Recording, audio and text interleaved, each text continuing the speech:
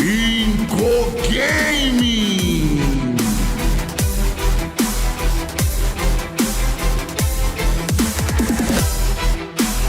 Twisted Minds Brasil.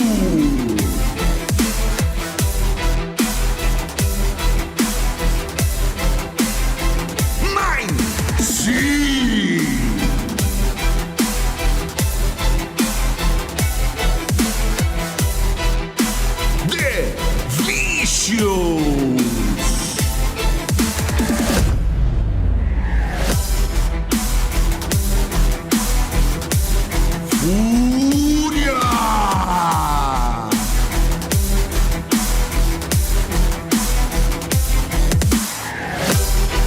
Latin Kings, nem seus!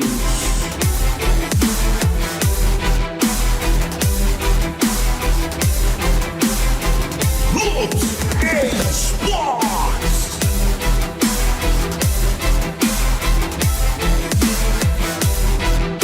X Factor!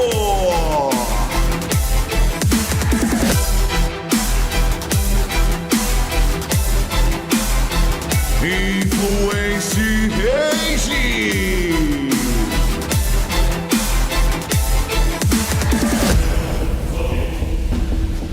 Team Queso!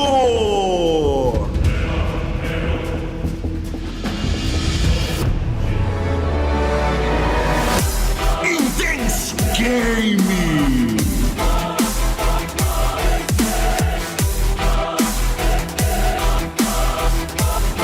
Alpha Gaming!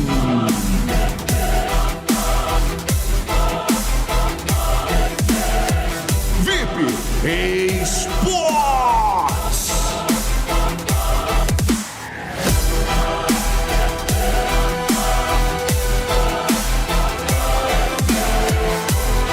Os campeões da PMWC, Alpha7!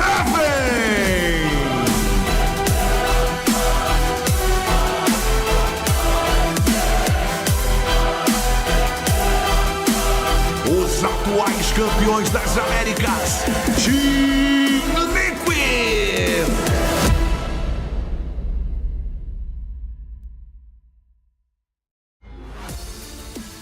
And welcome, ladies and gentlemen, to the 2024 PMSL Americas Fall Season, day number 1. The competitors are in beautiful Sao Paulo, Brazil, on land, ready to play against each other. Last season was wonderful. The players were starting to heat up. In fact, on day 1, we were already starting to see a little bit of trash talk. Things getting a bit mixy over in Sao Paulo. I hope this season is going to be much the same, or maybe even more of the trash talk. You know how we like that over on PUBG Mobile. It's great to have each and every one of you. Make sure you hit that follow button if you haven't already, because we have a long season ahead of us. 20 total days, 120 maps will be played, and it's going to be a ton of fun. I'm your host, Taylor Reflections Noble, joined by the wonderful Hot Jukes and Enigma. It is time for another season, Hot Jukes. You're looking great, but are you ready? Oh, I'm born ready, baby. I'm so pumped. I mean, another PMPL season. We're now in the fall. The spring split was already just so exciting as it was. And now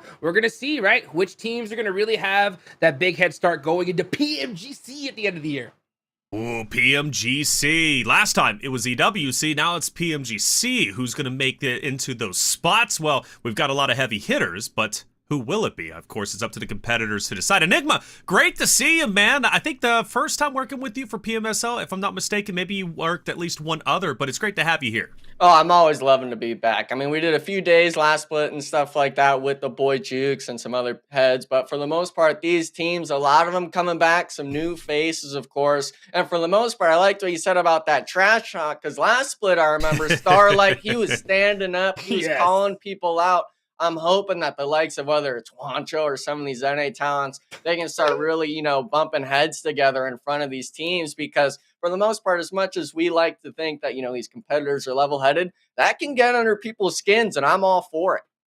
Without a doubt, especially on LAN, if you're new to LAN experience, right, and you have a player trash talking you, getting in your face, it can be quite intimidating. You got to be able to let that just roll off the shoulders and, well, move forward. Will the competitors be able to do that? Well, a lot of them are returning this season, so they've already got the LAN experience under them. The jitters should be out of the way, and they should be able to just roll into day one, map one, ready to go. Hey, if you're just joining us, let's get you caught up to speed with how the season is going to work. It's a bit of a format for you, so I want to walk you through it. Of course, we do, like I mentioned, we have 16 teams, 20 days, 6 droughts per day. That comes out to 120 total maps to be played.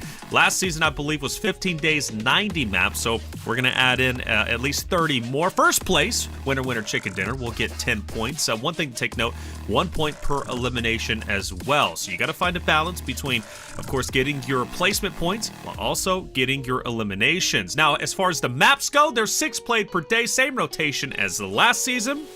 You got Erangel 3 total times, Miramar a total of 2, and then Sandhawk, that odd map out. So you'll see a lot of Erangel, a lot of Miramar. Sandhawk, not as much, but still a great map for teams to regain on or get those additional points if they've been struggling on Miramar and Erangel. Now, as far as the groups go, let's get into our meat and potatoes, right? We've got double points returning this time. Ooh. That's why the groups are important, but I'm ready to start hammering home some of these wonderful teams. Hot Chicks, let's start with you. Who's standing out? Oh, I mean, it's got to be good old Alpha7 off the rip. The world champions, they finally got that belt around their waist. They've been waiting on it for so long. I got a chance to look at them in the eye, man, and they were just in disbelief, right? They finally made it. So, you know what? It's one thing to be the champ, but you got to be the defending champion as well. So I want to see them come in just as hungry as they were before. Hey, they're in Group D. So for 9Z, NRG, Twisted Minds, which, hey, welcome to Twisted Minds, by the way. Brazil here playing in, of course, PMSL America's fall season. Great to have them. They're a newcomer, at least in my eyes, when it comes to this season. And then, of course, Team Liquid, right? Enigma, the returning champions from PMSL America's spring season. Yeah, I mean, that squad, for the most part, it's like Juke said, it's one thing to be, the previous champion of the last tournament, but in terms of the Americas, that PMSL side of it, Team Liquid's the reigning champs. And for the most part, for these other squads, whether you're from that Latam region or from NA even, hopefully these two Goliaths in the lobby aren't too intimidating for you to come through. And I'm always I guess you could say, a believer of that underdog story. And a lot of these teams, we've seen them come back time and time again. I'm hoping we can see some shifts and some, I guess you could say, ruckus up on that upper side of the leaderboard coming out of today's day one. Yeah, ruckus is definitely the way to put it. So Group C, Group D looking the scariest. Of course, Group A, Group B looking just as scary too, with some newcomers in there. All Glory Gaming will return. They're in Group B. Furia also there. You look at Group A, Influence Rage, a staple when it comes to PMSL. Yeah. And I do like at least Latin Kings ex Navy SEALs. I can't wait to see what they're going to be up to. That is an intimidating name.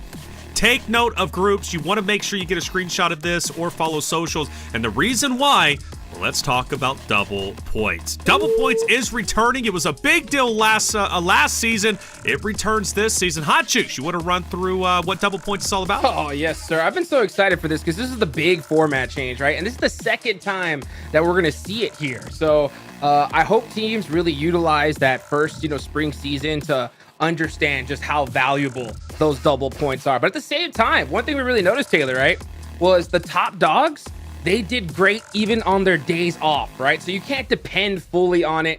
But if you have a bad day, the double points work amazing to kind of help you get back in the running of things, right? Oh, without a doubt. I think some teams honestly wouldn't have been where they were in the standings last season if it wasn't for double points. It's significant, without question. You're right, though, Hotchix. You have to have that consistency even on, or off, I should say, your double points day. But double points is a game changer, and it's super unique. You don't see it in a lot of tournament formats. So I'm glad that we brought it back because it makes those days, specifically starting tomorrow to Sunday, very, very intense. And it raises the question, do you try to shut down a certain group, a certain team, so they don't get their double points right? All of that matters. But Enigma, let's talk about why the players are competing. Our wonderful prize pool coming in with $220,000. Yeah, I mean, you can't take the factors out of these squads, you know, maybe you compete for competition and stuff like that, but everyone likes that eye of the cheddar. You know, you want to be up on that first, second, third place, whatever range you're looking at, because you want a large piece of that pie. And not only is there that, there's also those weekly sort of, I guess you could say, competition stuff where it's top fragger of the week, whether it's the best performing squad. And then at the end of it all, we also have individual prizes for that MVP, the gunslinger, the field medics, all that sort of stuff. So these teams, not only is it a per week basis, but it's also a tournament long prize pool.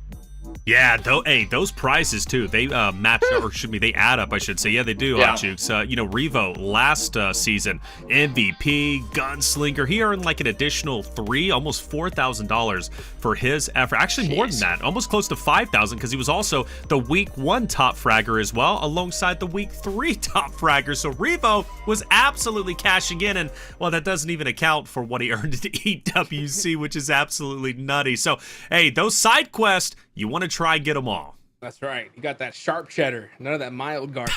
You know what I'm saying? You came in heavy, and it's so crazy to see just how it helps out so much. I talked to Revo in Saudi, and he was talking about like, oh man, I want to buy a new car. That's what I want to buy so bad, you know. And I'm sure he's already got the down payment, especially after the World Cup. So. But you know, if he gets the MVP here again, I mean, it's locked and loaded. Yeah, if he doesn't have a down payment, I'm a little bit worried. Where did it all go, man? One more question for you, though. What car was he aiming for? Did he tell you? He did, but I will leave it a secret for him to post it.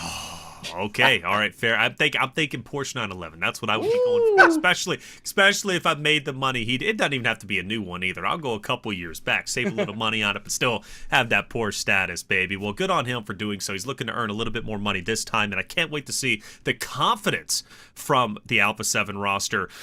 But it's not all about Alpha7. We've got 16 wonderful teams, and I want to talk about good old North America. Let's start off with the roster of NRG and see what they're all about. Last season, NRG, Enigma, you know, they were okay. They definitely had their struggles, though. This time, they make a couple of changes on their return. Yeah, I mean, we're talking, I'm not sure if we'll have the player list and stuff like that in a sec, but bringing in 2 new players, I believe. They have Spec, who is their top fragger, I guess you could say, along with Fate having that IGL role. These 2 players, they've had that track record for the last 2 or 3 years. One of them, Spec, even playing internationally. So this squad, we always expect a lot out of them, but last split, we didn't really see them put the pieces together too much. Hopefully with that sort of break and stuff like that they've had over the last few months, playing with 2 new players, we'll be able to see them really come in and start shooting up that leaderboard in the top 8. They finished off in 11th place last season. They definitely improved. I want to say this was one of our rosters that was most improved outside of InHyper. InHyper was definitely the most improved by the end of it. But 11th place, nearly making it to the top page. 24K, Casper, Fate, and Spec.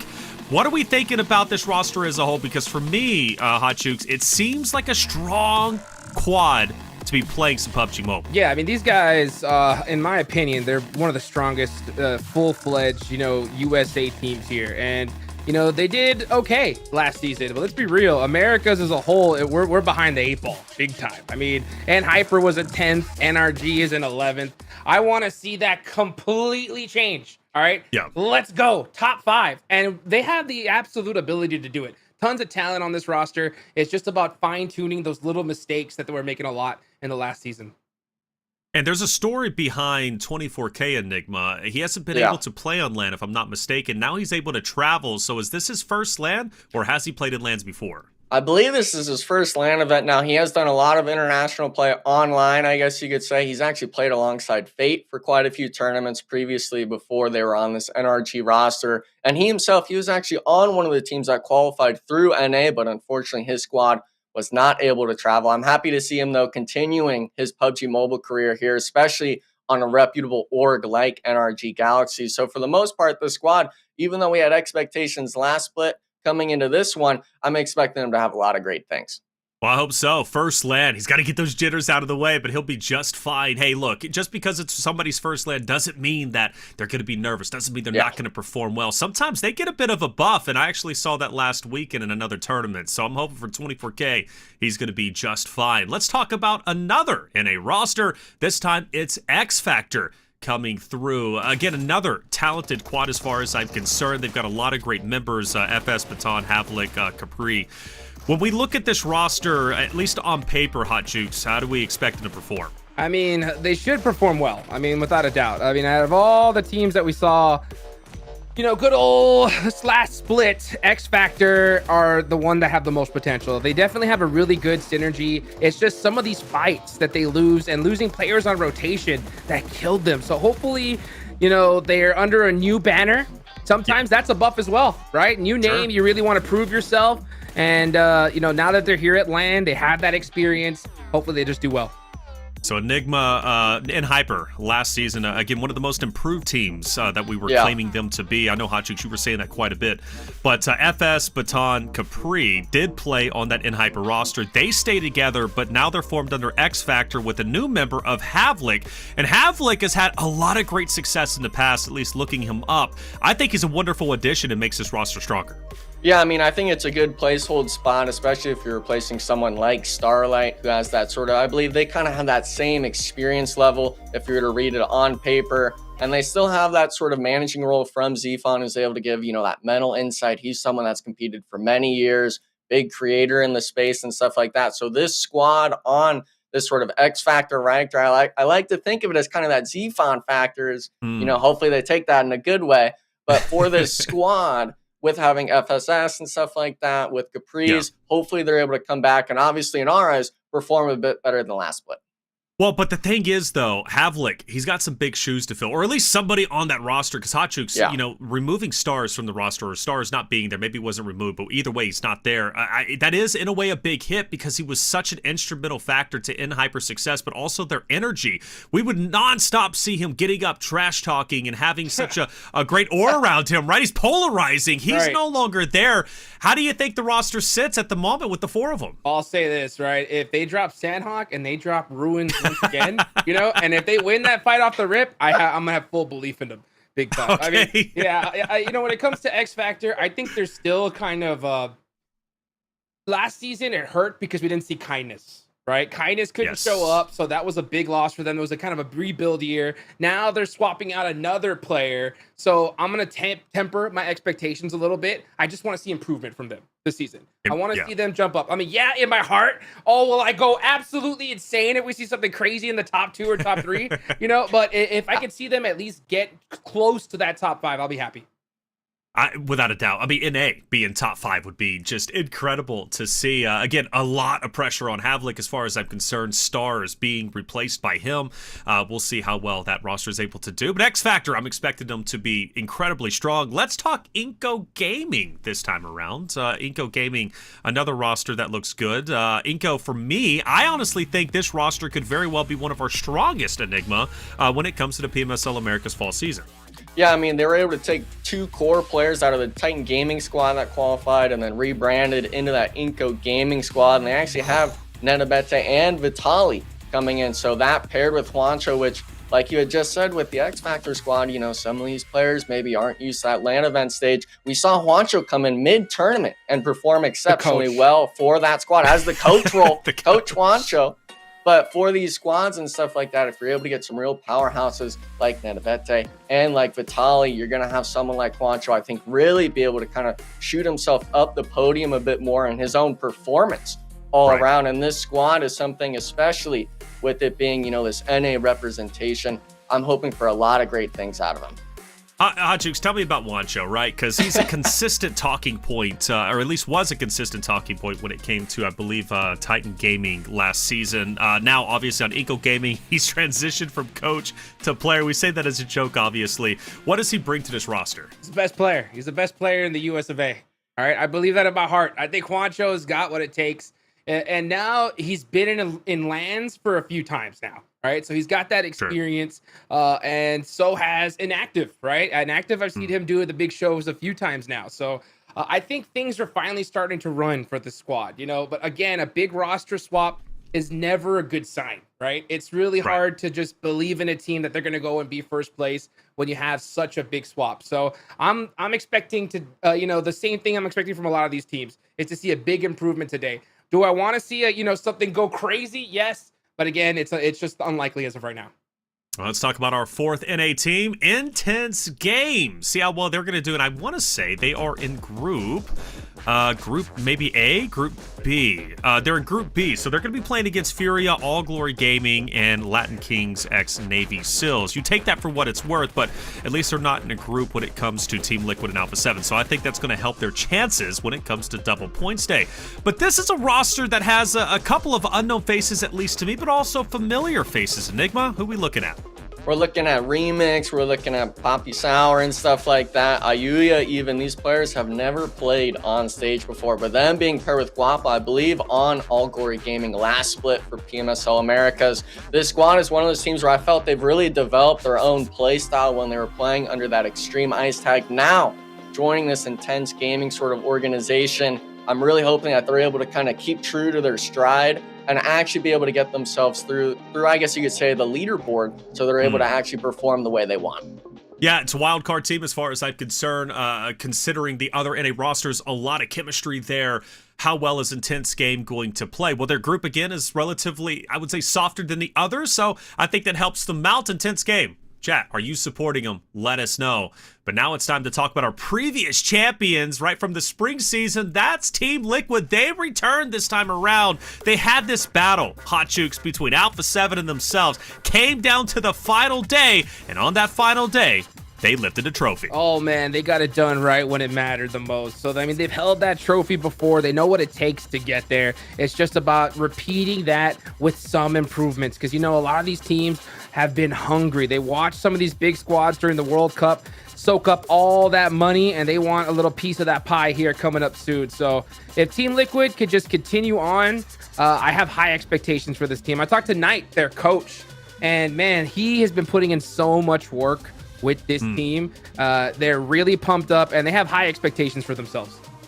There you saw the trophy being walked out. That's the trophy being competed for in 2024 PMSL America's fall season. Team Liquid, they deliver it, and now it's up to them to gain it back once again. Ayala, Cardozo in Chief, and Mythic, a roster that is so poised. Each and every time you see them on the map, they're always in a great spot, it seems. Their positioning, I think, is even better than that of maybe of Alpha7. Nice and controlled. They know how to slay out. They get into these awkward situations, and they somehow make it out each and every time, which is just, it blows me away. Team Liquid, a roster that I'm so excited to see. And well, let's start seeing them. Let's start heading into map number 1. We start off on Erangel. I'm ready for the 2024 PMSL America's fall season, day number 1 to start. I hope you are in the chat. Get your predictions in. Let us know who you think is going to win, and also follow us on socials. Get active on social. Start supporting the program, because PUBG Mobile is a beautiful thing. So without further ado, heading into map number 1, Erangel. Hot Jukes Enigma, take it away.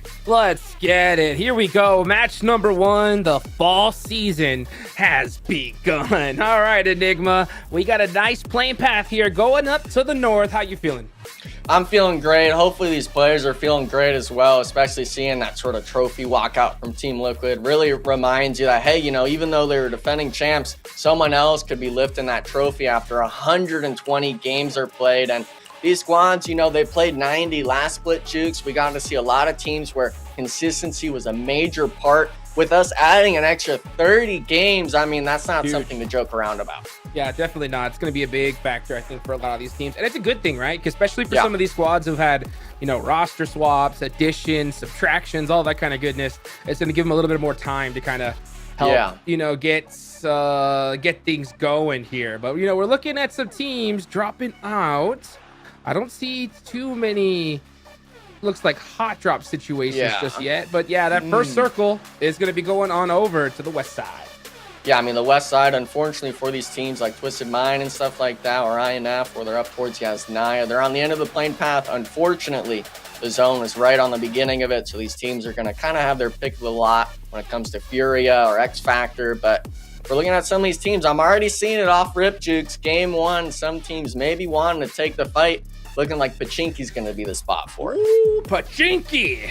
I love it. Loops is up in here, and 9Z as well. These teams want to avoid a hot drop situation at all costs. We've seen just how that has affected these teams early on. So, I mean, Pachinki's big enough to split loot for sure. Yeah. But you can definitely tell these players are very, very cautious, looking for any mistakes here. Padrino, I think, is right on top of some of these Loops players. Yeah, but look at it. He's already got 2 weapons. He does have no vest, only a helmet. But for the most part, if you're only head peeking, the vest isn't going to be saving you too much in that regard. And Loops, this is one of those squads where, you know, we've seen their org time and time again, especially being a powerhouse from Brazil. These players this time around being that more so unknown factor with them going against 9Z Globant. It's really kind of a toss-up of who plays this fight well. And with it being a Pachinki, there's that huge kind of, I guess you could say, cross in the road in the center of the city where you have to make that 20, 30 meter, I guess, open dash for it. But for the point right now, it's going to be Padrino. Wow. But we don't even see the nade come out of there. Absolutely caught out.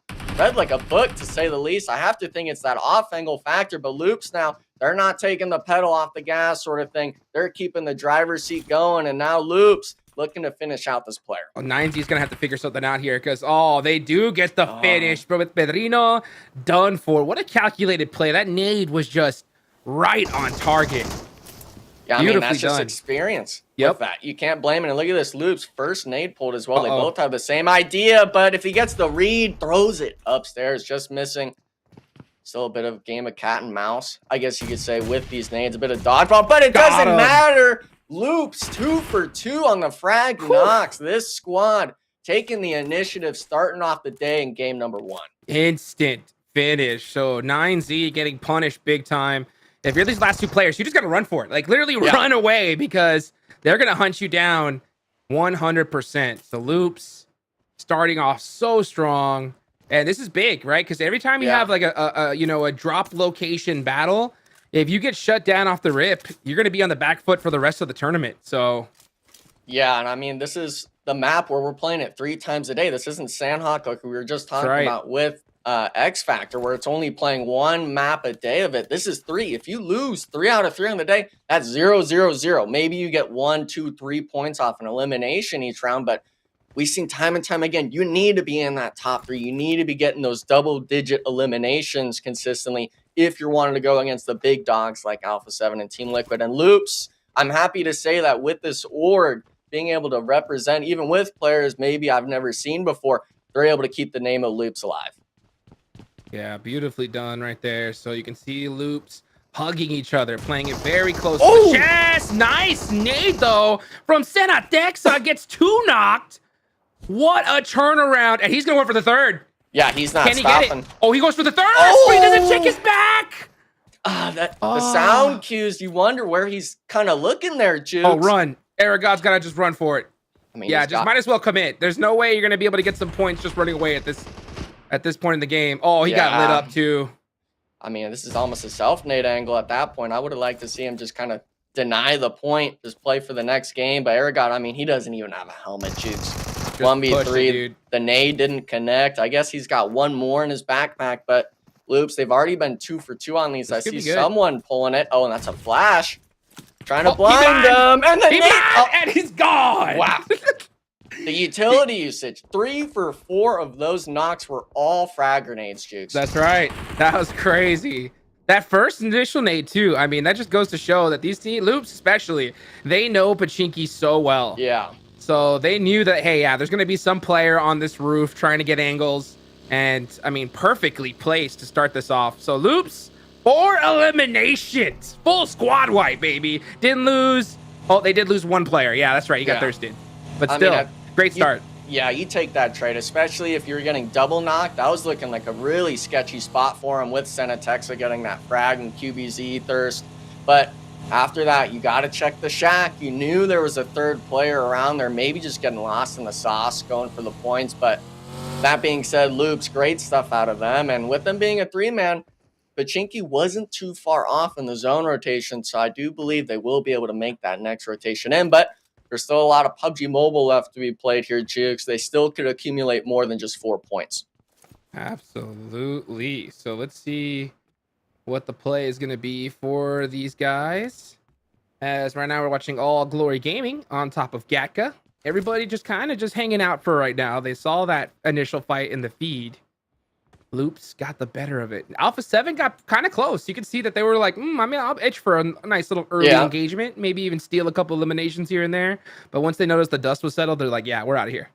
Yeah, I think maybe if there was a second player thirsted on Loops, Alpha7 would have looked for it. But safe play out of them. There's no point in Russian stuff, but Russian stuff, Inco Gaming now getting pulled up on by looks like the Navy squad. Unfortunately, no shots getting put down. And I mean, these players, it looks like they're just going to get out scotch-free, inactive, trying to go for it. But UMP is not the gun to do that, Jukes, and they're going to be able to drive away safely. Yeah, they're going to drive away safely for now, so nothing too crazy. And inactive, that's one player I want to see a lot out of this season. Inactive needs to get active. Him, Juancho, Nenebete, Vitali, this is definitely a team that we could see, push into those top placements. I hope they did their homework. I hope they did their homework and they're ready to put in some work here. You can see them playing very, very cautious. Nenebete's holding this position all by himself here. Hopefully he has his vehicle, ready to go just in case he does get full pushed on. Yeah, I think it's more of a confidence thing, if anything, with a split like this, especially Juancho and Nenebete both playing solo positions. You're kind of playing that sort of loud angle, acting like there's more than just one player there, making sure. And with a zone shift like this, if it's going to Gatka side, you might opt to kind of condensing down, holding something a little bit smaller in the zone. But looking at it, All Glory Gaming, even X Factor being blessed with that center spot in zone. And there's kind of that great migration, Jukes, to these teams looking for those center spots. But this is the moment where you see players start to get picked off on rotation. Yeah, I want to see which teams are going to be going on over to that west side. NRG looks like one of them for sure. Anytime you got like a decently hard shift like this, that side's usually going to be open. But X Factor going to get into it very quickly here with Inco Gaming. Inco starts it off with a nice nade. Juancho, up close and personal. He's got the shotgun. Gets shotted himself and thirsted. Nenebete gets the return knock. And we're going to see this back and forth continue on here. As Vitali gets a nice one. Nenebete with a desperation spray gets the headshot. And that is X Factor out of there.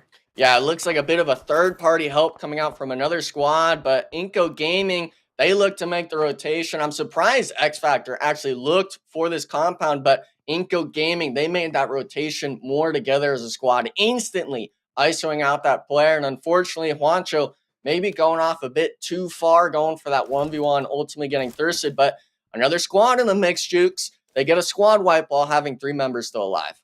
Yeah, I could see, Juancho went for the challenge. He had the S12K, but DBS just too strong. Yeah. Too strong. So losing that 1v1 is going to hurt. I mean, yeah, when you see fights like that, you can always put a little question mark up. And I hope Inco can look it back at it and be like, all right, hey, do you push it out there and take that challenge, or do you wait for the rest of your team? Yeah. Little changes like that could be so huge at the end of the game. Yeah, one thing that's scary too is, especially being a 3-man here, I understand they have vehicles and stuff like that with all the X Factor squad crashing, but you're so spaced out from any sort of, I guess you could say, land cover or next compound. If it shifts off of you, even All Glory Gaming, if it shifts away from this Gatka side, you might really be in for a world of hurt on the rotation. And as much as I'd like to say, those 3 eliminations are great, there's still more zones, more players to be shot at. If you're not even able to make it in on the next rotation, this might be a horrible decision for the squad to make, but we'll have to wait and see. It is Inco Gaming, of course, with Nenebete and Juancho on that squad. Even if Juancho's not alive, he's still able to give that sort of, input and opinion. But these teams right now, Team Liquid, Jukes, that team, you actually like to make the note of it at the beginning of the show where they kind of, maybe even get in some of these precarious or weird spots, but they're always able to work through it. And I really want to get your opinion on it. Do you think it's more of that insight they have, or do you think they're just calm, cool, and collected? I think they're calm, cool, and collected. They've been playing together for so long now. They know what to do. They got an amazing coach who puts in so much work for them. And, it's about how to adapt to situations. That's really what it comes down to. And you can see them. They're going to have to adapt here. They're down there on the south side, and they're going to have to push their way on up, fight a few teams. Do you think Team Liquid just full sends it straight in, or do they wrap down to that west side? That's going to be my question. Oh, they might take the Wizard Tower, and it looks like that's where they're headed for. Yeah, I mean, I like that sort of decision, especially with NRG opting to go completely around the coastline. They get this completely for free, and I believe there's a team rotating right next to them. So them being able to kind of hold this outer edge might be a better position than playing towards the center, because you're able to keep your back cleared. You're able to really work in. And this is a squad where all 4 of these players, even if they lose 1 or 2, they're able to pick up eliminations in the weirdest spots possible. in some of these zones. So these teams, like the likes of Team Queso and stuff like that, if I was to picture Team Liquid in this spot, I'd expect a lot more out of that squad. But for the most part, it is the first game of the day, of the tournament even. Maybe these teams are still getting a little bit of the jitters out of them. And especially with a zone like this, it's going to be a lot of this terrain play. You're going to have to start shooting your gun eventually. Yeah, first day of a LAN tournament, especially a long format one like this, I'll definitely be punching a lot of like excuse cards. You know what I'm saying? Yeah. Like, you know, get warmed up, get yourself in gear, and get prepared for a tournament. But at the same time, like if you're a seasoned squad, you should kind of see day one as like, I would imagine it like last day of the finals. You know what I'm saying? Because you always want to find a good way to practice and prepare for those moments. And, you know, day one, you could definitely take advantage of a lot of players who are a little bit more nervous than others. Yeah, and I think the main thing is we're talking 4 weeks of play. Each team gets a day of bonus points. As much as I'd like to give them the week, kind of, you know, to get their ground and stuff like that, you're needing it after today. And you want to prevent those teams that have those bonus points day, like Group A tomorrow, from getting that sort of 100-point day, because we saw it last split. The likes of Furia and then those teams in that 3 through 8 range, a lot of that leaderboard came down to those double points days, those bonus point days. And with there being a whole extra week, it's honestly do or die to have at least 2, if not 3 of those days being your day out of the week on bonus points. Because if not, you're going to be seeing yourself really struggling near that bottom 8. And as much as I'd like to really, you know, be hoping for some of these squads, today's going to be a real telltale sign of who's prepared and who's not. Yeah, you know, like sometimes you wish we can give them a week, but you got to imagine, you know, come big tournament time, you don't got a week.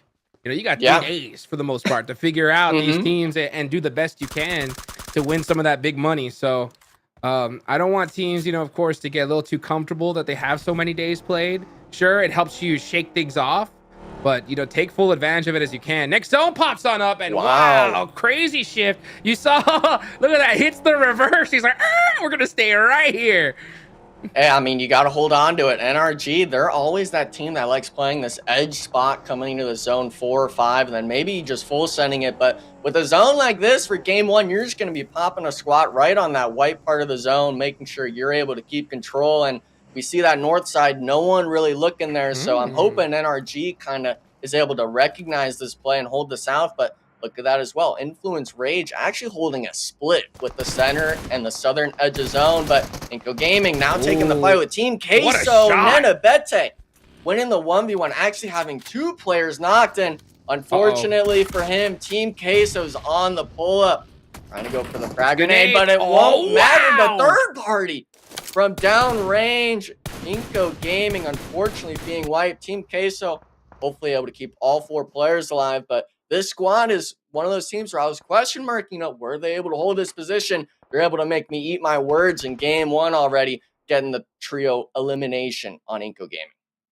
Beautifully done. That's how you start off if you're Team Queso, but it's going to be hard to get out of that position because there's a lot of open field. They're going to have to get through it. You can see Latin Kings Navy SEALs were keeping a hard eye on them, but let's go on over to Everest, the Vicious. Trying to handle Furia here. David. Gonna have to get on the move. He's got that DBS out. Goes for the shots and gets him. Beautiful squad wipe there. Does he have time? Yes, he should have enough time to get this res. Yeah, I think he'll even... maybe not.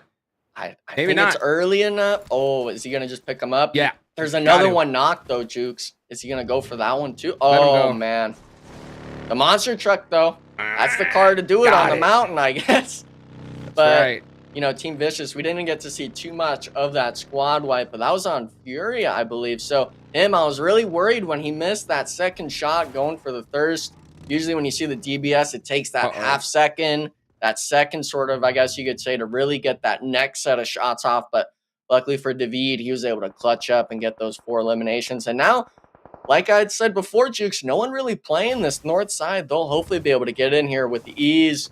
It's just a question of if they can get into the zone after this. I think I just heard his tire get popped too, so that's tough. Let's look on over towards the center. We got Team Liquid, full lay down here next to this antenna. And there are quite a few teams right next to him. Team Queso, Milo got a nade locked and loaded. Will he hit it? We're hopefully get back to that here in a second. As VIP Esports, get taken out there by Influence Rage. Yeah, I mean, they looked like they condensed down from the center back south, but Team Liquid were back at it, like you asked. Actually lost 2 players on the rotation, and now Ayala being thirsted out. Done. Just mythic. Team Queso on a roll from this position here, Jukes. And look at that. They still have that split on the edge, being able to control this as a 2-man. And Milo's got 4 eliminations to his name. He's putting up the numbers right now, Jukes. Big Milo showing up. That's what we like to see there. 4 limbs. And every single time, I mean, you could talk to it, right? When a teammate just starts going crazy, it just like uplifts the rest of your squad. You know, it just starts making them put in some work as well. So hopefully this performance from Big Milo kind of sets the pace for Team Queso. They got another great circle here. Can they hold it though? They're pretty much almost dead center. Yeah, I mean, that's the squad where, you know, if they start getting those points, they're a real momentum-based team, I think, especially even though there's not really any players than when they had used to play, you know, a year or 2 ago. But that org, for some reason, has always had that momentum factor. And it's like I always like to talk about, when you have a player like that popping off, you want to play around him. You want to make sure that he's in that hot seat every single game. Now, obviously, you don't want him to overheat, but if you're getting zones like this, Jukes, game 1, you're feeling pretty good about yourself. Yeah, speaking of zones, look at this. Alpha7, they are in full gatekeep mode right now. This is where they play best. So they have their back against the wall, and they're going to be just looking at any team that dares push towards them. Hey, look at this. Milos gets a nice knock there. Uh-oh, Guapo on the drive with that UAZ. He should just be able to edge his way on in. Oh, that's a lot of damage. He's smoking. I think so close, barely makes it. And I mean, look at that. No one was playing this mountaintop spot, but it looks like NRG was just starting to creep in. Your intense game, you're looking at this sort of rotation being like, okay, thank gosh we made it into the zone, but now you have to worry about the edge play. NRG, I believe that's Casper spearheading it, trying to go for the frags, but this elevation difference might make NRG start to back up. But wait a second, Fade actually getting an opening knock onto Ayuya. That was huge. That was huge. And the thing is that Intense Gamer playing this very defensively. They're letting NRG push up almost for free. Remix, you can see he wanted to get into that action, but he turns around here at the last second. So hopefully he could use that intel he got. Spec is up close and personal, almost goes for the run over, doesn't get it.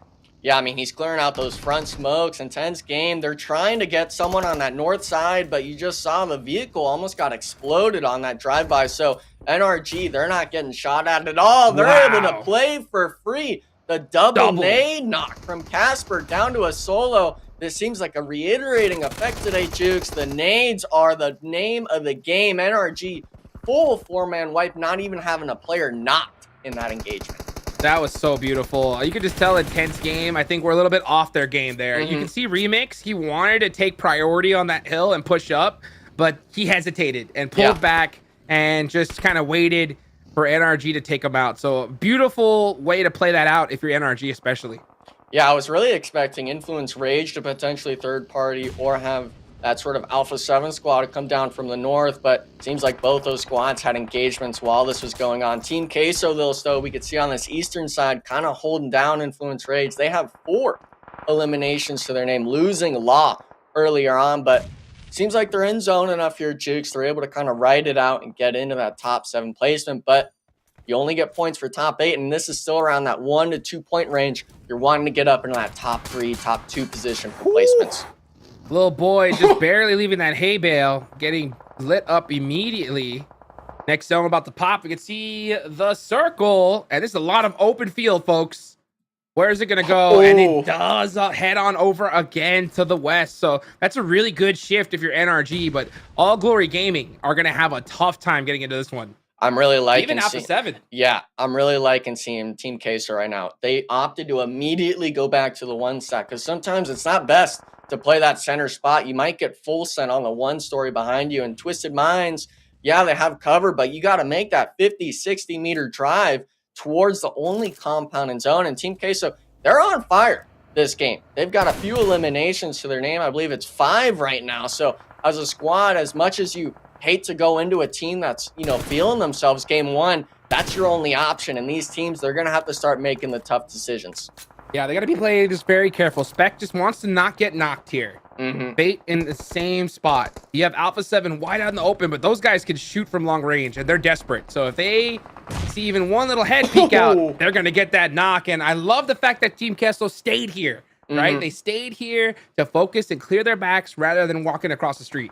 Yeah, I mean, even though they have one player knocked, he's in the building. He'll get the reset off. And Twisted Minds, they only have one player alive. He can't even make it in from the blue zone. So that'll be the wipe on the edge. We're talking the north side now.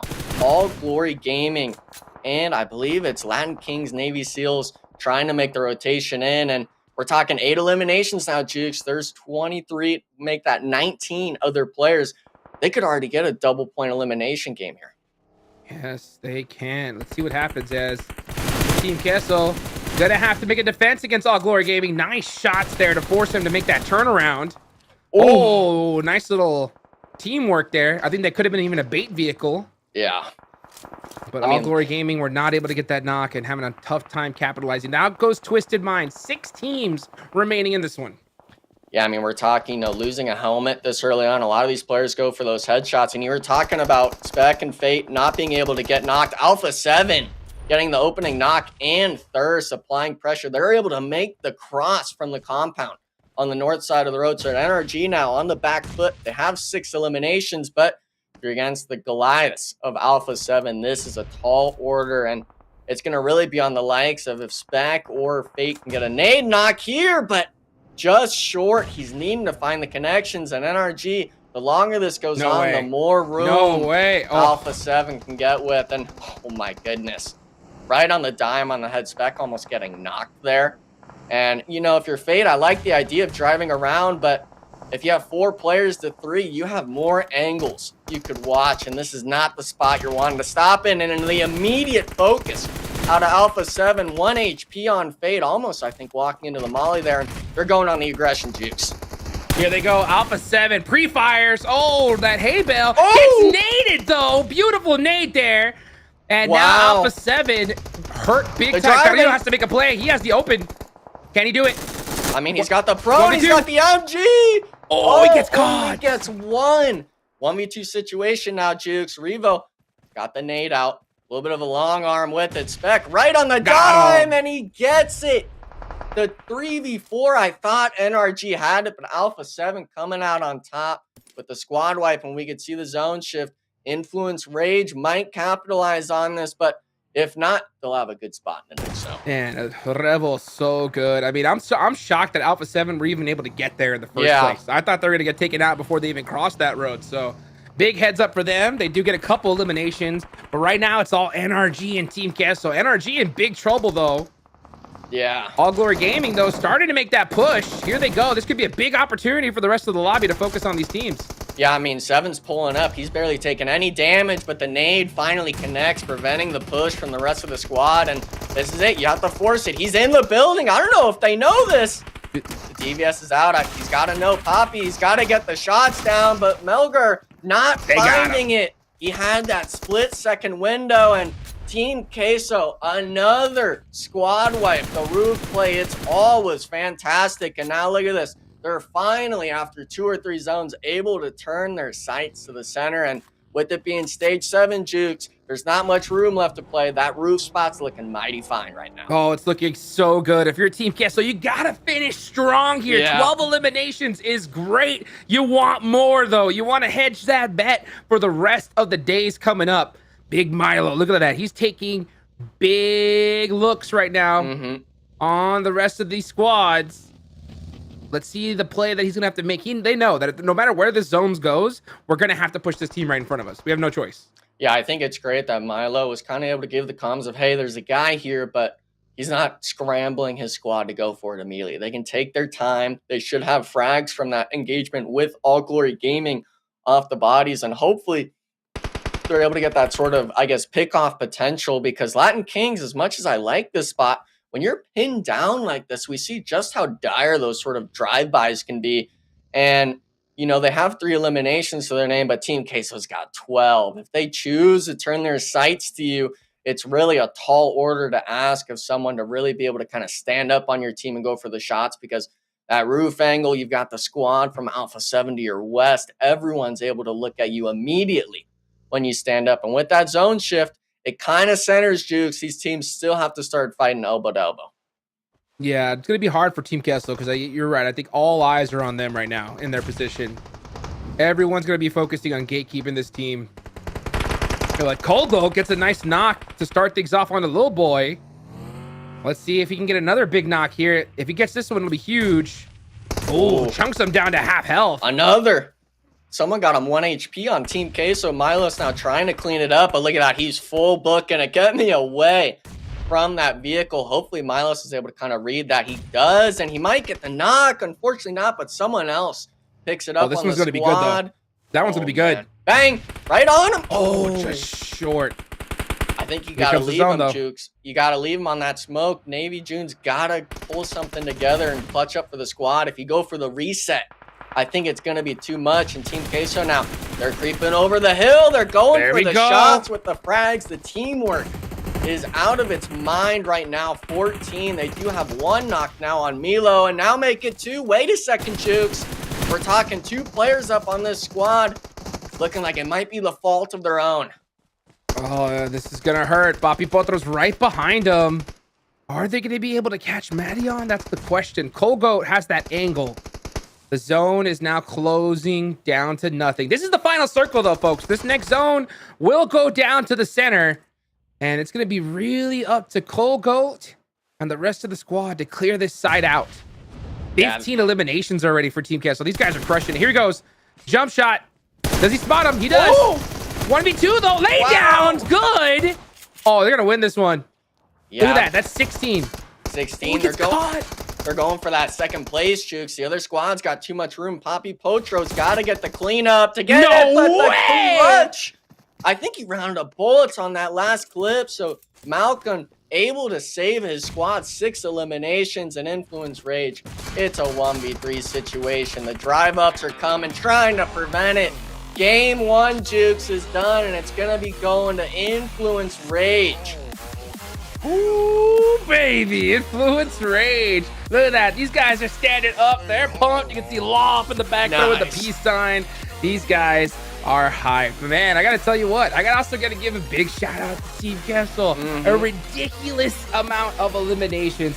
I don't think any of us expected that, especially off the start here. Yeah, and I mean, for the most part, Team Queso was that team where at the end, they had the read of, even if we win this engagement at this moment, we're going to lose the influence rage. We got to go for it now before we get third. And unfortunately, it came down to a 1v1 at the end there, Taylor. But Team Queso dropping that double-digit elimination at the start, not even getting top 2. That's a sight for eyes. Yeah, third place, 16 total eliminations unofficially. That is just the best game you could possibly imagine. And that started very early on. Team Queso was hurting Team Liquid. Team Liquid, I believe on zone number 4, had to make this rotation up to the north because of the zone. They were more towards the south. Before that, they were looking good on zone, but they just don't get blessed, right? And when they start working their way up, they run into Team Queso, and that's kind of what started all the snowballing for the eliminations. And look, Team Queso went through Alpha7, went through Team Liquid. They went through the top dogs to get that third place finish, and they did so in style. Very well done from their perspective, but honestly, I think all around Hot Jukes, it was a great game from a lot of rosters we didn't necessarily cover in the top of pre-show, right? We hammered home the NA teams, which shout out to NRG Galaxy. They looked unstoppable at a certain point, but I'm happy with this game 1. It shows to me this season's already starting off interesting. Absolutely. I mean, yeah, NRG showed that they came to play, right? I mean, yeah, they didn't get the finish they wanted, but they won a lot of tough fights. I mean, even Alpha7, I was shocked that they even made it out of that open field into that final circle, but they still did. They won a tough fight and put some points on the board. So, day 1, game 1, I think that's all you could ask for. I think we saw a good, solid performance from pretty much almost every team. Yeah, but I was kind of sad, Nick, but to watch this NA on NA violence. At a certain point in Zone 5, NRG takes down Intense Game, and they did so flawlessly. Yeah, I mean, those teams, we never like seeing that NA on NA action, but you never know who you're going against, right? That's in right. These lobbies until you get the thirst. And most of these fights, we see it played out where unless you're getting that nade knock and insta-thirst, you never know who you're going against. And I mean, this pull-up from NRG, I really can't stress enough how amazing that was because they didn't lose a single player on this pull-up. Now, obviously, this after part was what Hot Jukes and I were really kind of questioning, being able to kind of keep Alpha7 back, but I mean, these Sens, you know, maybe it's all individual plays at that point, but you can't discount Revo, the MVP of the last split, and obviously the pop-off performer on that squad. Of course, he's going to be clutching up in my eyes. Oh, I thought this was going to be a big play from Alpha7, especially bursting through that door, but Hot Jukes, Team Queso shuts him right down. Yeah, Team Queso is so good. They shut him down, and look at this. This was a close fight towards the end as well. I'm surprised that we saw Influence Rage stay so quiet with so much action here, but you know what? They said we need these guaranteed points. That drop shot from Colgoat looking really good. So big game for all these three teams here. And I like the fact that Influence Rage say, you know what? On day one, we're not going to make any mistakes. We'll take the easy W. All right, 6 total eliminations, I believe, coming out for their Latin Kings, ex-Navy SEALs. Influence Rage, though, at the top, but the big story was Team Queso starting off. 3rd place finish, 16 eliminations. That is now the current ceiling for the top elims for a team. Obviously, it's only map 1. We have 119 still to go, but 21 points, one of the perfect starts you could possibly imagine. Alpha7, they fought hard, but I swear they just had every single team focused on them in every any fight that they got into. Overall, though, very happy with NRG Galaxy from the NA side of things. 6th place, 10 total points. We'll take that to the bank, especially not on their double points day. They definitely look the strongest. We kind of predicted that with 24K coming in his first land. How would he do? I think he did just fine. So on this list, yeah, Team Queso, definitely the front runners. But this is where things get a little bit dicey, Enigma, right? 9 through 16 teams that didn't perform well. Yeah, I mean, obviously we got to point out the likes of Loops and Inco Gaming. They had those squad wipe sort of eliminations. They were able to win that fight with Loops, off dropping against 9Z. Inco was able to wipe out X Factor, but you know, that was one step in the game. You got to be able to string to the next one, those stepping stones to get into that top 3. Unfortunately, wasn't the case for him, but when you have someone like Team Queso coming into game 1, making those steps before you, it's hard to fall alongside them. Yeah, and Hot Jukes, I will say for Loops, I'm actually kind of happy with that game number 1 for them. They do end up losing out, but they had a wonderful fight against 9Z, and it shows that when it comes to Erangel Pachinki, that's their spot, and they're not giving it up. That's right. I mean, they shut 9Z down very quickly. Some beautiful blind nades to shut him out. So, I mean, I think they set the pace, right? They said, hey, Pachinki's our spot. You guys are going to have to go find something else. Either that or, you know, stick to your side of Pachinki and take off as fast as you can, because if not, we're going to take advantage of it. That's it. Loop's looking good. Despite only getting 4 points, you still got to be happy with how they looked on Pachinki. It's only game 1 after all. And I will say, I was happy, Enigma, with how aggressive the teams were. Nobody was backing down. This was not a slow game by any means. Everybody came out the gate swinging. Yeah, and I think for the most part, a lot of those early engagements, which I was happy to see with, these teams really only lost 1 player, if not none. Last split, I felt we saw a lot of teams losing 1, if not 2, maybe even 3 players, even with the squad wipe. And we sit there and wonder, hey, you know, were those points really worth it? This time around with Loops and stuff like that with Inco, I think all those engagements were phenomenal. It's just a matter of, can you keep that sort of momentum going later on in the next zones? All right, well, that's game number 1 completed for the start of the 2024 PMSL America's Fall Season, day number 1. We'll see Erangel at least 2 more times, which is exciting, given how Erangel was just played out. One of our American teams, though, from the North American side is NRG Galaxy. They had a heck of a game number 1. We've got a special interview with them to hear what they're up to when it comes to PMSL.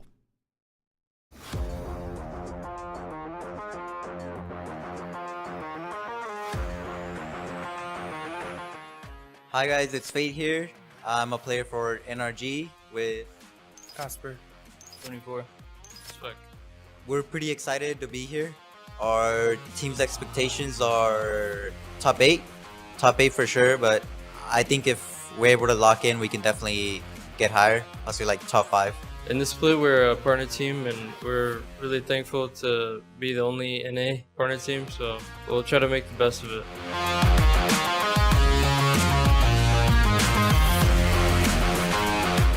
For this tournament, some key strategies would be just play together, practice. This is my first Americas, and I'm honestly really excited to be here. And it's also my first time being in Brazil, and so far it has been really welcoming, and I'm liking it quite a lot. And I'm ready to show what we can do in the PMSL on the 18th.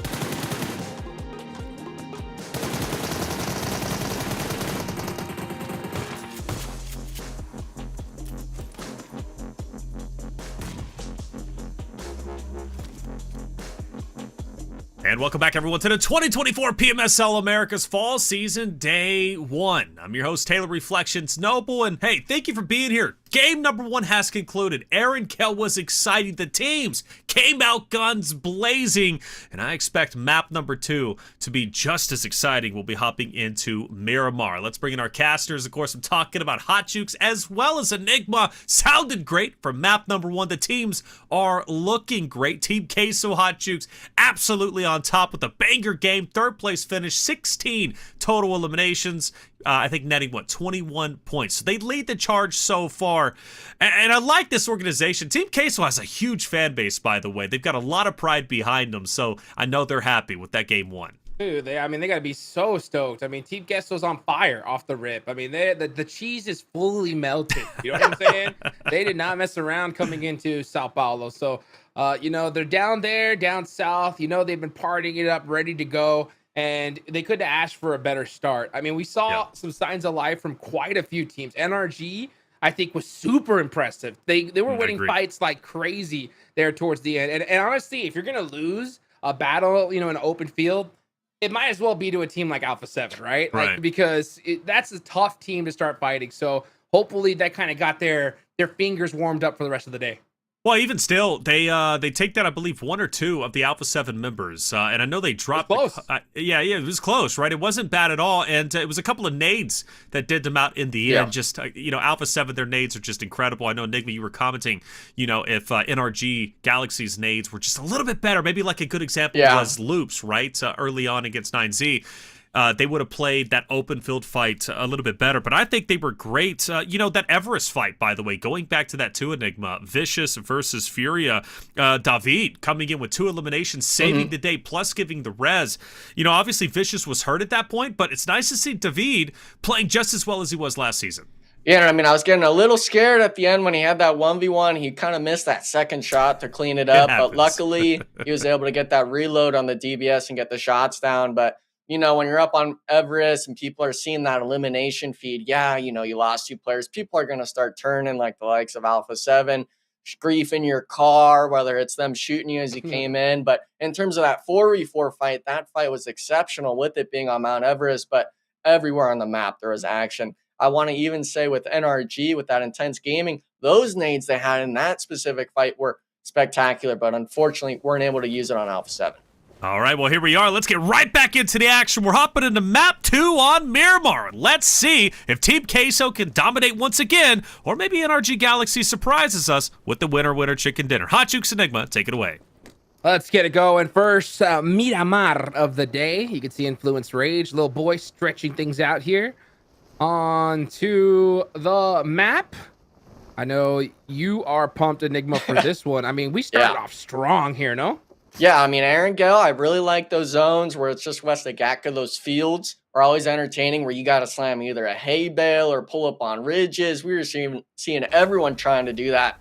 Now, for Miramar, though, this was always my favorite map to play and competitive. A lot of this stuff was kind of coming down to, that long-range play. And you said it yourself last game, Alpha7 being one of those teams that really excels not only at close-range team fighting, but also long range. So these squads, they're going to be tested on not only their individual ability in that short to long range, but also as a squad. And, as much as I'd like to discount, I guess you could say Team Liquid and Alpha7, that last game, they didn't have 2 pop-off of performance. I'm expecting still great things out of them as a squad. Yeah, I mean, in my opinion, I think Alpha7 had a pop-off performance. I mean, 8 points from their position, right? Yeah. Is what I think sets Alpha7 up, against the rest of the lobby. Because Team Liquid in a tough spot, I will say tougher than Alpha7's, right? But they went out 0 points, right? But Alpha7, they always find a way to put something on the board, like when the odds are almost impossible, right? Yeah. Where every other team should go out with 0, they somehow scrounge up 8 points.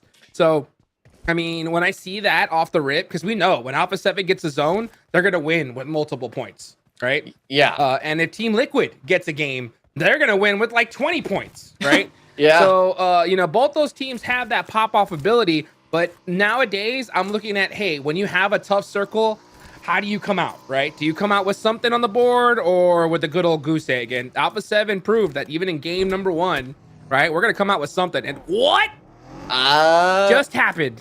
I mean, someone just got absolutely rolled on NRG. I'm not sure if it was him going for a vehicle or what, but NRG, they played this spot exactly last split, so maybe they got kind of read like a book and where they were dropping, but Fate getting eliminated early, that's never a good sign of the squad, especially after last game where they had a good, solid performance at the start, but as soon as they lost one player, they kind of crumbled. Yeah, that is tough. And that's what's going to hurt NRG the most, right? Losing a player like that early on, this early, oh, it's going to be crippling. Hopefully they can still come out and put something on the board with 3. That's what my eyes are going to be on for sure. So it is up to Casper. 24K had a good start, and Spec looking to be back into true form here. Yeah, I think the form, maybe it was kind of faltering a bit. We saw greatness out of him and J7 when he played in EMEA alongside Starlight and Xenox. But now, you know, that last split, maybe against those more aggressive teams like Team Liquid and Alpha7, maybe made him doubt himself. I'm happy to see that kind of after that last game, he was very confident in his level of gun skill and play. Now, obviously, the rest of his squad needs to kind of keep that throttle forward. And with Fate, you know, that's probably the best player in my eyes to lose early, as he is the IGL of that squad, if I recall. But with having one player down still this early on, it might force you to play a little more passive in this lobby. Yeah, a little more passive.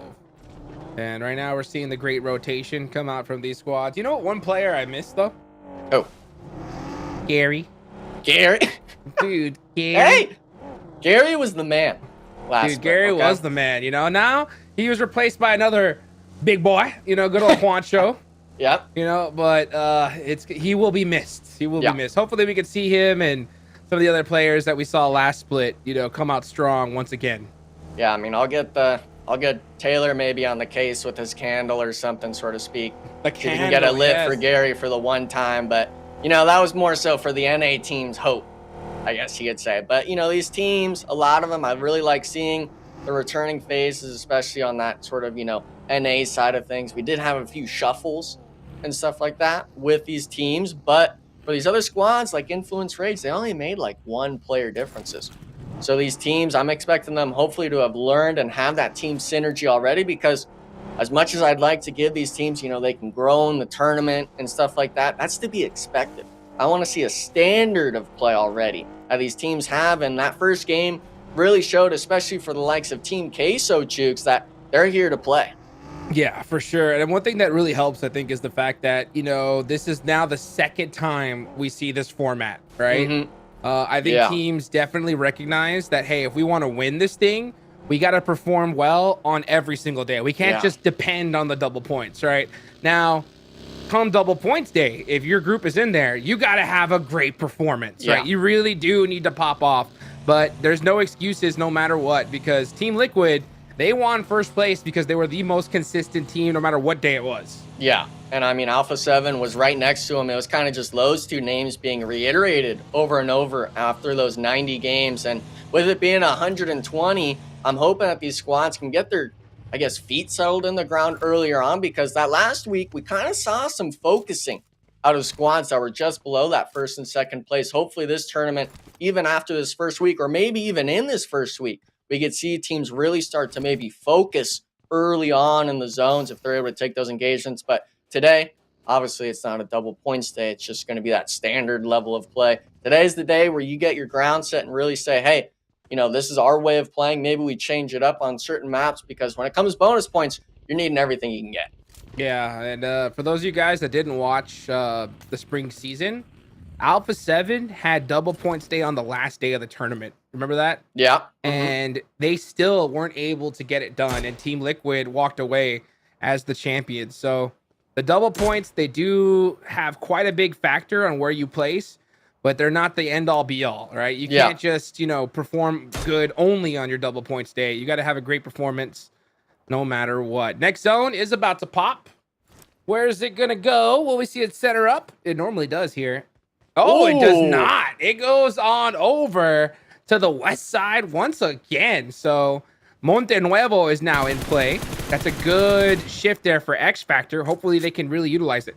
Yeah, this is the second game in a row now where X Factor gets a good shift. They already have people kind of centered up, but looks like Furia, they're looking to make the rotation towards them. Might be a repeat of last game where X Factor, they get that positioning early, but they don't have the full squad there in time. Hopefully that won't be the case. These other teams as well. Team Queso finding an amazing spot right next to him in center zone. Furia actually holding this western edge where that big cliffside is. Jukes, I know they like getting on the top of it and stuff like that. Not sure if they'll do it this time around, but these teams, you know, I really like to think that the zone's kind of toxic if it's more on this western side, but this doesn't seem too bad to me.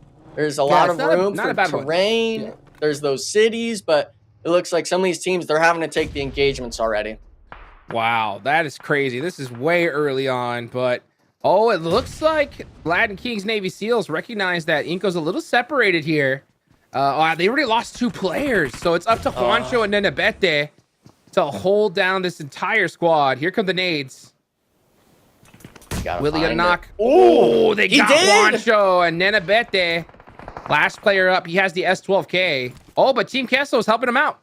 Yeah, I mean, it's just a matter if you're Navy, are you really going to commit fully to this? And I actually see a 4th squad as well peeking from that eastern edge on the top right of the map. So these teams, Inco Gaming, of course, you're going for 1 or 2 eliminations, but can you really find it? He's getting caught out with the nade. Half HP and stairs angle. It's still pretty strong. Juancho was actually able to crawl upstairs, so might see a bit of a reset coming on, but the pre-fire, he gets 1. Full HP on the rest, but actually it's going to be Loops picking up it from the third-party Navy, being able to keep, I think, all 4 players alive. And, you know, Team Liquid, they're right on that opposite end, making this sort of a meat sandwich at the compound early on. And these teams, you know, I really feel bad because that's a second game now. Inco Gaming going out early. Yeah, that's tough. That's a tough loss there. Hopefully they can make it back here with the remaining matches today. Team Queso, Little Milos already getting a knock on the board. And now you can see Team Liquid. They kind of want to take this engagement early on, but they got to play it carefully. Yeah, that is, of course, Inco gone, which we saw earlier. Yeah, I think Latin Kings Navy SEALs just trying to get this reset off. And they do. 3 eliminations. They have everybody up. But they got to be careful because we're seeing teams steal points away from all the way across the map. As a matter of fact, Intense Game is getting into it. A lot of early engagements here. Yeah, I mean, I think Loops as well lost the players to these squads. I'm not sure if it's just them looking for a more prime position, but yeah, I mean, the zone kind of speaks for itself. All these teams choosing to be right next to each other. And with this shift, a lot of these teams aren't really going to move, maybe happy with their positions. I know NRG is pretty happy, no one around them. And El Pozo having a bit of breathing room. And that Intense Gaming fight actually, Jukes, is all the way out in zone by Los Leones. So they're not even close. They have the road there that they could drive up. But for the most part, you're having to make the great migration in from Blue Zone. Wow, very demure rotation down there. Very, very cutesy. You can see him very late. Demure on the move. He's going to have to find something here because good luck there. I mean, there is every spot taken already in this circle, except for that one little compound there on the top right side of that circle. But you can see Hayuya. He is fully boosted, full sending it on that buggy. Gonna have to find a last minute spot into this circle. So Intense Game, 3 eliminations, right? But was it worth it? We'll find out. Yeah, I mean, they still have 3, or actually 4 players, excuse me. And one thing that's really neat now, Cheeks, that they've kind of added in one of the recent patches is you're able to bandage while driving. You're able to turn and stuff like that. So he's able to come in a little bit healthier into that zone. And I believe it was actually 3 squads that landed at Los Leones. So it was kind of inevitable that 2 of those squads would be fighting this early on. And, you know, if you're able to get those points, I think it's a win in your eyes. But everyone else, some of these early engagements, we didn't get to catch all of it because it was all going on at once. But you really wonder, you know, hey, were some of these preventable or were some of them kind of forced on this edge zone? Let's see what happens here. This is the calm before the storm, folks. Circle number 3. Everybody just not moving a muscle. Big Milo. Trying to keep an eye out here. X Factor up on the high ground. That's good. Because X Factor, I think their biggest struggle is losing players early on. But so far only one game. We haven't really seen much from them. One elimination here, good position. Let's see what they can do here in Miramar.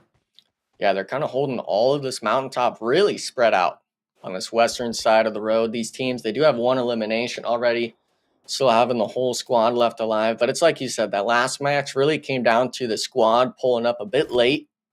Some players were ahead and others were behind. This time around, hopefully they're able to kind of keep each other condensed down and move as a unit, because these other teams we saw with Loops, Alpha7, they move as a unit. And that's what you're needing to really go against these other squads in the lobby. And just like he said, it's always that calm before the storm. The zone will be shifting in 10 seconds, and it's really going to dictate for some of these squads where they're going to rotate. A lot of this looking like open terrain here, Jukes, and for the most part, the zone's going to center. Team Queso, Twisted Minds, Navy, that fight we saw earlier on is going to be dead center. All these teams on the north and the western edge are going to have to start fighting. They're going to have to start fighting right now. Team Castle with a beautiful position once again. Hopefully they can start steamrolling here and really soaking up some big points in day number 1. That'll be very beneficial for them, especially considering how they played last split. Meanwhile, we're going to see the play zone starting to take people out already. Yeah, I mean, not a good sign, but Revel on the high ground. Going to hang here for a little bit. He wants to get these confirmations, maybe even sneak away another elimination if he can. And he is completely split away from his squad. And if any team can handle these splits, it's going to be Alpha7. Yeah, I mean, it's Revo as well. MVP. He's the one that's putting up the deeps numbers in any regard on that leaderboard. And this time around, he's kind of holding this off angle. I'm not sure what Alpha7's thinking, if they're going to maybe rotate in on that northern side of the road or what. But 9Z, maybe biting off 2 more than they can chew with going around the mountain like that. They might be able to know, actually, Aragod getting thirsted, so a freebie for them. These teams, they're making these rotations, Jukes, and maybe just forgetting, hey, other people can be holding splits, not just us. Yeah, 9Z's got to be careful too, because they're gonna have to wait till the end of the week in order for them to get some bonus points. And they're in the same group as NRG, Twisted Minds, and Alpha7. So they definitely got their work cut out for them. Nice shots there from Mafioso. Goodness gracious. Spots even the littlest pixel, he's putting some damage on you. Yeah, but see how fast that other player reacted? I mean, if he had took another half second to move, he would have been absolutely knocked. And as much as I like to think, he'll get the reset, the armor waste, the helmet, the ammo, the meds. Even we like to talk about it in this mid to late game. Sometimes that pick of damage isn't good if you're the one receiving, but any damage outward that you're laying down, like those mini shots, it's always a saving grace for you. And I'll tell you what, if you're on the receiving end of shots like that, especially from such like a tight space, it makes you think, okay, there's a really good team over there. You know what I'm saying? It makes you hesitate. Like, man, I just got beamed out of nowhere. Mythic gets a couple shots onto him, but he is able to make it away. So Team Liquid, gonna have to start grouping up now. These little, trying to find some cheeky little spots. At this point in the game, they're just not worth it. Yeah, I mean, he's trying to get that sort of off-angle spot. Now it looks like these teams, NRG and All Glory, they were both in that El Pozo position on the north, both driving in at the same exact time. But All Glory Gaming, they're down to just a solo trying to get the reset. But Casper is trying to go up and get aggression. Spec as well in the vehicle. I'm wanting to see the aggression out of the squad. 24K up now, full healed, trying to get it. And there's no nades yet. Casper has pulled one out now, but we're not throwing it, Jukes. We're waiting a bit. This might be a bit of a misplay from NRG. That is a lot of smokes being thrown from All Glory Gaming, and that is less utility available for them. Now we're starting to see some smokes some nades getting thrown into the smokes. Rivas creeping and crawling. Survives for now. All Glory Gaming. Wow, nice shot there. If he's able to win this fight, this could be huge. Spec just a little bit out of position. He's not there to help his team. And they're going to get it looked like he was about to get the second knock. Very fortunate for Spec that Team Castle's helping him out. Yeah, I mean, Spec finally getting the cover fire on Rivas, but everyone's shooting you at the smokes at some point. Unfortunately, All Glory Gaming getting wiped out there. NRG, they might be able to get the full reset as a trio. We were wondering if they were able to make the magic happen later in the zones. It looks like they're able to, but that's not the only time they have to do it, Jukes. And now with Team Liquid, they were on that edge side. Influence Rage taking the fight to them. Ayala, he has 3 eliminations to his name, but he's down right now. 2v1 spot, and it's coming down to the nade fights right now. Mythic almost getting caught out as well with the frag grenades. Team Liquid, you know, I like their position, but the zone's going to start ticking. And Influence Rage, that last game, they were feeling themselves getting the win. This might be a spot for them. They might have to cut ties and run. Yeah, Team Liquid needs to get this reset sooner rather than later. The zone is starting to close, and they've got to get moving. So they have a couple of vehicles left, and that should be just enough. Yeah, you got to protect that vehicle. Don't let it get stuck now. Yeah, he moves it on over to this US, loot the boxes, take the money, and run into this next zone. You cannot afford to be stuck in this one. This is stage 5. Blue zone hurts bad. Yeah, and look at this, because Team Liquid had to get that reset. NRG looking to take their spot in the zone potentially, but Navy squad, they took that engagement with Inco getting the full wipe. Now they're able to start throwing nades over the ridge line. This northern side's looking a little congested, and I'm really wondering if Team Liquid's going to turn their sights towards NRG on this ridge, or if there's just enough space for them to play it out. Yeah, let's see what happens. Alpha7 starting to get active in the feed. Getting a nice knock there onto X Factor. NRG Galaxy getting all 3 players up. It's going to be huge. Uh-oh, McGrellin up close and personal with X Factor. Here comes the assist. Caprice is far away, but it doesn't matter. Nice shot there. Oh, gets returned, though. It's anyone's game. Carrillo going for that first aid. Oh, he's got a dead eyes on Baton. Yeah, is he going to leave that building, though? Revo, he got knocked from loops, though, Juke. So this is a third party potential here. X Factor needing to kind of put themselves in the shots, but it's not just loops, Jukes. Team Queso cresting the ridge, and if you're Baton, you got to go for the money shots here. You got to go for this cleanup, but the nades, you're hearing it, making you question if you want to go for the push. Alpha7 playing it calm, cool, and collective, even getting an armor swap mid-fight.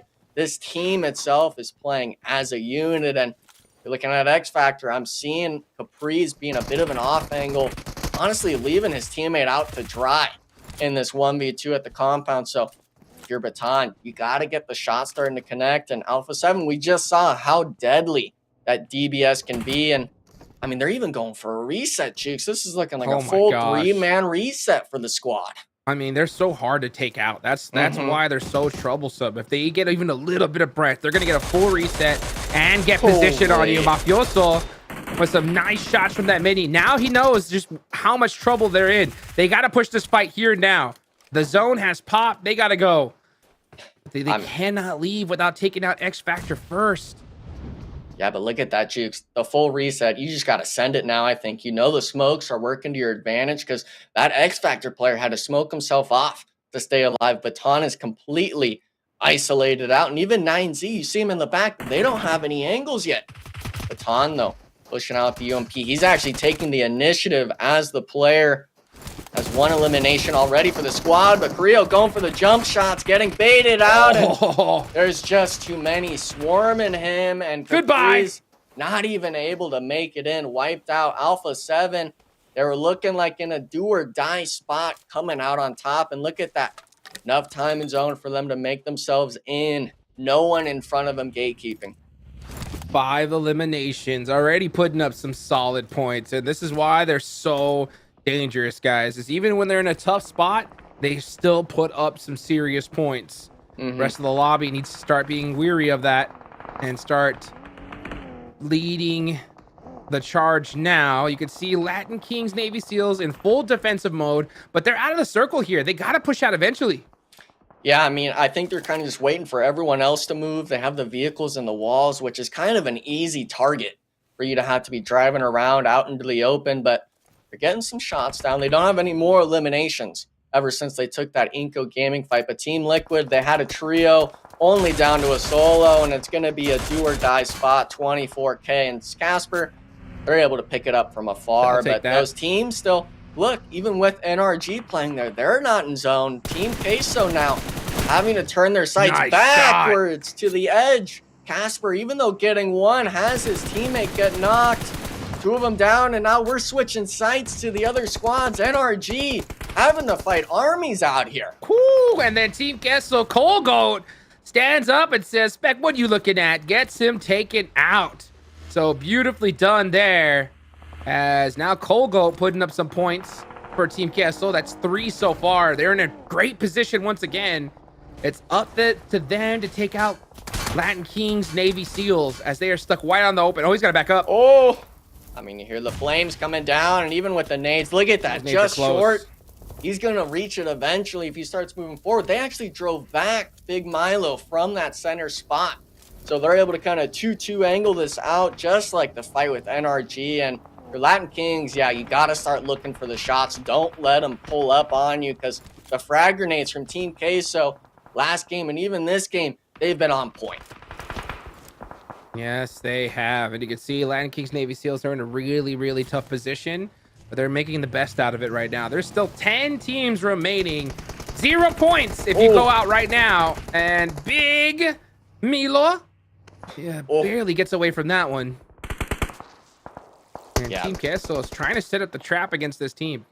Yeah, no smokes yet for him to kind of peek over. He actually has 0 smoke grenades, to be able to play that ridge line up close and personal. But the frag grenade, all it takes is 1, not going to find the mark. And yeah, I think if you're Milo, you got to maybe back up at some point. But we're getting the long range shots. Miramar making it happen right now. And that's what I'm talking about. That terrain, that openness. If you start hitting the shots, you start putting yourself in the driver's seat. Team Queso Colgard actually having 4 out of the 5 eliminations for the squad. Last time it was Milo, but this time everyone on the squad is doing their part for the team and getting these elimination points, and it doesn't seem like they're stopping anytime soon. No, they are not. And you can see Milos gets that thirst. 6 eliminations already on the side of Team Queso after their last match. This is a great start for them. A start that they really needed going into the season. Alpha7 still in the mix, though. Very, very deadly. They have a good, solid spot for now. As we look on the other side of the map, I believe that is Intense Game. Yep, on the move. Holy. Team Queso is trying to spread their wings here. They're taking up a lot of real estate. Yeah, I think they were trying to clear out that last player on the edge. Looks like they're able to do so. And now look at this. They're driving straight up on the Influence Rage. No smokes, no nothing. It doesn't matter if there's no cover jukes if you're not getting looked at. Now look at this, Intense Gaming, the next target in their sights, having to prone it out with the blue zone coming in, and that's what you'd expect from Team Queso, just laying down the law on Miramar. Man, 8 eliminations so far. Down goes Latin Kings, ex-Navy SEALs. Wow. Colgo just continuing to apply that pressure onto Intense Game. Yeah, take them out. That's what they got to do. Just full send it, clear this side out. Here come the vehicles. Man. They stop just short. No crazy runovers. Ooh, that could be a mistake. Here comes Remix. Can he get this nade off? It looks good. Oh, just no short. Damage. Oh, but they get it still, Jukes. And now they're pushing forward, but Poppy, Team he's Queso getting it done.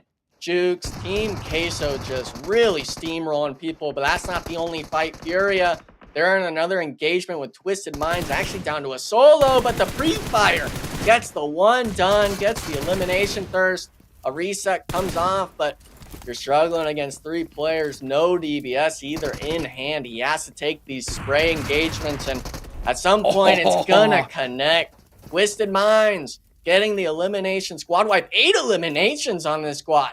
I don't know what happened with them, but we're seeming to have 2 teams in the lobby soaking up all the points. Oh, man. Twisted Minds starting to get active. Nice shots there on a Team Queso. Ratto Boy taken out early. But you still got Guizao, Federal, and Obscure looking to put in some work for the squad. They still have 1 vehicle. He's going to have to push through that one. That's dangerous. That is really dangerous. Yeah, and that vehicle exploded. I think we go around the other way. We don't ever try to push through that one. Bag it up. There we go. Almost getting knocked, Jukes. That hurts pretty bad. Oh yeah. But the zone shift, it's starting to close here. And wait, they're actually going to play the. We're playing the roadside right now, and it's not good if you can see under it. Team Queso getting the initial knock, and 9Z, they were the team on the southern side of the mountain to the west, while Alpha7 was on the north. Now being buddy on this western side, and we're actually down to the top 5 teams here, Jukes, on Miramar. Top 5 teams. You hear the tires pop. Might as well be like the good old starting pistol. as we're going to find out who's going to win this game. Milos again gets a nice knock there on the Federal. Look how close these players are. Wow. What do you think? They're talking to each other? I mean, I'd be emoting. What are they saying? Or maybe panning each other. Hey, how's it going? You know, you come here often, that sort of stuff. Where are we going after this, dude? We're in Sao Paulo. Let's get some Brazilian steak. The You know Brazilian steakhouse, Brazilian barbecue, something like that. I think that's what NRG was doing last time. So I'd be so down to do that after this. But Pan de queso. Oh, that's good stuff. But we're talking stage 9, Jukes. These teams, if I recall, are going to have to start moving. And even though your friends maybe here in this part, you're going to have to start shooting each other with Alpha7 looking at you. And all these teams, I'm seeing it on the map right now. No one near the center. You're going to have to be running and gunning if you're wanting to win this match. Well, let's see if they're going to be able to win it. Oh! Oh, here it goes. Milos gets the run over to Carrillo. Nino. Hot Salad gets taken out by 9Z. So 9Z are still holding on here. But it's Alpha7 versus Team Queso. Mafioso in a 1v2 gets taken down. Team Queso are on fire. Yeah, they hit the full send play over the ridge. Same thing Twisted Minds did. And Twisted Minds, they lost one on the play. Team Queso, they had one knocked, but I believe having all players up alive. Actually having 3. So we're in a 3v2 spot. Someone, whether it's smokes, whether it's frag grenades, I'm needing to see something because there's nothing left in the center of this zone. You're going to have to start moving. Let's see. I mean, Twisted Minds are completely stuck out here. This has got to be a Team Queso win. The Molly, pre-Molotov, looks good. Was out. Actually makes it to this box. That is a huge shot. But Colgoat with the stiff arm. It's going to be a Team Queso victory with a whole lot of eliminations. I mean, we thought it was going to happen in that first game, Jukes. Luckily, they were able to finish strong in the end on match number 2. And we got a little worrisome, but the DBS reigns supreme every close range engagement. I mean, look at that. The squad, they understand. Both those games back-to-back, they were stellar performances. Oh, man. I mean, you could not ask for a better performance here at the start. Taylor, how you feeling about that one? Incredible, man. You know, it's nice to see consistency because you remember last season, I believe it was Hyper who took game number 1 or at least performed really, really well, and then they kind of fell off after that. But Team Queso starting off strong. They are looking like a roster that is willing to go the distance. They've clearly put in the work, and both game 1 and game 2 has just been absolutely phenomenal. Honestly, game 1 really couldn't have gotten any better outside of just getting 2 additional placings, right? Either going for second or going for first place. This game, Miramar, Team Queso on top. So they're showing consistency and domination, Enigma, on 2 maps that are played the most throughout all of the PMSL Americas, right? Both Erangel and Miramar. What do you owe their success to? Because Team Queso, clearly, they're playing together as a team. Their positioning's on point. You as a previous competitor, what have you noticed Team Queso doing that stands out? I think it's just one of their players on fire, and he's able to raise the rest of the team up to his level. The first game, it was Big Milo coming in hot, having what I believe 3 or 4 total eliminations at the start of game 1. This time around, it was another player on his team. Everyone else, when you're around that environment, you really start getting shaken up and being like, hey, we got this in the bag right now, even from zone 3 or 4. So this team right now, they're able to come in hot and swinging, but I got to give kudos to, like Juke said, Alpha7, even with them maybe losing 1 or 2 players early on, they're almost like cockroaches. You can't get rid of them. And they're able to just sustain everything and make it into these final zones. Normally being a cockroach is an insult. In this case, it's actually a great thing. Awesome. It's an awesome thing because not even a nuclear bomb would take you out. Those guys are resilient, bro. If you find a cockroach in your house, call an exterminator. Take care of them quickly. Hey, that's old advice coming your way to you young kids out there. Hot Jukes, a great game, though, also for Alpha7. They finish, I believe, in 3rd place. I don't know how many elims that they had. Game number 1 was okay. I want to say, 8 points total? I think they get a little bit more this time around. It's good to see improvements. Alpha7 staying relatively consistent. Yeah, staying consistent no matter what. I think that's their forte for sure. One team that's been a little quiet off the start, it's going to be Team Liquid for me, right? Our previous champions are not having the start that they're hoping for, but, you know, we've seen them bounce back from performances like this off the rip plenty of times, so I'm not too worried about them.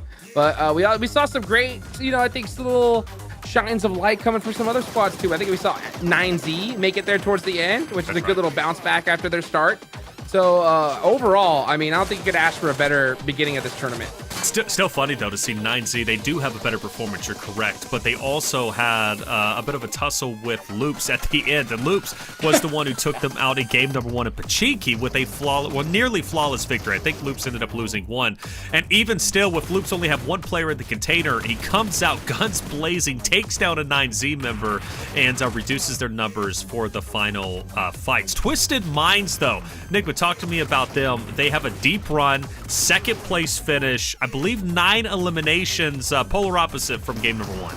Yeah, I mean, it's always nice to see out of a squad like that, especially representing an org like Twisted Minds, being able to bounce back. And with them having this sort of southern side play, like you said, with that Loops engagement between 9Z, they were able to take one out, but Twisted Minds was able to come through and say, hey, we need to take the engagement on this, allowing themselves in that top 2 position. Now, we obviously saw at the end, they weren't able to clutch up that 2v3, but you as a squad, you're not going to let that kind of eat yourself out in terms of your brain and stuff like that. You're focusing on the next game saying, hey, we played that last match really good.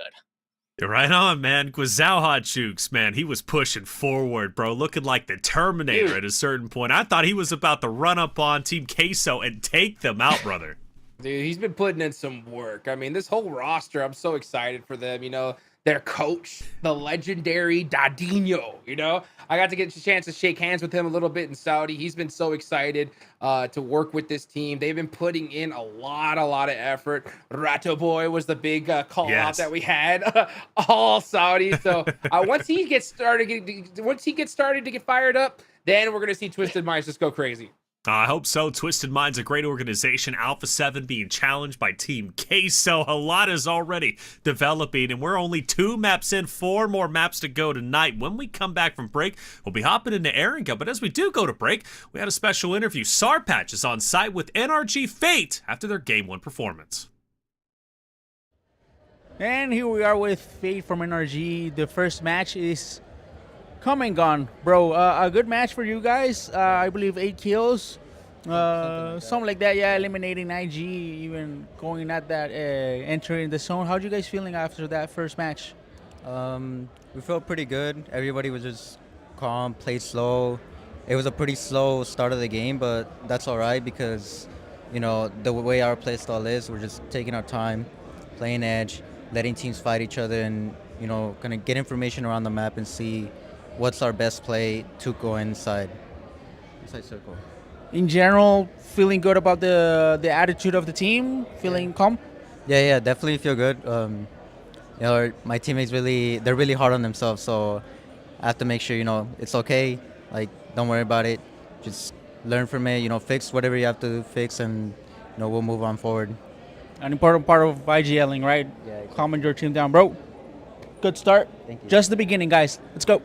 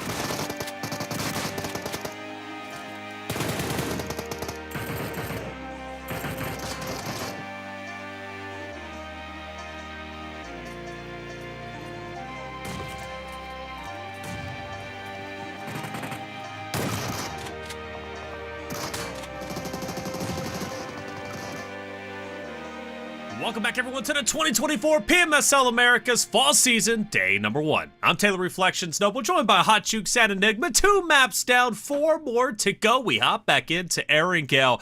Hot Jukes, Erangel map 1 was blistering fast. I was so impressed with how the teams were fighting. It seems as if day number 1 on land, nobody is holding back. The jitters don't seem to be there, at least for some of our heavy-hitting teams. Influence Rage takes map number 1. You know, they were there in map 2, but they're looking to do a little bit better in map 3. Yeah, they're definitely looking to do better. And if you could do anything like what Team Queso's doing so far, you're gonna be good. I mean, these guys went crazy. I mean, they had the most. They ended up in 3rd place in the last game, and they had the most points to start things off. And then they win this game with double-digit eliminations once again.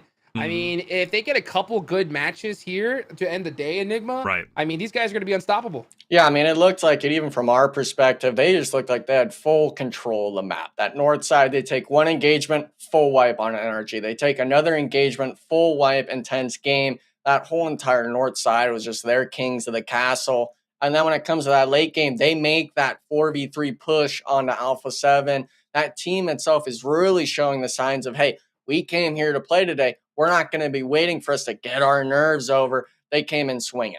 Yeah, you know, Alpha7's performing consistent. They're doing just fine. Team Liquid, I'm not going to raise the alarms just yet, but they definitely not look like the Team Liquid we expected. Hotchuk, she said it best, right? It's still very early goings. We've seen them have some lackluster maps before, especially last season on their double points day. For some reason on double points day, Team Liquid just really didn't perform that well.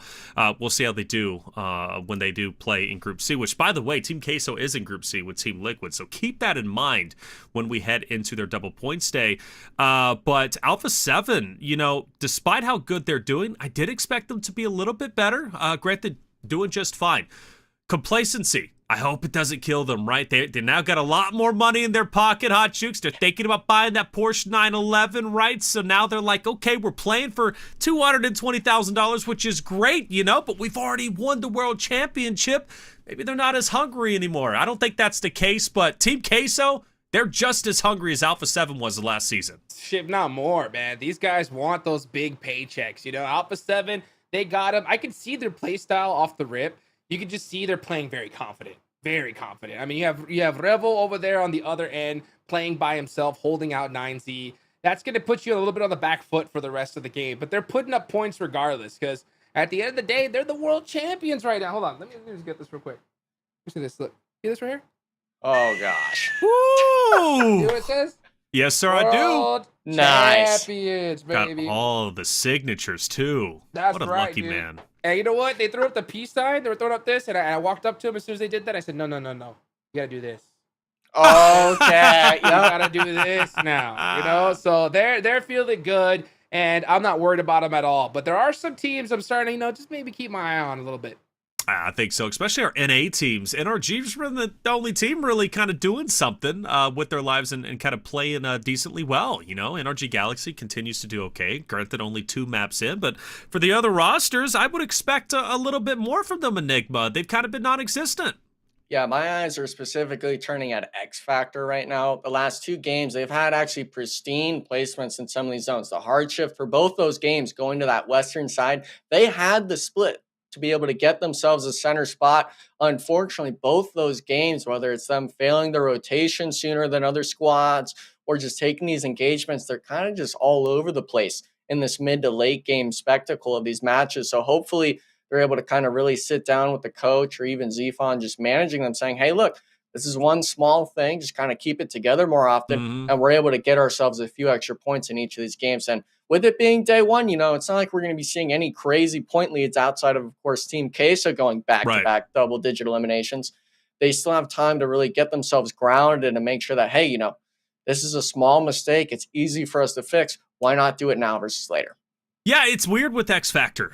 You know, Hot Jukes, they started off when they were in Hyper, at least 3/4 of the roster. Obviously now we don't have stars, and now we have a Havlik, who's now in his place. We talked about his performance in the past in previous tournaments. Now he's joining into this roster. But you've got the core 3 from in Hyper. But missing stars seems to be hurting them quite a bit. You know, talk to me. Again, we talked about it at the beginning of the show. Do you think his absence, his energy towards the other competitors is desperately needed for this X Factor roster? I think it definitely is, especially off the start, right? You always want that one player that's just going to hype you up. I mean, even if you have a bad game, it's good to have that teammate just kind of be like, hey guys, let's shake this off and let's just continue to play the game that got us here in the first place. So, I mean, X Factor, to me, this is another rebuild year for them. I think the whole year in general has been a rebuild year for them. So I just want to see improvement from them. Yeah. It's unfortunate because I think that, again, this roster has that ton of potential. But as far as NA team goes, it looks like NRG came in ready, right? Yes, As opposed to X Factor, who is still showing that, you know what, we still got a little bit of tweaking to do. Any day it could change. I don't have a doubt that that's not possible, right? But it just doesn't seem like that's happening, at least for the start of day one. Well, one change that is needed, Enigma, is 9Z. Hopefully in Pachiki it goes a little bit better for them right against Team Loops. We'll see if we see that battle take place once again. That was one of the few initial fights that we watched off the rip. Well, here it is, map number 3 on Erangel. Let's continue this tournament and see what is about to unfold. Hot Jukes Enigma, take it away. Map number 3, going into Erangel. All right, and the plane or the circle. Hey. To the west side, baby, once again, man. It's been nothing but west side starts here. I mean, West Side love, and the playing path's basically kind of the same, just flipped on where the starting point was, you know. And NRG, you know, they're kind of feeling happy about this, but something we really got to make note of. We talked about it. Where are we going to see 9Z fighting Loops? That's going to be the case in Pachinki. And this time around, I'm not seeing any roof play yet, trying to go for that sneak attack, but we're actually seeing the sewer play on this western edge of the city. So hopefully maybe it goes differently for the 9Z squad. But if you're a Loops fan, Jukes, you're hoping for a repeat of last game. Yes, sir. You sure are. But I think 9Z learned their lesson, because you don't see anybody, I don't think, holding that roof, right? Nope. They No are one not. there. Smokes are coming out. Pedrino's on the move. Do you think if you're 9Z, you want to take it to Loops and try to take them out? I think for the most part, how they drop, they're trying to just play as a squad in rotation instead of just trying to go for that squat duck play, sit on the roof. You're trying to take the engagement to them, which in my eyes is a good switch up in game plan, just from one game to the next on Erangel. But Loops, they're playing this as standard. They have the same player on that northern side playing that ISO spot. Loops realizing that, hey, you know, I don't think they're on this eastern side of the city anymore. They've completely wrapped, but it's a matter of if 9Z is able to capitalize, because it takes time for Loops to be able to put these pieces together, really clear out the buildings. And as a squad, we actually already see it. They flipped positions in the city. Rare to see in a Pachinki fight. Yeah, but that's a really good, that's the correct way to split this this map, right? All right, you guys, Loops, can go ahead and take that whole area. We'll go ahead towards this side and loot up from there. You can see, you know, some cheeky nades going through just in case. Right, they're holding some weird angle, but I think Loops realized that, you know what, 9Z, they don't want a piece of what they got last time, so looks like they're gonna play it safe. And it'd be a mistake, I think, for Loops to push this against 9Z right now.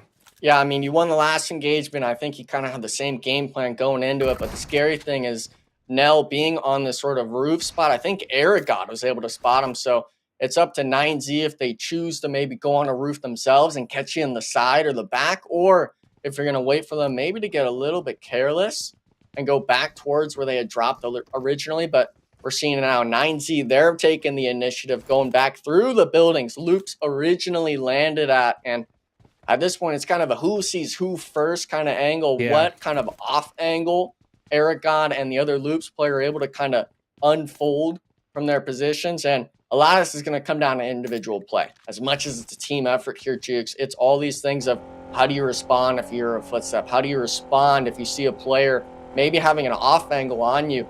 All these micro decisions, it could be game changing in these early engagements. Yeah, I think if you're 9Z, you're really going to take off here. I don't think you want to engage with Loops at all. You want to avoid early engagements at all possible. So we'll see what they do.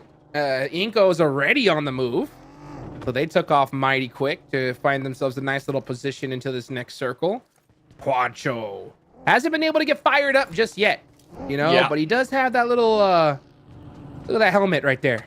You know, he's going to find it. Trust me. He's going to find that inner Juancho, and it's going to start popping off anytime soon now.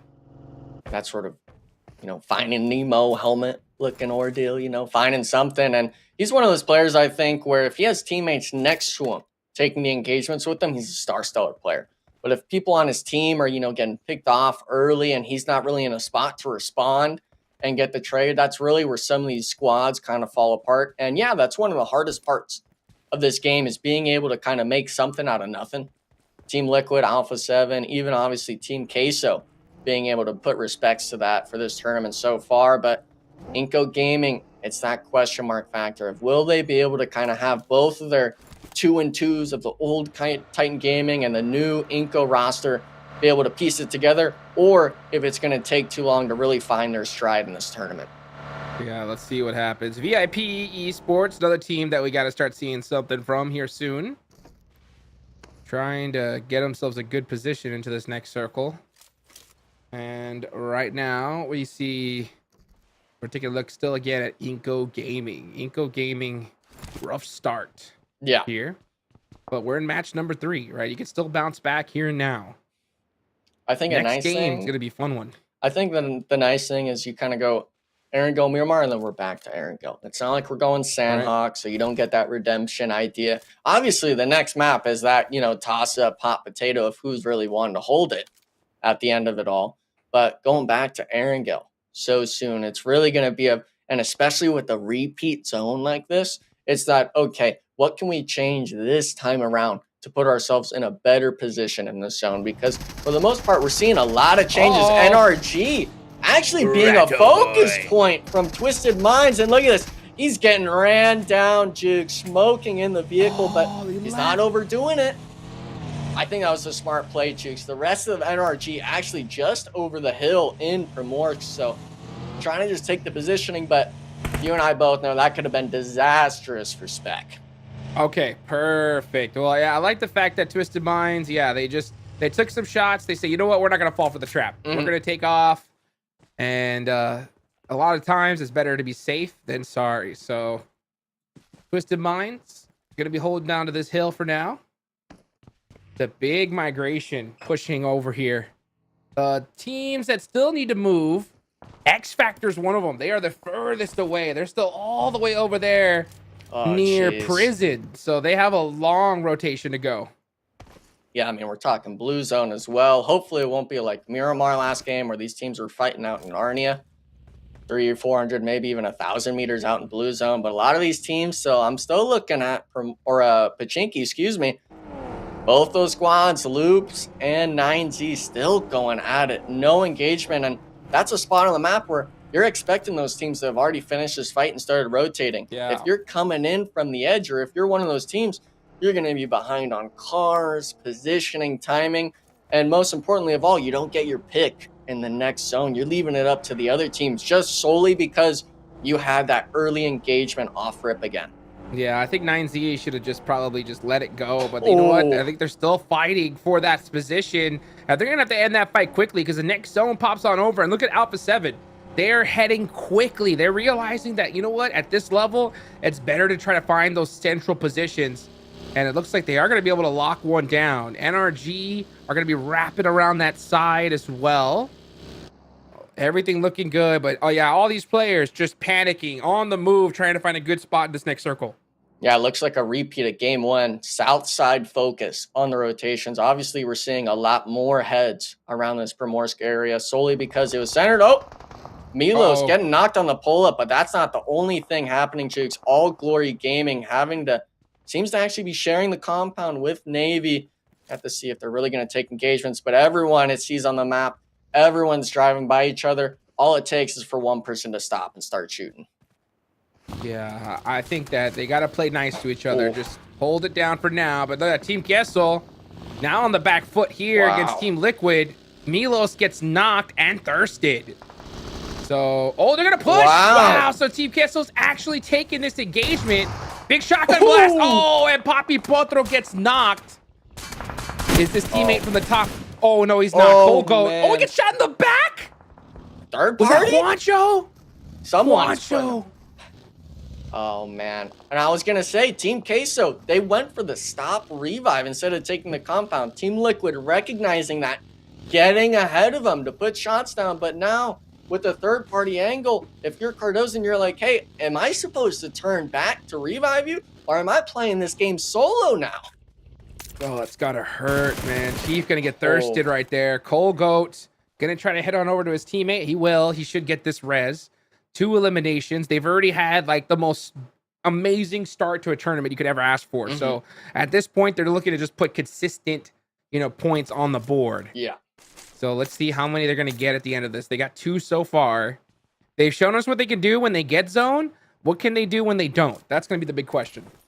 Yeah, and I think that was maybe their biggest struggle last split was when they take these early engagements and it looks well for the most part, but they lose a few too many players and can't really piece it together like 2 of the other squads in the lobby of the likes of Team Liquid and Alpha7. But I mean, I gotta bring it back to Team Liquid there for a sec. We're talking the pull-up play after you notice they're trying to revive, getting 3 of them knocked. You have it dead to rights in my eyes. Just unfortunately, no smoke grenade down. We're having to drive away if you're Cardozen, being able to get the reset and really just had to tuck tail.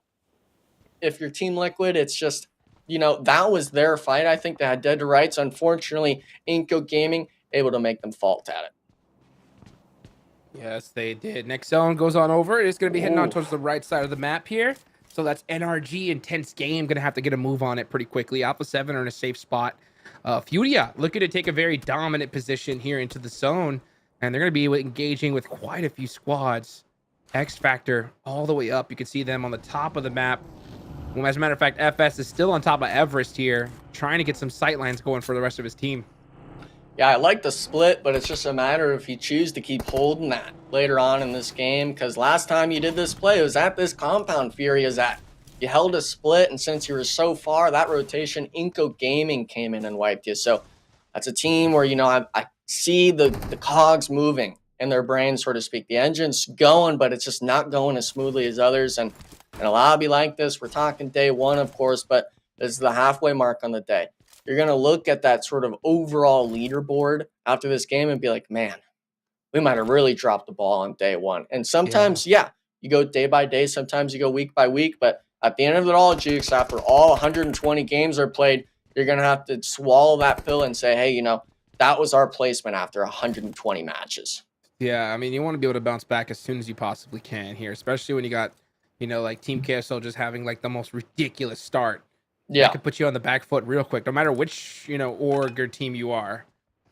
Let's see what happens here. Is VIP Esports. They have all 4 players up. This is a pretty dominant position here. You can see it's got a lot of vision, but that broken wall could be pretty disadvantageous too, because if a team just full sends it onto you, you're going to be on the back foot. So that's why you got Jose up in the front and Cunha on the other side, just trying to stop teams from just full sending it onto their position.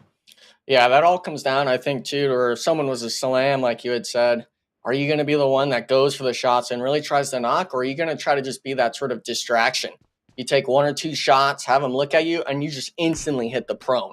You're trying to play that wall as best as you can and rely on your team. And for these teams, we're seeing it right now, even Loops, Team Liquid, even NRG, having to kind of find their spot in the zone. And luckily for Loops, there's some of these spots on the map, like here on this Pachinki eastern side of the zone. You're able to kind of just drive around. You don't need to play hard cover or anything like that, or feel the need to stand still. But if you're playing like this, Jukes, there's going to be a point where you're going to have to say, okay, we're going to need to look at that next zone and start taking the initiative immediately, because they haven't had time to scout too much. They haven't been able to kind of set their ground and be able to say, hey, this is what it looks like. And what happened here? Is he going to make it?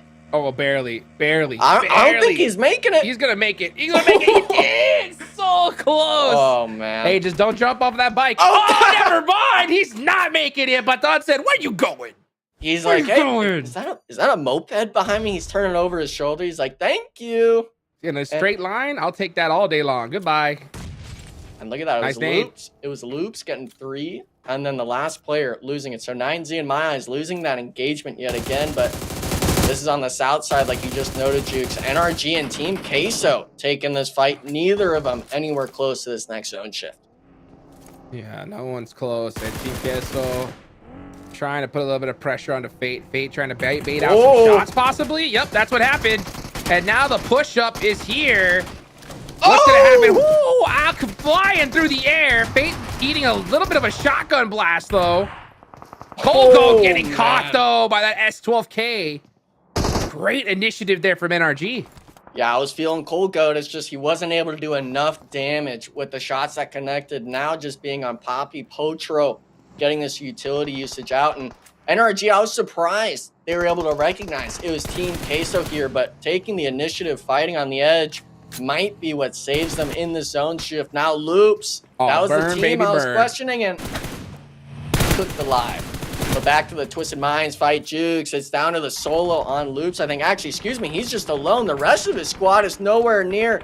Twisted Minds now getting pressured. This fight that I thought was looking great for Twisted Minds, making them fall short. And Influence Rage, it seems like game and game again, Jukes, they're in these spots where they're just getting free shots at you.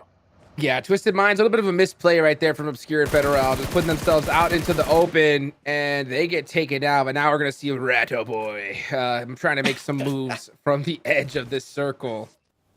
Wazao, another player, very strong performer so far for Twisted Minds. He's going to get looted up as much as possible. But yeah, one little misplay, and boom, half your team's gone just like that. Yeah, the scary thing as well is his teammates nowhere near him. If Influence Rage really wanted to,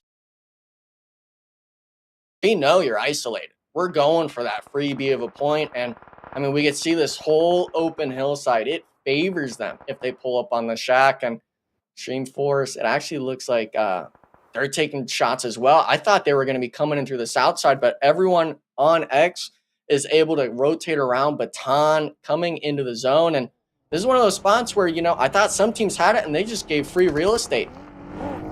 Yep, they're on the move, and here comes Alpha7 looking to push the action onto Inco just outside of the circle. There goes some nades on into the Wizard Tower.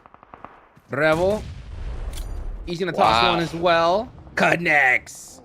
Beautiful knock there on the Juancho. Full smokes. And that means Alpha7 have the door wide open for them to start pushing. Yeah, I mean, they see the Nox player. It's Juancho. Now they connect on Vitali. 2v4 spot again on Inco. Then Abete's actually nowhere near him, so it's a solo on the Wizard Tower. Inactive, unable to see through the smoke. 1v4. You can't do anything about it.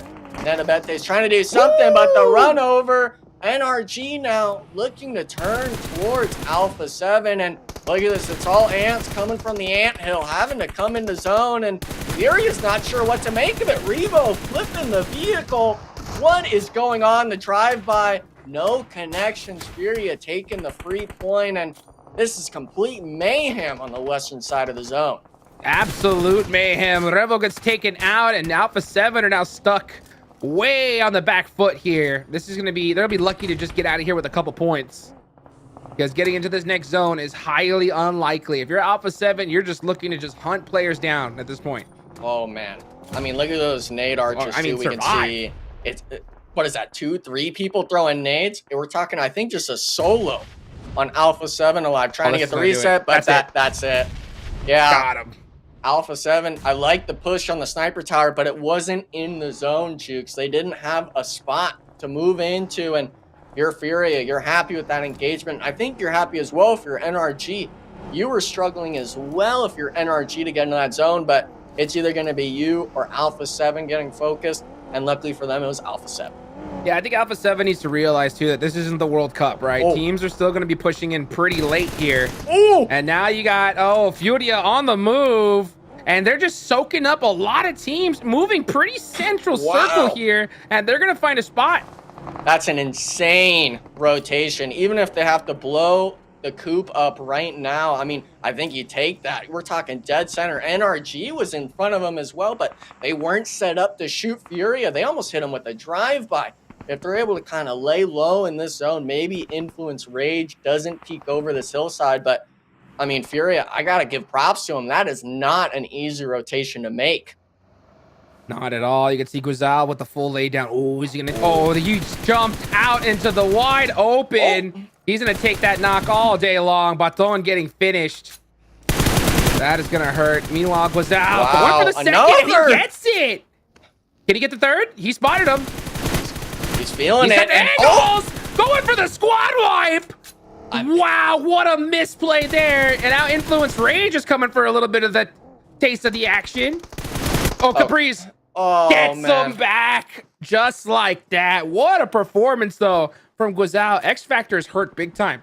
Yeah, but if you're Influence, I mean, this should just be a free read for you to push up and wipe, because if you're X Factor, that should never be happening in that situation. But Tan getting out, going for a vehicle, I think, in blue zone. Afterwards, just getting completely pieced apart. And yeah, even with it being just 2 out of 4 on Influence Rage, they're not taking the pedal off the gas. And a third party, it's this Hillside Jukes. This whole game has just been nothing but disastrous.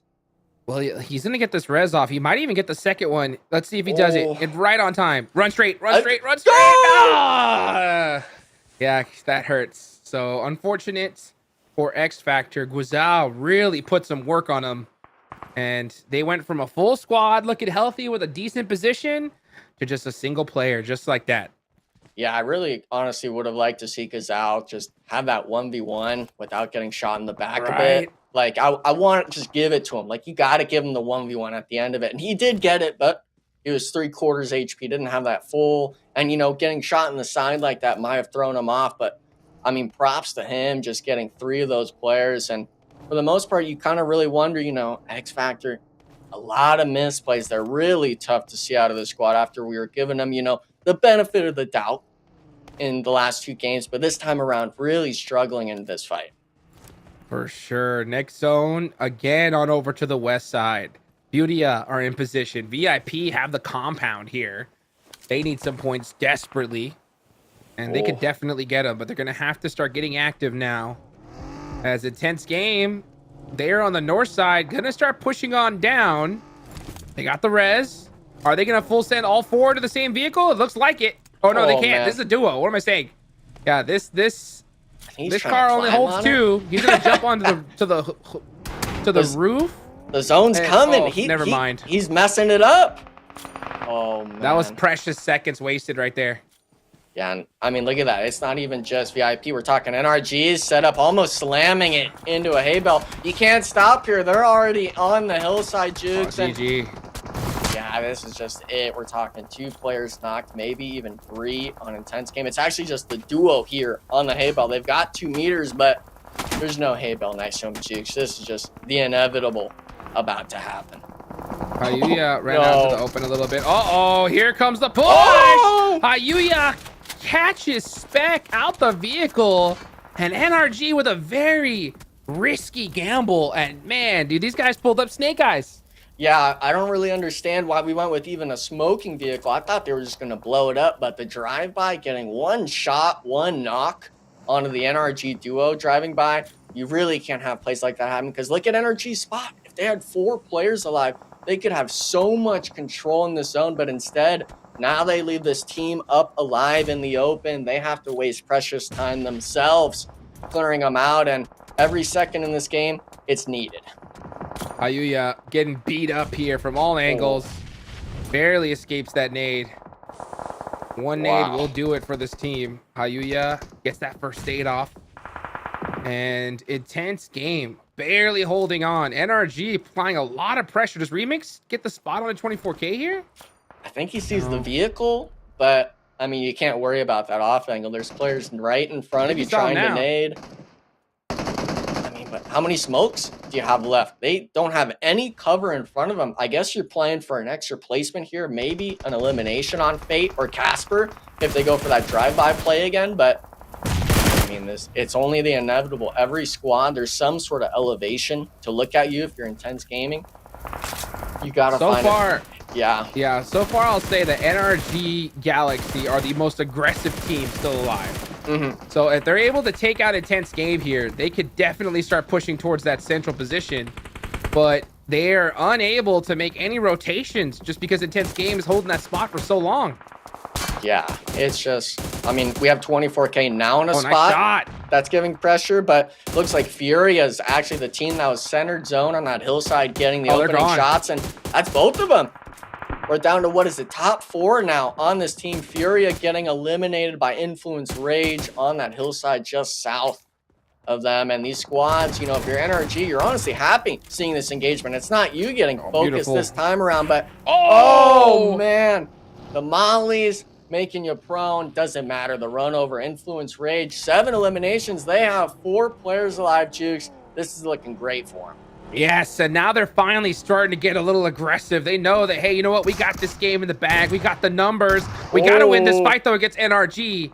Yeah, here comes the rest of the squad. Fate backs off, waiting for his team. Can he get a little bit of assistance with the nade? They need an initial knock here. And they get it! They get the double knock! They did the rope-a-dope against Influence Rage. And now it's up to Lawrence in. DBS gets one. Goes for the second. He gets another. Can he get the squad wipe? He does. Unbelievable. Yeah, I mean, it's just influence rage. You get the double opening, but the DBS every single time. If you're feeling it, you're getting the knocks. They're trying to get it, but the zone. Oh, and little boy, he's just going to give it to the zone. No one gets the points. And since they were knocked, I'm not even sure if those points would even be going up. And wait a second, VIP Esports winning it, Jukes. I didn't even realize that was the last squad. VIP Esports took it to the bank. They were in the wide open. They had the whole map to themselves. And Influence Rage, you know, just a little mistake at the last second. They go out just a little bit early. They put a ton of eliminations, though, up. VIP Esports, I think they finished that one up with 2, right, Taylor? So that's why you probably didn't know they were there, Enigma, but they do get the win. They get the winner chicken dinner with 2. Hey, we'll take that. That's okay for VIP. Yeah. They show themselves where it matters most. Game number 3, the very start of day number 1. So maybe VIP is going to be that sleeper team that we weren't expecting, right, to be at the very top. However, Hot Jukes, man. Influence Rage, first off, exciting finish. Second place, 10 eliminations. But what I love about this roster, game number 2, Miramar, not the best from them. But Erangel played 3 times a day, right, throughout the entirety of our PMSL America's fall season. Seems to be a map that they're doing very well on. They winner chicken dinner, game number 1, second place, game 2. This could be their money map. Definitely, and it's good the fact that they're doing this right off the rip because I believe they're in Group A. So tomorrow is their double points day, right? That's right. So yeah, if you're Influence Rage, you are a start of the tournament team right now, right? You want to be able to get warmed up, and tomorrow you gotta go crazy. So it's good to be able to see them really start performing and winning some tough fights, right? Yes. You know, very close there at the end. I think it could have gone either way, but if you're Influence Rage, I think you're pretty happy. Oh, without a doubt. Come on. You've got to be on top of the world. You've got to be feeling good. This roster playing so very well. Lawrence, by the way. Lawrence in like 4 eliminations. Law with a total of 3. Diego with 2. Lil Boy with 1. Again, a combined total of 10. Incredible performance. NRG Galaxy as well, Enigma, like making NA proud. They have been playing so very well today. Game number 1, I believe they get 6th place, but ended up getting a decent amount of eliminations. Game number 2, they were still very much a talking point up until the very end, but Erangel, very, very good. 3rd place, 8 eliminations, but 9, I should say. But more importantly, NRG Galaxy has been very consistent across 3 maps. Yeah, and I'm really happy seeing, obviously they're going against some of these namesake teams in the lobby. The first round was Alpha7. This time around, it was Influence Rage. And even though they lost those fights, we're talking it's coming down to a 1v1. These fights that they're taking, they're putting up a great fight, and that's what you want out of a squad. And if you're an NRG fan, of course, you're hoping that they're able to win it. But in my eyes, especially being a previous competitor and stuff like that, I'm happy. I'm ecstatic even to say that NRG, even if they're losing some engagements, they're putting up a tough fight, especially here at the end. Absolutely. The end comes through. You see it. It's like, everybody is so tightly compacted. It's anybody's game as well. Is it going to be NRG, Influence, Rage? Well, it's actually VIP, the plays that'll take them down. But regardless, well done. VIP will net 12 points, Hot Jukes. They got to be happy with that. Heck yeah, I'll take that to the bank all day long. I mean, sometimes if you're a team who's like really kind of fresh, right, trying to put in some work, a good chicken dinner like this, whether or not it was blessed or whatever, right, it hypes your whole squad up, right? It makes that, okay, we can win a game at LAN, right? To do that on day 1 for a team like VIP, these guys have got to be hyped up, and they got a definitely uphill battle for them. Sure. But I mean, it's got to feel a little bit smoother, right, after a chicken dinner. Oh, without a doubt, it's got to give you a lot of confidence. Winning on LAN right? These guys are all playing in Sao Paulo, Brazil. They're playing on land. Their competitors are behind them, in front of them, all around them. So to win like that on that stage has to be such a confidence booster. We look at our second page, and well, 11 and 12 Enigma, Team Liquid, Alpha7, both finishing with very low points. Pretty uncharacteristic. Yeah, I think, it's the first day. We'll throw it in that hat, I guess you could say. And it's just, these teams, they were the Goliaths last split, a few months ago, even at EWC. They were the teams representing Brazil. And, I mean, the overall itself speaks for it. Team Queso, Influence Rage, they're up on the board. But one name I'm liking to see up there, Taylor, right now is NRG in third. Yes. Didn't they say in the interview they want to be top 8? Well, they're top 8 right now. And who knows how far they can continue to go. They've been so consistent.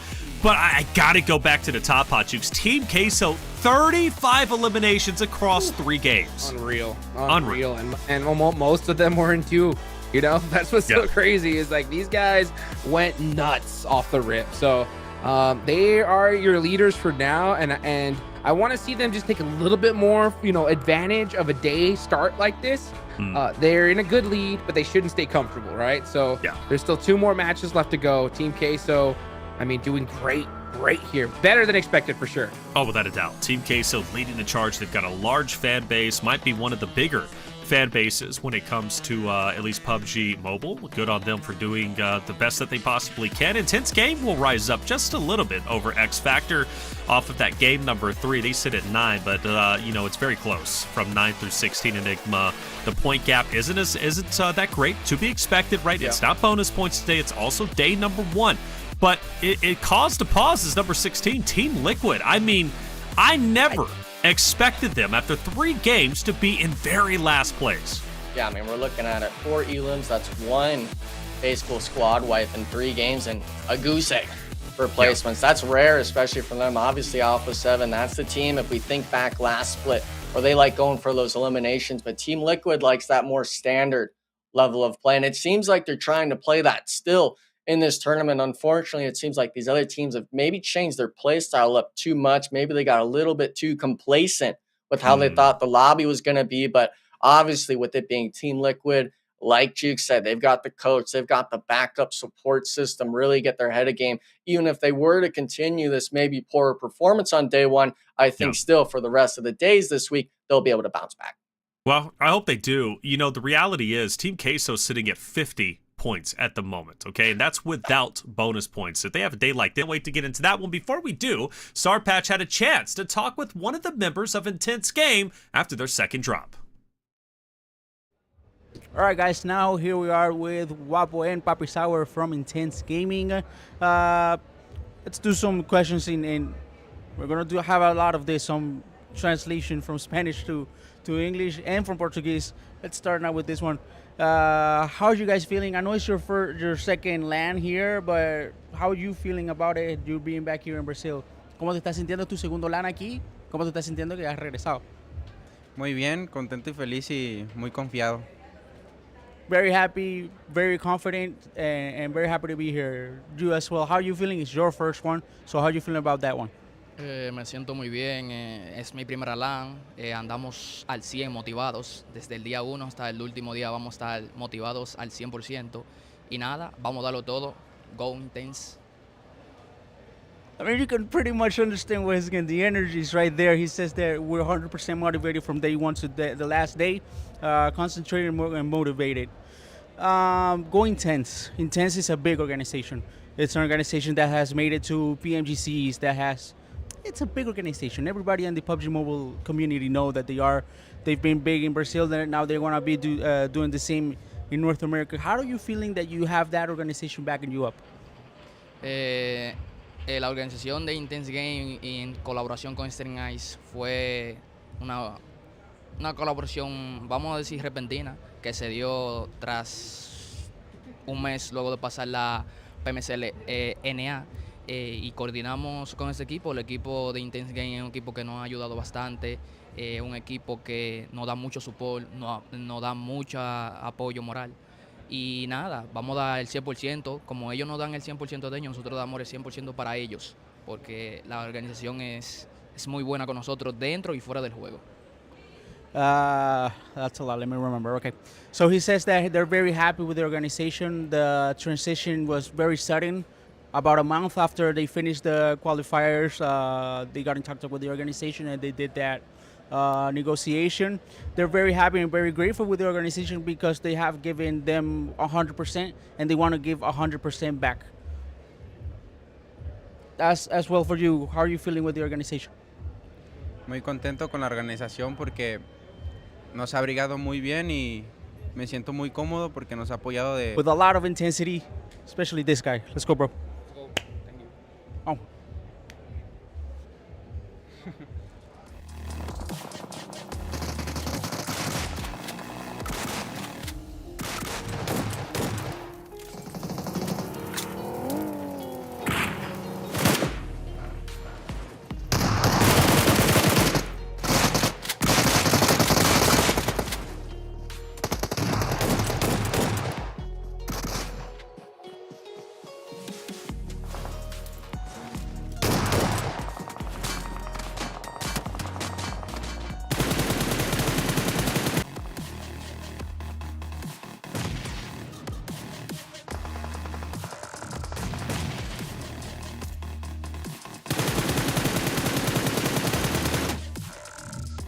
Welcome back, everyone, to the 2024 PMSL America's Fall Season, day number 1. Hey, we are halfway through, 3 more games to get through. Map number 4 about to come your way. We're hopping into Sandhawk for the first time of the day.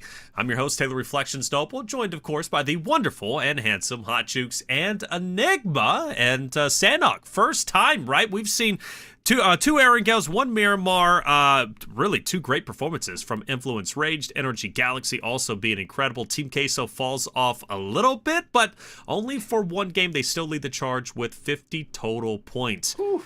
Jukes, this is the map Team Liquid's been waiting All right, guys, for. now I know here we I are can with, feel it in my need bones, it. man. Come on, baby. Come on, Sandhawk, right? That if there's any game or match that you can really bounce back from, it's going to be this one right here, right? So Yeah. if you're Team Liquid, I think just, hey, get it together, put in some work. If any team, I like to say like Team Liquid, they're going to download the update, okay? Yeah. Right? You know, they came into here with like a certain idea of what they were going to do, and it's just not working right now, but they are going to download that update and put in work anytime soon here.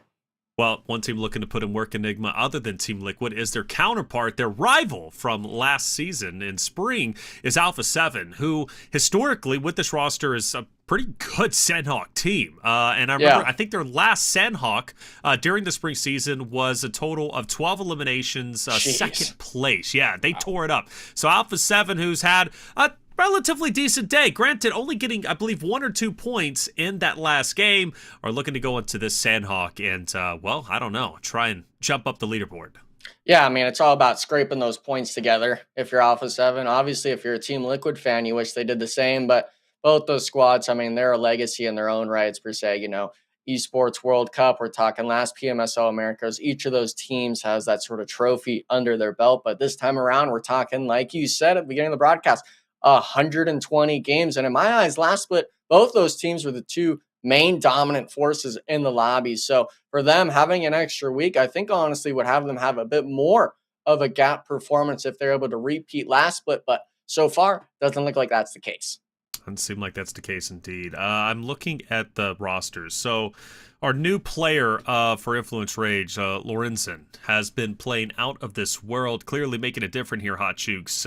And good news for them is Sandhawk isn't a bad map for them either. So they've already been very consistent on Erangel. Maybe Miramar needs a little bit cleaning up. But now as they head into Sandhawk, they're already sitting pretty when it comes to the leaderboard currently in the top 8 at the moment. In fact, actually in second place, looking to catch up to Team K, so 16 points behind.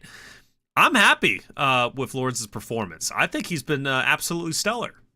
Yes, sir. I'll tell you what, when you get a shot right on the main roster, you got to go crazy, baby. You got to just be like, nah, I want to stay here. I'm not going nowhere and put in work. And if you're Lawrence in day number 1, I mean, you made a name for yourself already, right? So hopefully we can continue to see more from this guy. There's still a lot of PUBG Mobile left to be played here today. So Sandhawk's coming up, Influence Rage, don't let off the gas.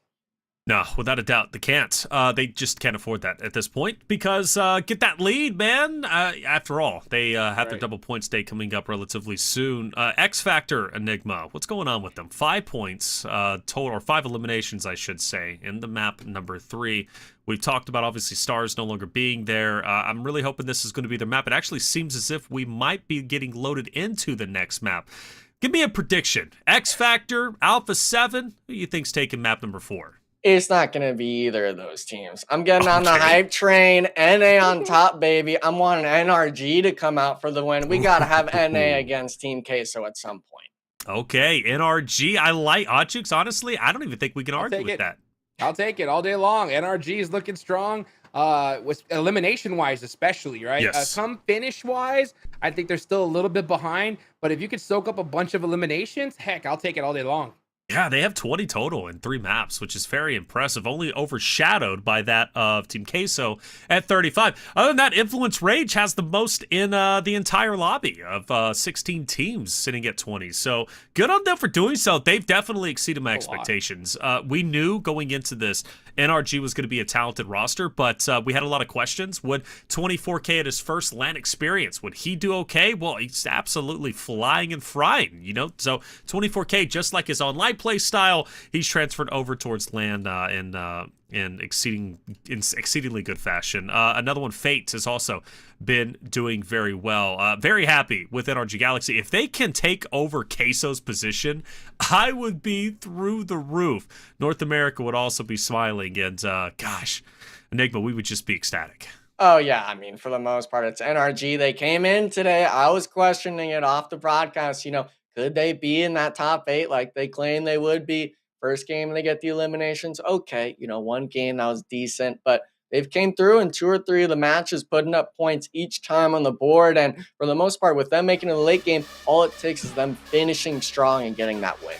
All right, Influence Rage, they've been on fire. We've seen Latin Kings, Navy SEALs a little bit off of that game number 1. Team Queso, Twisted Minds, Alpha7, VIP off of a win on Erangel map number 3. Maybe go back-to-back on Sandhawk. Let's see if they can just get a little bit more eliminations. I think they only finished off with 2. There's been a lot of great teams and names appearing today. Who will be the team on top of Sandhawk for the first time today? Well, let's find all that out and more. Hotchukes Enigma, take it away.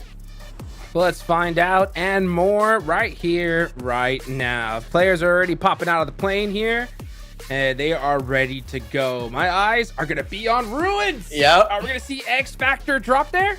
Hey, I mean, I know I'm seeing it on the drop sheet that we were given before broadcast today, Jukes. I know X Factor likes to go there, but I'm also seeing the likes of Inco. NA on NA violence maybe going there. Not sure if that's really going to be the case. I'm seeing a few heads on Ruin, so it might just happen. And oh no, Inco versus X Factor. Who's gonna win, Jukes? And I mean, it's a scramble. Who gets the gun first? Who's gonna get it? FS finds one, and they are completely on opposite ends, so no crazy hot drop action. But let's see who knows Ruins the best. FS is gonna have some pretty cheeky angles here up on top. Baton finds the barrel. That's the gun to have here. One shot of 7.6 to the head with no helmet, instant knock. Yeah, I mean, I'm seeing it. All these people, I mean, either a vest or a helmet. You're never seeing them have both. Luckily, Caprice, he's got an Uzi, which is good close range. But like he said, any of these guns that are insane close range, the 7.62 especially. I know it's not a player's choice later in the game, but off drop, that's one of the most devastating weapons to have. And with it being Sandhawk, there might be another team that comes in, but it looks like Nenabete is going to be the starting factor in this fight, catching out one Inco Gaming. Now they're trying to give support, but Nenabete is a one-man army, getting 2 off the rib. His team struggling in the last 3 games, finally piecing it together, but inactive. Not guessing the right angle. FSS now cornered. 1 HP with the DBS, trying to stall it out, and a little bit of panic here. He's trying to rotate for his teammate. While that's happening, Inco taking a bit of damage back. Stalemate going on.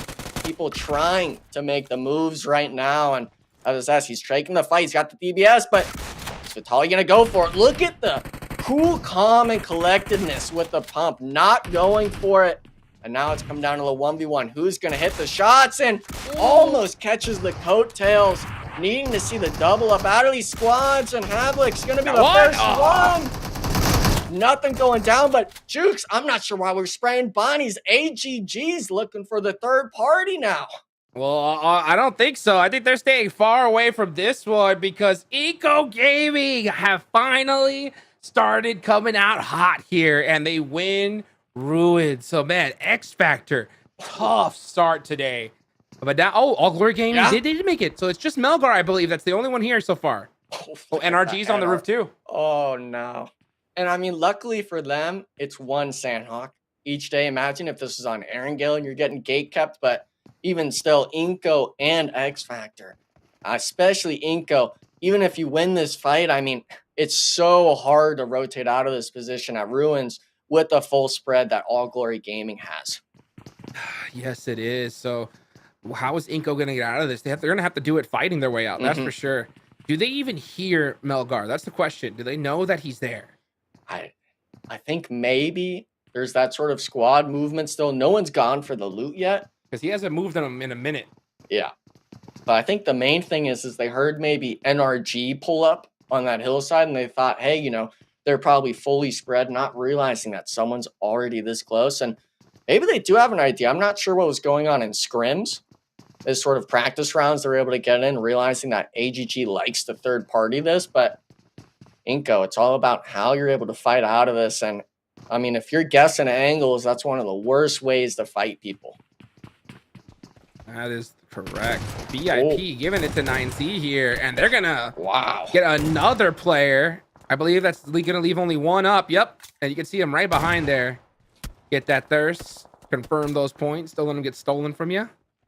And now it's up to Pedrino all by his lonesome. 1v4. He's got the S12. He actually ran forward there, but only gets one. Look at that. Another clean squad wipe from these teams. And last but I felt we saw a lot of people taking casualties early on. That is not the case at all starting off this Americas. My goodness. I mean, we're seeing action off the rip here for sure. I mean, before I think it passed PMPLs, we see a lot of hesitation from quite a few teams. Yeah. I mean, I think we still see some, but only from a couple. The rest of the lobby is just coming in, just not messing around. Even All Glory Gaming pushing this pretty quickly. They did make it a little late. I still don't think Melgar has moved at all. No, he definitely hasn't. And he's got kind of a good... He sees him. Inactive has no clue. He moved away. The Spidey sense. He moved away at the perfect second. But if you're Inco, I think you got to go for it. You know it's a solo. If AGG is spread out, and look at that. I mean, he's trying to get as much space as possible. Only person I think that could really help him right here is 7. But Inco, it seems like they've been in this position before. They can't really push this. And I mean, both these teams, we're talking 800 meters out of the zone. If you're gridlocked like this, you're really going to be struggling to get more points, Sandhawk. Oh, this sucks. This is terrible for both of these teams. They're going to lose so many points here. Inco is going to have to find a way to hoof it into this next zone. They're going to have to cross some water as well. So if you're All Glory Gaming, at what point do you give this up? You know, at what point do you just say, hey, you know what? This is not worth it. Let's head into the circle and then we'll fight later. I think maybe it's an angle of you leave the solo to kind of grief him. You maybe try to see if he can get a rotation kill because it is still Ruins. These people have to make that dash across the swamp that these kind of pyramids are around. So there is free points potential. And if All Glory Gaming has the vehicles, yeah, maybe they could keep all 4 players out. But the rest of the lobby, the zone shift was on this eastern side towards, I believe, Quarry, just the north of that. So I think the 4 points, if you're not feeling any other teams are around you, All Glory Gaming, yeah, maybe you stick it out, to be honest, Jukes. Yeah, let's see what the play is going to be.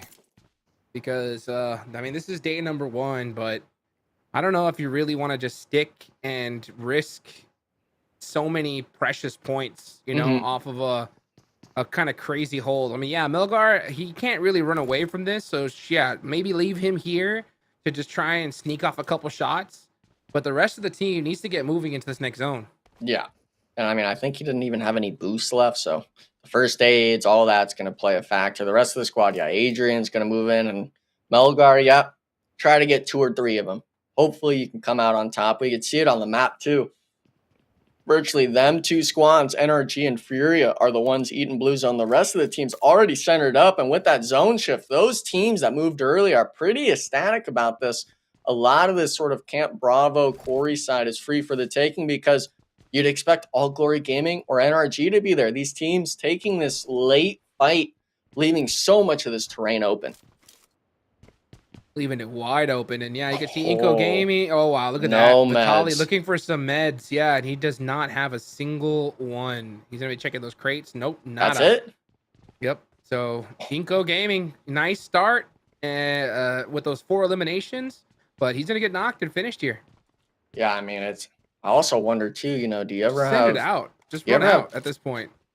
I mean, do you ever have Melgar, if you start seeing this in the feed, start to maybe look for the thirst? Because we're talking maybe a 10 or 11 second window he's got of, you know, if you read someone's knocked, you could go for it. But he also doesn't have any first aids, I think, either. He's struggling on the med department, and Inactive himself, he's starting to tick down on that red zone. All these teams, I mean, you really, you know, I'm happy that Inco's going for it, but it really just sucks to see on the first day of the tournament. Yep. Oh, Team Queso, though. Ooh. Getting beat up right now. Holy. Bad parking job, but Influence Rage gets knocked. Wow. Great return fire here from Team Queso. Buys them a little bit of time, but they are in a terrible position right here. Yeah, I mean, look at that. Milos is the only one on that hillside still that's not knocked, able to get the first aid off, but he's got to get 2 revives going on. We also have the solo down on the compound for Team Queso just below him. So your Influence Rage, I'd wonder if you ever look for this sort of engagement, and it looks like someone's in a buggy. Got to make the rotations, and yeah, look at this full sending across, even as just a solo.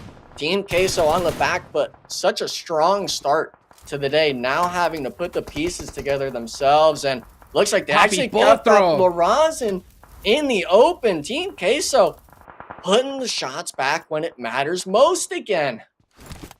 This looks like a totally different team here at the start of this tournament. Team Queso are playing this so well. That was a great recovery. It is really up to Papi Potro here to not get knocked.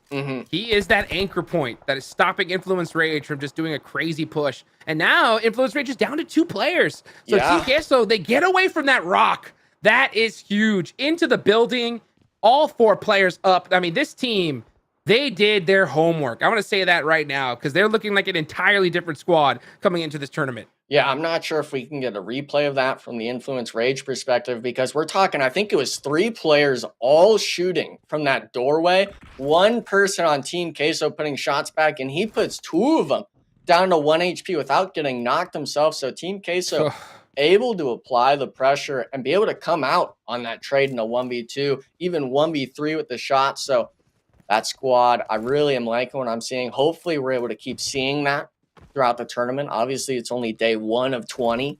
I'd like to remind all the people watching, but great stuff if you're a Team Queso fan. Hey, great stuff for Inco Gaming, too. They finally get out of that Ruins debacle they had with all 4 players up. Inactive is still hurt. No first aids found for him. Juancho, you can see their utility, though, is big time in a bad spot. NRG on the move. The Vicious. Can they stay true to their name? As the nades are starting to ring out, and NRG has the angles here. Yeah. They have that little hill to work with, all the sight lines in the world. The Vicious is the team that's on the back foot. They got to find a knock here. Yeah, I think you got to go for a roof angle at this point, but they're looking for the frag grenades in the turn, trying to bait Reyes out. He did get the reset on that spearhead spot on the building, and if you're an NRG, you got to really remember, you know, even though there's smokes on the ground, there's too many angles still you got to worry about. Look at that, the point blank nade, he messes it up. What is going on? Vicious now having to put it down with 3, getting the opening from his teammate. The men are on to Fate. 24K though, he responds, making it a 2v3 situation. And NRG, this is where you start putting the pedal to the metal. You get the reset, you get everyone grouped together, and you start really forcing the fights with the numbers advantage. The Vicious, though, they're having to make their way in now, trying to hold them back. Fate actually already reset Casper with the wide shots. Actually a 1v1. Wow. And it doesn't matter. Not even a single thing. And this is the moment where I wish we had player cams, Jukes, because I definitely could see 24K standing up.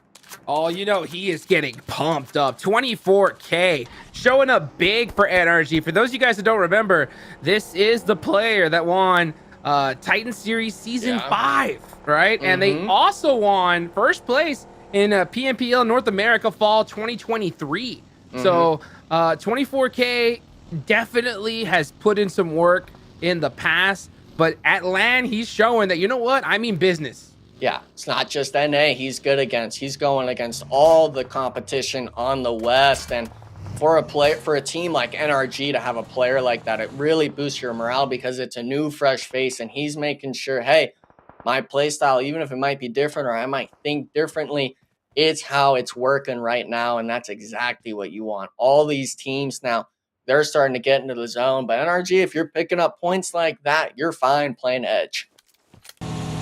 Yes, sir. Twisted Minds now on the move. Looks like they may have gotten a crate drop right there. I wonder what kind of goodies they're going to get. Did they even see it? Nope. They said that's a bait crate right there. We don't want to stay in this spot at all.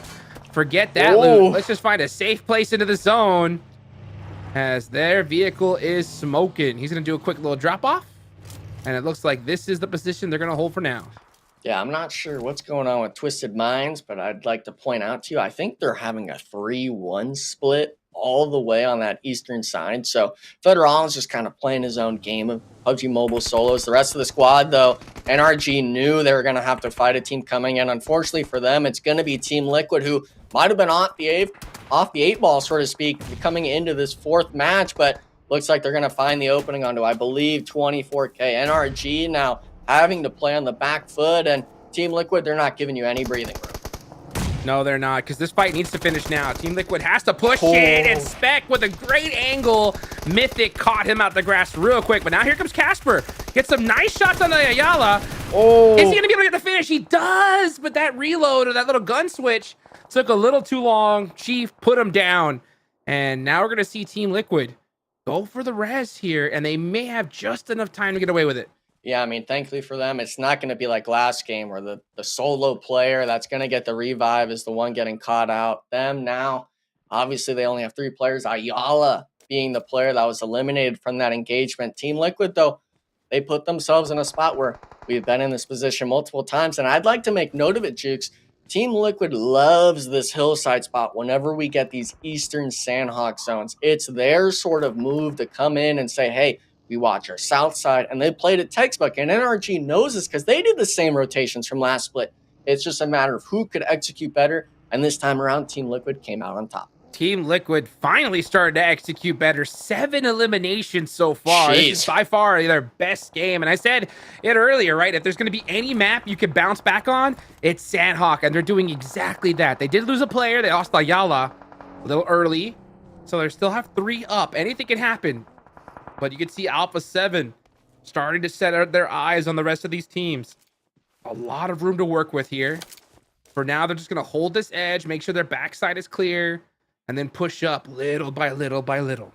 Yeah, a lot of these teams opting to just really hug that white zone, play the edge. They're not coming in, and Diego, he almost made it in, but almost eliminated the blue zone. That's going to be it for the Influence Rage roster. I believe they only have 1 elimination of their name, so a bit of a poorer match from them coming out of the Sandhawk. And the rest of these squads, Team Liquid, they're able to find their way in. Looks like 3 players still up. Like he said, 7 eliminations, but you're down at the bottom of the hill, literally and figuratively. This is going to be a tough hill for them to climb. Absolutely. You can see Team Liquid starting to keep their eyes on the prize here. They are down at the bottom of Bond. This is a very difficult position to hold because every single set of eyes is going to be looking down here.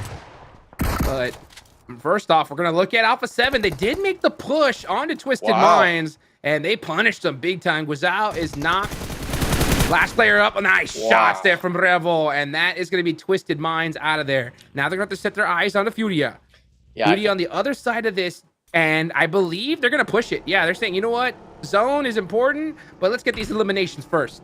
Yeah, it's all about accumulating as many points as possible because at some point, with it being Sandhawk, you're going to have to take those engagements. Team Liquid, though, they're not planning on sitting on the bottom of the hill. They rotate dead center of the zone. And the rest of these squads, we can see on the top right, they're barely in zone. They're having to really fight for scraps, it seems, on the edge with those trees and hillsides. And for the most part, a lot of these squads is going to come down to, can you wait? Can you find your right moment to make these moves? Or are you going to be the one to be exploited? Yeah, speaking of right moment, this is going to be a really telltale sign of where Team Liquid's head's at, because at this point, this is a good area to share with Intense Game. Yeah. But if they take this fight a little too early, it can open them up to third parties. But I think Chief said, you know what?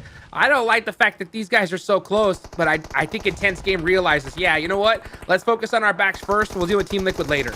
Yeah, that could have been disastrous, but even then, Intense Gaming kind of ignoring this western side team. Queso just running up on him. Look at this, just having the cow toe on the top of this hillside, getting one knocked, almost 2 or 3. Excuse me, that was Team Liquid actually getting sent on Alpha7. Thought we were still on Intense Game, but these squads right up on this hillside, Jukes, both fights happening simultaneously. I'm really interested in seeing how many players are going to be lost in that elimination feed. Team Queso just cleaning up Intense Gaming with the frag grenades. We're seeing resets come down, but I'm not sure how many people are going to be left alive, Jukes. Yeah, with how desperate these teams are, I'm surprised that we even saw them look at each other there. Yeah. And as soon as a nade rang out, teams just went flying on into this spot to try and take advantage of a third-party situation. VIP, wow, ton of elimination points. Can they get the nade? No, Furia's out. I don't Last player up. He's got to run. He's got to run. He can't afford any ticks on the blue zone. And he's going to find a whole lot of loot. But you got to be careful because there's going to be eyes from across the map, and they're going to take him out. So a nice game for VIP once again. They started getting some of those eliminations they didn't get last game. But Team Queso, the team on top, still alive, still putting in work here. Yeah, 4 players alive. They have 30 seconds to clear out this compound. I think they know it's only 1 or 2 people, but a pre-fire going off in the smoke. I would have liked to see a bit of a rat play, a little bit of a blind self as well. Might have just griefed himself, but the squad comes in, Jukes, cleans out Guapo, and now we're down to just Poppy in the building. Not even going to get a shot off. Full wipe for them, but Team Liquid now, they're capitalizing on the hillside, getting 2 opening knocks, making this a 2v2 situation. You're saying the headspace for Team Liquid, that's what we're looking for. The nades are coming in, but can you get the shots when it matters? Double up, gets the opening. Now we're talking Poppy Pedro, now having to clutch it up, but if you're sticking true to your ways like Team Liquid, you'll be coming out on top, but so close. Poppy Potro just, barely missing the mark there. Team Liquid taking full advantage of it. These final 2 players, 15 eliminations. Now we're seeing Team Liquid turn things up. We said we weren't worried about them, and boy, we didn't need to be. And look at that. Battle tracker on the right side. 2 of the remaining 5 teams have 0 eliminations to their name still. Almost unheard of for Sandhawk. Team Liquid just soaking up everything on this outside. And we're talking a duo. Chief has 6 out of 15. Mythic as well, being another big face in the lobby. And doesn't seem like Chief's going to stop just yet. The zone, though. He's going to go for it. Oh, he sees the open. There we go. Did he get the knock? I didn't see it. Oh, man. Right at the perfect second, he survived. And now Chief, he's got the first hit. He's going in. Oh, he had to reload. Yep. That was sketchy. Reloaded. Yep. 1v1, though, Jukes. He's got to go for it. That's 12. He loses. Destroyed All Glory Gaming. Wow. Oh, and finally, Mythic finishes it off, but he loses another player. Now it's just Mythic for the team. Gonna go ahead and does he have any boost? He does. He has plenty. And just the tippy edge of the zone, 16 eliminations. Man, Team Liquid on fire this Sandhawk match. Yeah, I mean, I'm happy to see that the zone shift. Oh, don't even peek, dude. Yeah, it pulled to the south side, so he barely had to move in, and there's barely any smokes on Sandhawk. He's able to find himself in, but 2 teams that are right next to each other. We're talking 4v4 on this north side. Loops versus Navy. Latin Kings, Navy. They're a team that we saw a lot, but they've been in the top part of the leaderboard, I think, all the matches here tonight, Jigs. Well, let's see what happens. I'm surprised that we saw Mythic even take shots because he doesn't want to bring any attention to himself here. And now all eyes are on him. Both the Latin Kings and Loops want to take out Mythic's position, and he does. So Mythic goes down. Now it's the last two squads remaining. Rafina, wide on the open. He's dancing. Oh, he gets knocked. Yeah, but look at that. Both teams fighting for the hillside. They just cleared, and great shots. Nino touches it. They lost the opening initial, but they're turning it around. Loops. They only have 2 eliminations to their name, but it's a 2v3 spot. Make that 1v3. Pull up on the hillside. They're clutching it up. Huge win for the Loops roster. Winner, winner, chicken dinner on Santa. Looking good. Loops showed up big time there. Team Liquid woke up finally. The leaderboards are going to shake up on Sandhawk just like they always do. You love to see it. Yeah, I mean, Navy as well. I really want to get Taylor's side of it because I don't feel like we've really seen that roster too much. But since you pointed it out last time we brought it to the desk, Navy's been up on the leaderboard a lot here tonight, Taylor. Yeah, not bad, right? Super happy with today. I am, because you have Loops now who have been okay. You know, we've seen them fight out against 9Z. That was, I believe, on game number 1 or game number 2 when those containers.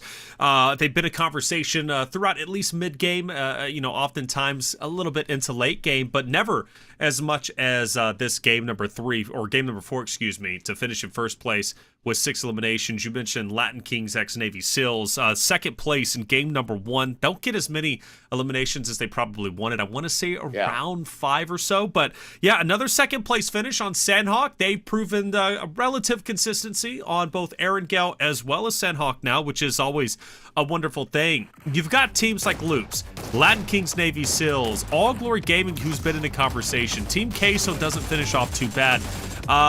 VIP, by the way, Hot Jukes, 10 eliminations, 7th place.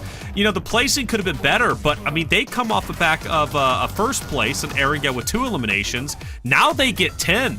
I really do think this is a sleeper team. I mean, that was huge. That was huge, right? They got the chicken dinner, no eliminations. It's not my favorite game to watch. A team, you know, just kind of get given a game, but they'll take it all day long. But right off back to back, they said, nah. That wasn't luck, baby. We're going to put in some work here to show you that we could get those eliminations. And they got 10, a very difficult feat, especially at in this kind of tournament. Any kind of time you get double digits, you got to get hyped. Without a doubt, but come on, the big talking point has to be Team Liquid. We called them out. Where have they been? Last place with 4 total points going into the 4th game. 46 points down from Team Queso, who was in first with 50 points. Sandhawk rolls around. I'm highlighting Alpha7. They're rivals from last season. Team Liquid says, no, hold my drink, man. I'm going in. And Enigma, 16 total eliminations, 3rd place finish. Yeah, I mean, they had the wipe on NRG at the start. They had that full send play from Alpha7. They hit a full wipe, only having 2 players alive. And when they took that engagement with Team Queso, that was a 2v4. They got 2 opening knocks on the hillside.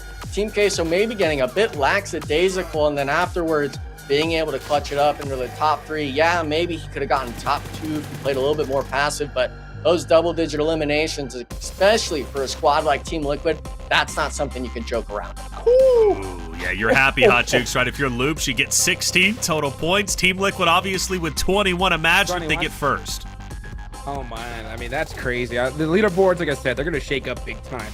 And I was like, if there's any match that we're going to see Team Liquid just bounce back, it's going to be on Sandhawk. That's exactly what they did. Did I expect them to do 16 eliminations? No, right? But, oh, man, am I happy to see it. And that match is, I believe, Team Queso from map number 1 with 16 total eliminations. So, again, who will be the team to apex? Right, from last place. I wonder if we get a total state, because I'm curious. Yeah, right. By the way, shout out to the last place team, right, for playing as well as they did. Who would have expected that, right? Come on. Great job. Just leave out the Team Liquid part. Just leave out the Team Liquid part for that one. If you leave that, hype it up a bit just say more. last place team, right? Let the last place team just out of nowhere gets 3rd place, 16 eliminations. Alpha7 with 4, a relatively lower game. Let's take a look at our overall, though. See where everybody stands. Team Queso should still be holding on the first. They do, 58, so they've got a great lead, but the big talking point is Team Liquid go from last place up to 8th, so 25 points. Very well done from them. That puts them in the running now. They're within striking distance of catching up even to 2nd place. First place still a little bit out there, Hot Jukes, but 2nd place very doable by the end of the next 2 games. Absolutely, and main thing is they're 2 points behind, their rivals, Alpha7. So they're on the hunt. They're on the hunt. But I like what I've seen so far today. Loops has shown up. Influence Rage has been mighty consistent here. And, you got Energy Galaxy in third with the least amount of placement points, pretty much almost this whole entire page. So they are fragging out of their minds. 2 more matches left to go. It's anyone's game. It is. Loops, TKS, X-Navy will move up, so they'll be in 4th and 5th respectively. We do have a little bit of some moving pieces on this next page, mainly teams dropping down to the second page. Twisted Minds might be one of them, and that's the reason why his Team Liquid jumped up to 8th place from 16th. But All Glory Gaming, they just keep on chugging. They're not having the greatest games, but they're doing just fine enough to, move up a little bit of place here and there on the second page in England. Yeah, and I mean, my main talking point, I gotta point out, I said it last game, Team Liquid, they didn't have any placement points going into that. They shot up the leaderboard heavily. Now I'm looking at the bottom 8. Inco Gaming is the last team now to have 0 placement points on the day. So hopefully with Inco Gaming, if we're able to see them, win that early engagement like they've done, it seems, these last few games, they need to start getting that later part of the stages, because that Sandhawk game, I get it, All Glory Gaming holding you, but we had 3 other games outside of that. We got to be putting points up everywhere on the board, not just one squad wipe a match. I agree. Yeah, I believe it was Loops. Loops ended up in game number 1 picking up a squad wipe on 9Z and didn't do anything after that point. So you think about one squad wipe, simply not going to be enough. You've got to definitely do more. I'm excited, though, for Team Liquid. I am, for them to jump up to 8th place. They're angry. Team Queso is in first. They're like, what? What is going on? What is that? Everybody's doubting us. Everybody's saying we're not the team that we used to be, that first place team. And, well, now they're looking all right. But we do up into Miramar coming up next, Hot Jukes, and that's going to be fun. Team Queso returns to a map where they got first place just a little bit ago. We're going to take a quick break. That's 4 maps down, 2 more to go. Miramar is going to be coming up next. As we do head into break, though, we had Sarpatch on site. He had a chance to talk to NRG's Fate before their game number 3. All right, match 3 done, and here we are again with Fate. Fate, I was sitting next to Coach J7, and he was saying he was happy. He told you guys 2 things. Try to watch out for third parties, and try to clean the borders while watching the third party being more aggressive like that. He said he was happy with the match. How do you feel? I feel pretty good. I'm pretty happy also seeing my teammates being confident. They're calm. They're not nervous. My expectations for them are, pretty high. So I'm really glad we did well. We third party, like J7 said. We kept an eye on the kill feed, and yeah. Bro, I'm gonna say bye-bye already because they're saying you gotta go. This is fast right here, okay? Congratulations. Keep going like that. I'm very happy that you guys are feeling good and confident, all right? Thank you. Thank you very much, bro. Let's go.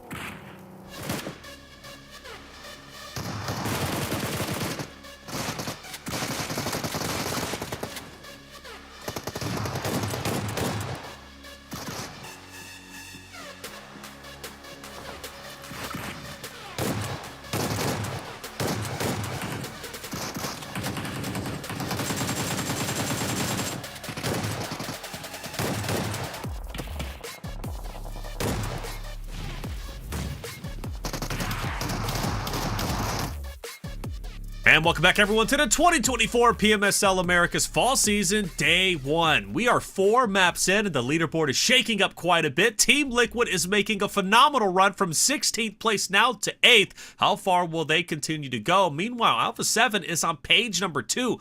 Will they break into top 8 after the next 2 games have concluded? Team Queso leads with 50 points. They are actually, I think 58. They are looking on fire. They've been looking great all day. We're hopping into map number 5, which is going to be back on Miramar. And last time we were on Miramar, it was Team Queso who took the win. So the rich might get richer. But I would be remiss, Hot Jukes, if I didn't bring up the wonderful fight in Ruins, okay? We wanted to see it. You said you would be a fan of X Factor if they went Ruins. They did, but it didn't go the best for them anyways. Yeah, I said that I would feel like they're going to be unstoppable if they drop Ruins and win the fight. They lost. So yeah. Yeah. I mean, I don't know what to say at this point. I mean, X Factor's not looking good, dude. It hurts to say. I mean, they have a lot of potential. We know that. But like I said, I think this is a big rebuild year for them. Sure. It just comes to like their fight sense. You can just see like where they're positioning their players. They just don't look as connected as some of these other teams. Because, I mean, we've seen squads, I think, night and day difference from last season, right? Team Queso going nuts. NRG, right? A super aggressive, winning crazy fights. So, I mean, I think that the skill cap, just keeps getting better and better every single one of these tournaments we see. Without a doubt, and that's just a work ethic, and that's something we've talked about Enigma for our North American teams, the difference in work ethic from North America to Brazil to Latin America to, you go to like some of the top dogs in the world, Mongolia, right? They just put in so much work, time, and effort to be the best of their craft. In North America, well, they haven't done that as much. In this case, obviously, X Factor could be one. The only team that, is outstanding at the moment is NRG Galaxy.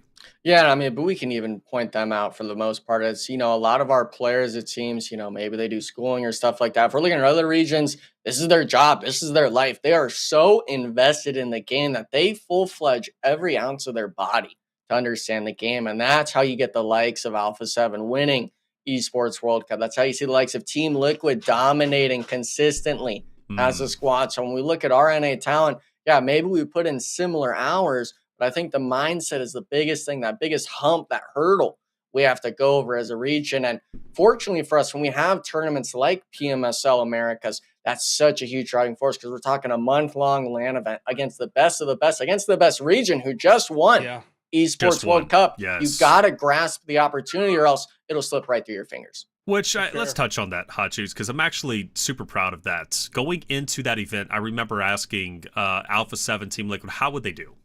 How would they do at the Esports World Cup on the main stage? Mongolia, China, got a ton of attention. We were like, oh, they'll do fairly well to be middle of the pack. Alpha7 wins it. You said they couldn't even believe it when you were looking at their faces. I mean, seriously, how monumental is that for Alpha7 to win Esports World Cup?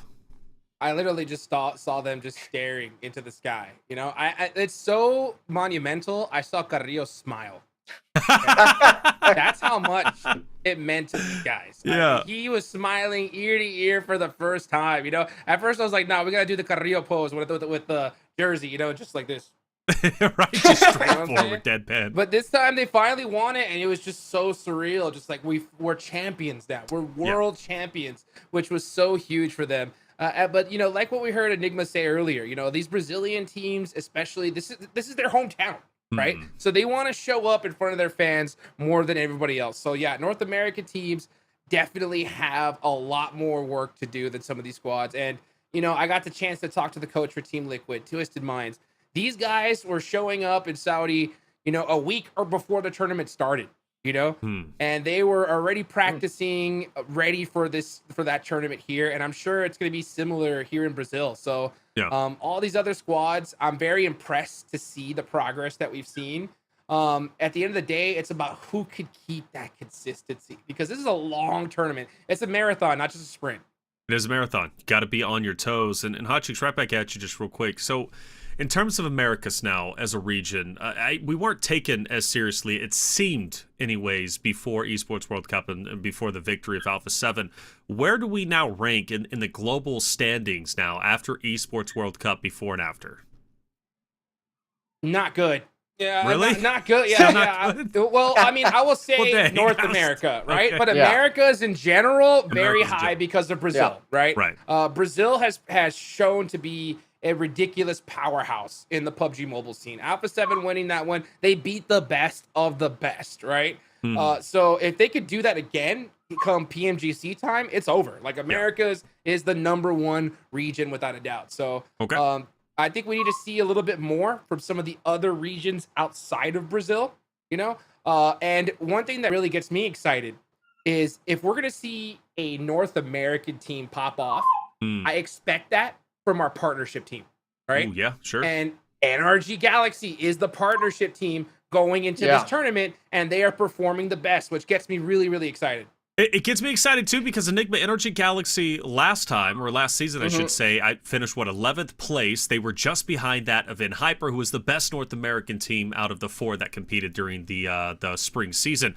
NRG Galaxy is a big organization to represent. I know they were super excited to come into the scene, especially both NRG and Galaxy portion, but.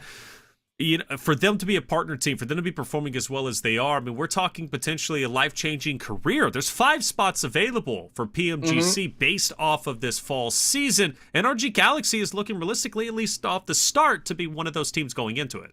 Yeah, I mean, and if, Titan Gaming, who's now Inco, is fumbling like they kind of are day one off the bat, there's a bit of a point gap when you look at the PMGC points. I know we won't really touch too much up onto that until that last week of the tournament, when we can start really getting the numbers crunched by people behind the scene. But NRG, if you were to finish in that top placement, that top 5 like they are tonight, I mean, there is a good chance that you'll be able to secure yourself qualification to PMGC, because it's not always just this tournament. It's what comes afterwards and how you view yourself as a team of, hey, are we able to reach that stage? Thankfully, with having the likes of J7 coaching and Spec playing, they've made it to that end stage before at the end of the year. Hopefully the rest of the players are able to kind of absorb their mindset and really say, hey, we're aiming for PMGC, not just America's.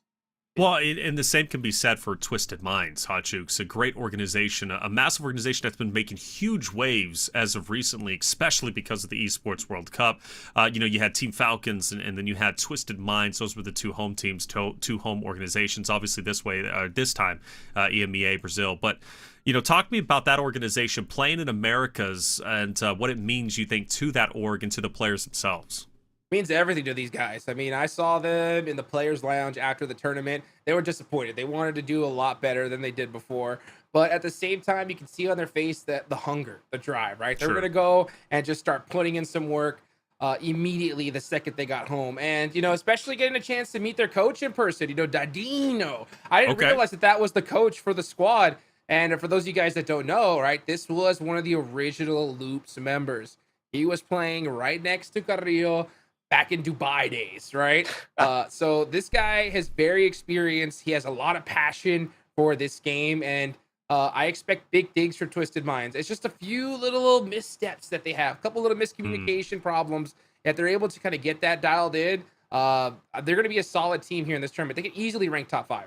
Well, even with the issues that you point out, right, they're still in 9th place, sitting at a total of 25 points, I believe it is. They're not far behind from Influence Rage. I mean, it's only a 10-point gap, very doable for them to obviously come up at this point in time. And if you think about it, Team Liquid is tied with them at 25. So you could put them at least in the same, regime as Team Liquid, at least at the moment. I understand Team Liquid and what they've done and what they've accomplished, but like to see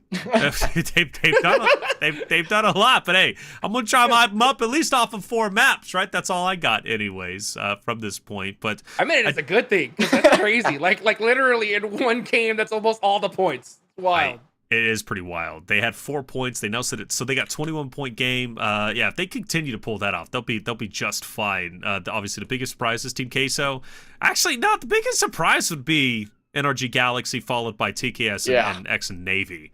Those would be the 2 biggest surprises, because those are rosters Enigma we didn't even really cover too much outside of NRG Galaxy, but this Navy SEAL team came out of nowhere. I mean, at least they're showing up. It's worse if you're that new namesake team and you don't get that chance to even be on that front page. Now, obviously, it's the first day. You really need to just perform well at the start to get your name up there on the list. But with it being 20 days, 120 games, I mean, it's going to be tough for us to be saying that later on. But these teams, for the most part, you're wanting to make sure you're getting that recognition, because it's all about you being able to get your name out there and making a name not only for yourself, but your organization you represent. Well, Intense Game is representing their organization, currently sitting in 12th place, 11 points. They're on the second page, but they're a team that has a lot of determination, and they want to make it to the top. Sarpatch had a chance to sit down with Remix from Intense Gaming. Let's hear what they had to say. Well, guys, match 2 is done. Here we are with Remix from Intense Gaming. Bro, a good match. 7th place or somewhere there. Good 2 first matches, getting some points and getting through. Buenas primeras partidas, sacando algunos de puntos, quedaron en una posición. ¿Cómo se están sintiendo? Nos estamos sintiendo bien, obviamente nos estamos adaptando al tipo de juego, algo nuevo para nosotros y obviamente la experiencia pues nos pone un poco nerviosos y unos jugadores pues que otros, pues uno tiene su presión y cosas, pero es el primer día obviamente. It's the first day where some of the players are feeling the pressure of being on their first time on stage, but they're feeling okay, they're feeling good, and they think they're going to do better. Bro, after these 2 matches, do you think that those first matches jitters or nerves are going to go away? How do you think you're going to face the next matches? ¿Cómo crees que van a ser las próximas partidas? ¿No? Ya pasamos estas 2 primeras, ya de repente te calmas un poquito, ¿crees que se va a ir mejorando eso? Sí, pienso que nos va a ir mejor, obviamente es a lo que uno se suelta, a lo que uno va adaptándose también a lo nuevo, pero sí nos va a ir a mejor y siento que mientras uno coja confianza va a ir súper bien. Yeah, you just have to get loose, have to get used to this, get some confidence, and we're gonna do better. Let's do better, bro. Thank you very much. Let's go back.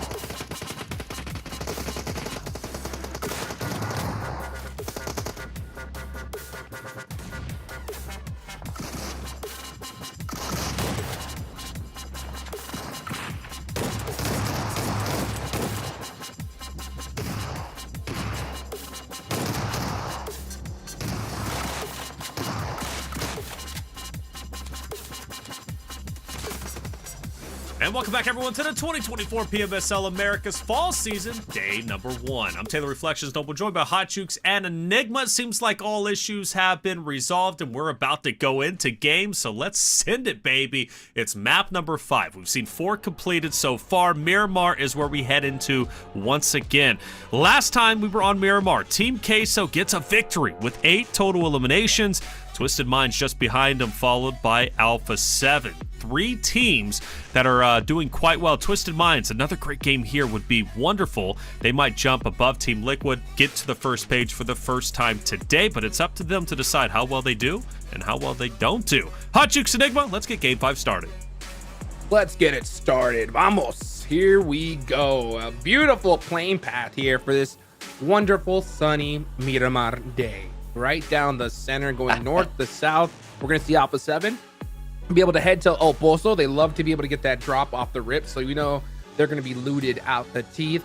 Are we going to see any hot drops here, Enigma? I think the only thing I remember from last Miramar was something going on in Los Leones, but they didn't even really fight off drop. It just happened to be split looted and they fought off rotation. But with it being on a stretch, those teams, if all three of them choose to go there, we're talking only a few roads for you to go for those sort of vehicle spawn drops. But seems right now we're actually going to have a fight off rip. What is this? Intense Gaming versus All Glory Gaming, taking the fight in what appears to be an apartment building. This is the scramble at the start, Jukes. Who's going to get the weapons and who's going to get the armor?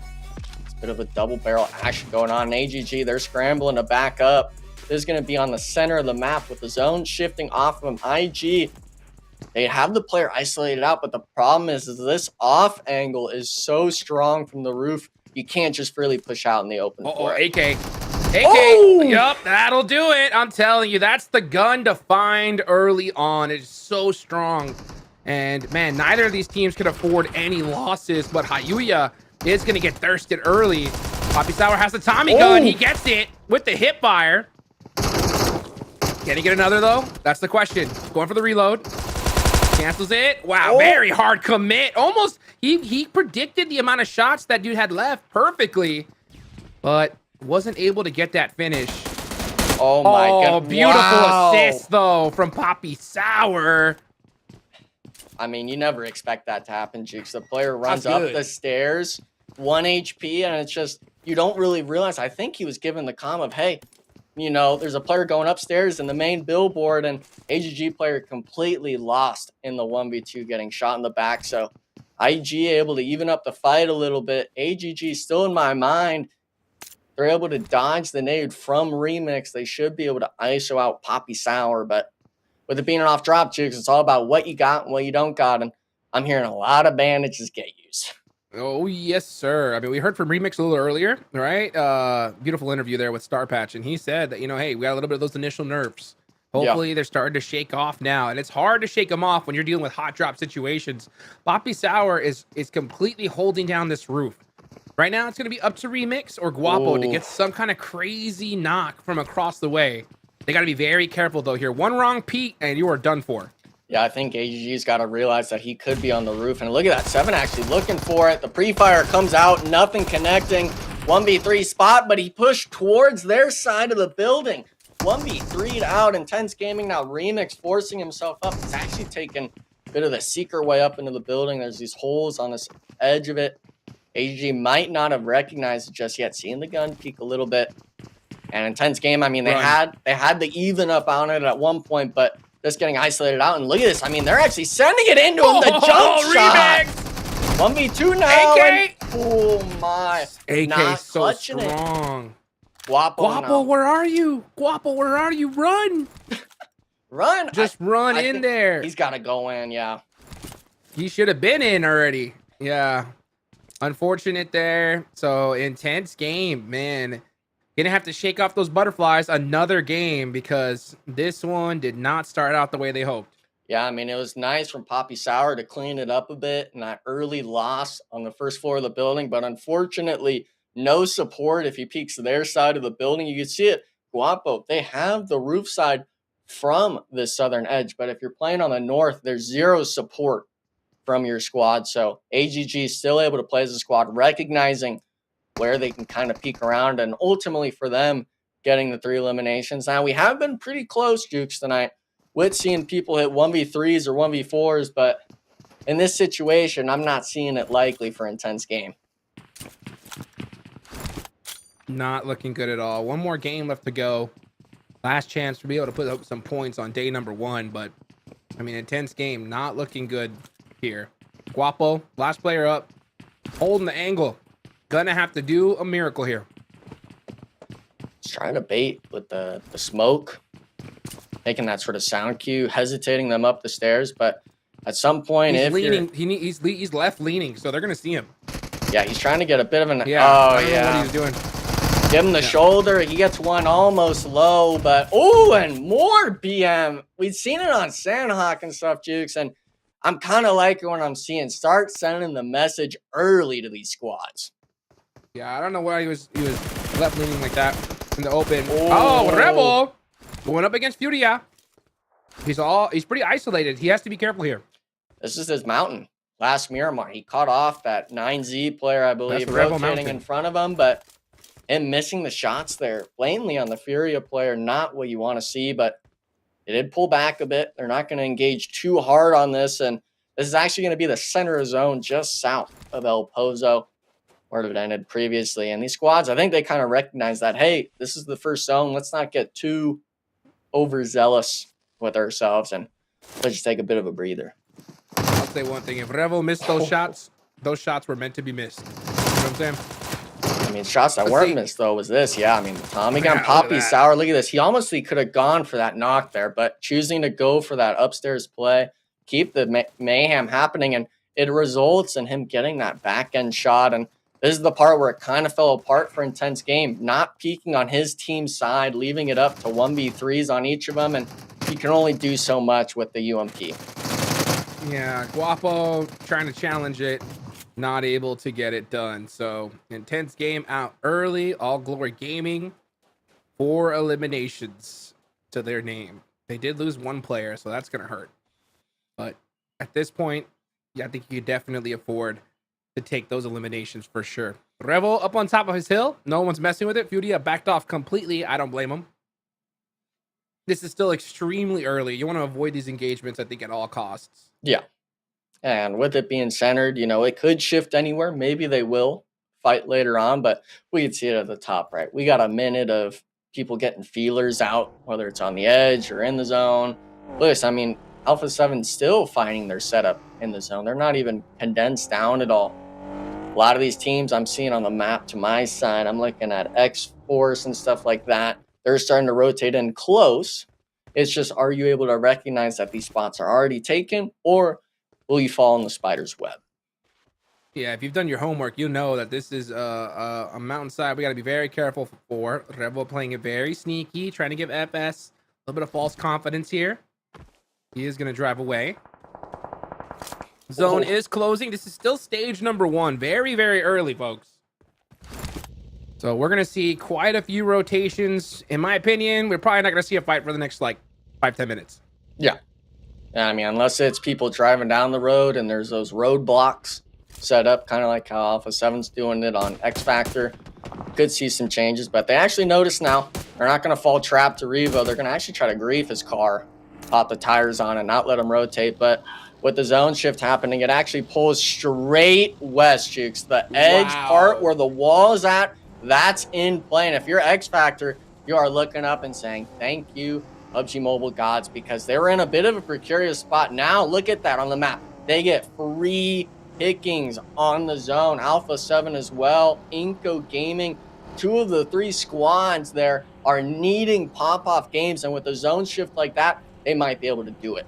It's totally possible. This is X Factor's time to shine. You can't ask for a better zone than that. By the way, folks, if you guys are watching that mountainside you see, that is all unplayable. You cannot get up on there. So this zone's a lot smaller than you would think. One team in particular my eyebrow is raised on is NRG.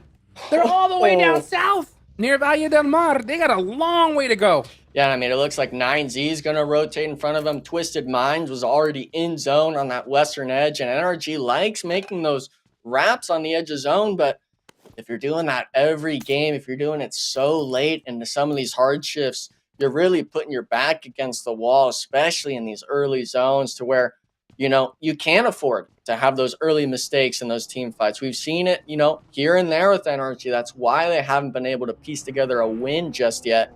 They're needing to make sure that this game, they're able to find their right moment to get into these zones.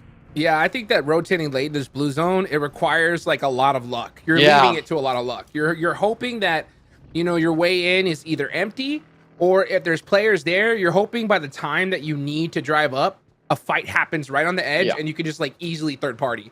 But if a team is smart and they're holding that edge and just focusing to clear their back first, I mean, you're toast. So I think it's any map for him, because NRG, it's a coin flip for sure. NRG especially, I think it's just you have that in the back of your mind as an IGL for any of these squads, whether you're Twisted Mind or stuff, of hey, this team, this one specific team always likes to do this. So let's just make sure someone's watching the back. And that's all it needs to be. And some of these squads, as much as NRG plans and they play these out, all it takes is for a team to make that change in tournament play and say, hey, we need to watch the backside. And we could see it, they're coming in a little bit tattered up. Thankfully, they have boosts going and stuff like that. But They're hugging this wall side jukes, and I'm seeing it right in front of them. We'll see it in a sec. Team's already set up waiting for him. Yeah, we'll see what happens. We'll end up working out. Like I said, it's a big coin flip right now for NRG. The good thing about this side of the map is there's a lot of hills, a lot of rocky sides. Yeah. So they may be able to just sneak up on that edge little by little, but they're still going in blind here. There's a team that's already set up waiting for them. They're going to be in big trouble. Very fortunate, though. 9Z is on the move. Yeah, I mean... Yeah, it's on the move, so it looks like... Oh, but yeah, just like that, the zone shifts again, and they're going to have to push even further up. Yeah, I mean, Furia's in front. I could honestly see 9Z just rotating east to that hillside that's open. NRG, I'd like to see a solo driver kind of just sacrifice himself and scout it out, make sure the rest of the team doesn't get eliminated, but looks like a bit of a breathing room. Actually, one of them getting knocked. They weren't expecting it from NRG. Austin Powers action here. NRG's going in for action. While that's happening, though, Team Liquid's catching rotation, knocks 2 eliminations onto the Vicious, and the run over! Wow! Sends it in. Ayala now trying to clutch up, but he gets knocked. Not realizing just yet. I think his teammate actually calling it out. Hey, that player on you, he's knocked. Hey, thank you. Thank Freebie you. Point. I think that was Team Queso giving the knocks, but unfortunately, Reyes isn't able to clutch up. Down to the solo on Team he's Liquid. Oh! Got him! Easy pickings. Oh, that was just too good. I'll take that 3-piece all day long. Yeah. Now, wow. Both of them, though, solos. I'm not sure if anyone's going to capitalize just yet, but 9Z is having to feel the wrath of NRG. I'm not sure how many players are up for the squad, but Spec holding the off angle. 24K will be knocked, and I think it's actually a solo on each of these teams. 9Z somehow giving the early knock. Might get a full reset on the south side of zone, Jukes. Oh, boy. Looking at the circle. It is still in a really, really tough spot here. This next zone, things are going to go crazy. Oh. Here comes NRG on the push. Catching 9Z off guard. It's only Aragod. He has to hit a play here. Gets a couple nice shots here, but that vehicle's going to blow up. Oh. Aragod's in trouble. And he is done. So NRG, luckily, able to soak up some nice points. They're going to get a reset here, but they do lose Casper in the process. Yeah, I think a big play there was Fate just full sending it in. Full distraction for Spec. And honestly, Fate, I think he kind of got lost with that last player where he was at, but he played it smart, not over peeking and looking for shots, just trying to bait it towards him. And in the end, the pressure in the 2v1 is going to reign supreme. Now they have 3 players up still. They find a spot, maybe just in the zone, but there's a 4-mana Furia right in front of them. You can see some scouting from Fate here. He's going to go back to pick up 24K. He's going to eat a lot of damage here. 20 seconds. This is still stage 3. This is still stage 3. Wow. So early. Well, that's what happens with that wall, Jukes. Like you said, it just takes so much. And I don't think we were really expecting this much early fighting such intensely on the edge. A lot of these teams like to rotate around, but seems to be it's just that sort of zone for these squads. And we're still talking 14 teams alive, but with the zone shift, it's going towards Alpha7. These teams on the south, on the west, that tied their trials to it pulling to them is not going to be the case. What do you think about X Factor, though? Look at their position. I mean, they have a way in. It's just they need to condense with Havlik. You've got Influence Rage, Alpha7, even Navy looking to take your spot. You got to get in. And Alpha7, they're waiting the waiting game, hoping that teams would rotate in front of them, getting the opening knock. Actually, 2 onto the loop squad. And, I mean, look at this. Just every angle is exploited. The nade, I mean, that would have been a knock if you didn't close the door. Does blow it off, but now we're trying to see the rest of the squad pull up. Oh, the thirst. Pressure from the window. And if you're Mafioso, yeah, you're in a 1v1, but your teammates are just raining down hellfire on your position, providing so much support for the squad. Yep, and now they realize the position. It's time to start pushing on down and helping their teammate out. They need to clear this area out sooner than later. They're spending too much time here. They're opening the door to third parties, which could happen any second now, and Mafioso goes down. Alpha7 not trying to give up their position. They lose a player. Yeah, I mean, Mafioso, he went for the nade, but just lost that dodgeball fight. They actually got the reset on that right one-story building. And even the Alpha7, yeah, they got the knock trade on this left side. They lost their player with an elimination. They lost that sort of nail in the side of these people's coffin, and now Alpha7, they're kind of realizing we really should have pushed down the hillside. Yeah. Tough decision because, you know, when you're in such a dominant spot, you don't want to give it up. You know, and their instincts were saying go down, help their teammate. But the spot was so good that they're like, nah, you know what? We're just going to hold it down for now. Yeah, and Let's see if it ends up paying off for them. It's a 50-50, right? It could either work out really well, or because at the same time they could have pushed down, a team could have pushed in and wiped all of them, you know? Yeah, I mean, look at them now. They have that compound, but they hear these shots going down. Revo actually completely ISO'd, so he's getting caught off. Alpha7 losing the bag of marbles. Only 2 of them now. They've got 2 eliminations, and, you know, I'd like to give them the benefit of the doubt, Jukes, but this game is not looking like their game. Maybe, though, if they get an elimination there, they'll start feeling it, but it's all about can you salvage this situation. Yeah, McGrellan gets one, and now they're starting to get a little hungry. We're starting to see Alpha7 get a little bit more aggressive, but just a little too late here. Carrillo on the move up front. He's going to have to win this possible 1v1 with Diego. Oh, and Diego's waiting for him. This is dangerous. Yeah, you might not. Oh, he heard it. He heard it. Carrillo popped that pin real quick. Diego's in trouble. This could be perfectly named. Oh! It looks good. Oh, that chunked him quite a bit. Gets the heal, though. I think Carrillo knows. Molly. I was debating if he had the idea, Molly. But oh, man, the damage, though, from it. Low boy, though, he finally came up the hillside. McGrellan on the tippy top of the mountain, trying to make this 2v2 angle work out. And this is all about how you peak it. Are you going to go and crest the hill, or are you going to try to keep working those sort of side angles? Diego now, he has the nade, trying to find it, does no damage. So Carrillo must be wrapped around a crevice or the mountainside somewhere. And not sure if they know that McGrellan's all the way up top just yet. Oh, they do. Look at the map. Oh, man. McGrellan has to hold it down from that spot. I mean, next zone pops, though, dead center. Loops looking in a very good position here.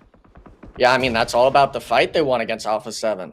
The instant flush out on McGrellan, or excuse me, the player on Alpha7, leaving McGrellan up on the mountain. Extreme Force as well. Are they able to start coming in and start working the mountain, leaving Influence Rage to take this, what might be sort of a suicide fight for these two teams? You've really got to wonder how you're able to rotate into the zone with another squad so close behind you. Well, let's see what happens. Law's got that nade locked and loaded. Diego goes down to X Factor, and now Alpha7 realizes 2 teams are going against. Yeah. How is Carrillo going to play this one out? He's trying to get the push on. Oh, McGrellan gets knocked. He's going to... Ooh, I don't think he wants to go for this reset. He's got looking mighty dangerous. Yeah, Carrillo was wide on the open. He does the turnaround, but just a little too late. Alpha7 are out. Yeah, but X Factor, they hear the shots. They're actually going to rotate in front of Influence Rage, not allowing them to get the shots, but they didn't realize he could get up top, Jukes. A freebie for Influence Rage. Baton and Capri's forced to play underneath their thumb. And for a squad like this, I know X-Force didn't have too much of I guess, performance today, but this is your moment. You have to salvage this fight in some way. Yeah, let's see what they can do here. Little boy is on the push. It's only 2 players for Influence Rage. X Factor have 5 eliminations. This could be their big bounce back game. They're still out of zone, though, and it's closing. This is stage 5. This circle's going to hurt. So X Factor, I mean, at what point are they going to give up this passiveness? They have to take some risk at some point. Yeah, and FSS isn't even with them, Jukes. He's all the way down south, so this is just another, like, split 2v2 the squad's choosing to make, and it's all going to come down to how you play it out. A bit of shots going down, but great stuff out of the veteran player that is Capri's, getting both eliminations. That's going to be 7 eliminations now for the squad, and with the positioning, luckily for them, you're asking the question of if you choose to go for it. Luckily, that fight worked out in their favor. They had no choice. They had to take that fight, especially with zone coming on in. There was no way they were going to move downwards with any safety at all. So yeah. FS now is going to be pushing up solo. This split so far working out for them. 7 eliminations. FS is going to try to group up with his team or stay split. So many decisions to make. Meanwhile, you got VIP, man. VIP holding on. These guys got some good eliminations in the last game. They won a game today. And you can see them. They're in a good spot. They're just holding it down, playing it passive. But you know what? It's all about that consistency. Yeah, I think all the action was just on this west side again. They do have 4 players up, but 0 eliminations to their name. We do see on the battle tracker, though, on the right, Furia picking up 5 eliminations in some way. All Glory Gaming having 4 to their name as well. So these teams, you know, some of these wild card factors, I guess you could say, not Team Liquids and Alpha7s, being able to put up consistent eliminations in some of these games. Yes, they are. And you can see this next zone centers up once again. Loops in a good spot. You got Team Liquid, Solo, still alive. VIP holding it down in the best position as a full squad. Looking real good. But hey, don't count out Team Queso. These guys have been on fire today. They've been a little bit quiet due to their position. But one good fight is all it takes for you to put this game into your favor. One thing I'm looking at, though, this southwest side, Inco Gaming still alive. I'm not sure if they have all 4 up. Looks like they lost one on the rotation, but this could be a big game for them if they could make it into the next circle. Unfortunately for them, Furia might be battling them for that spot and zone. And Team Queso, they're the team where if you give them space like this, they're able to start working with it. 4 players alive. Some of these teams are looking pretty deadly, Jukes.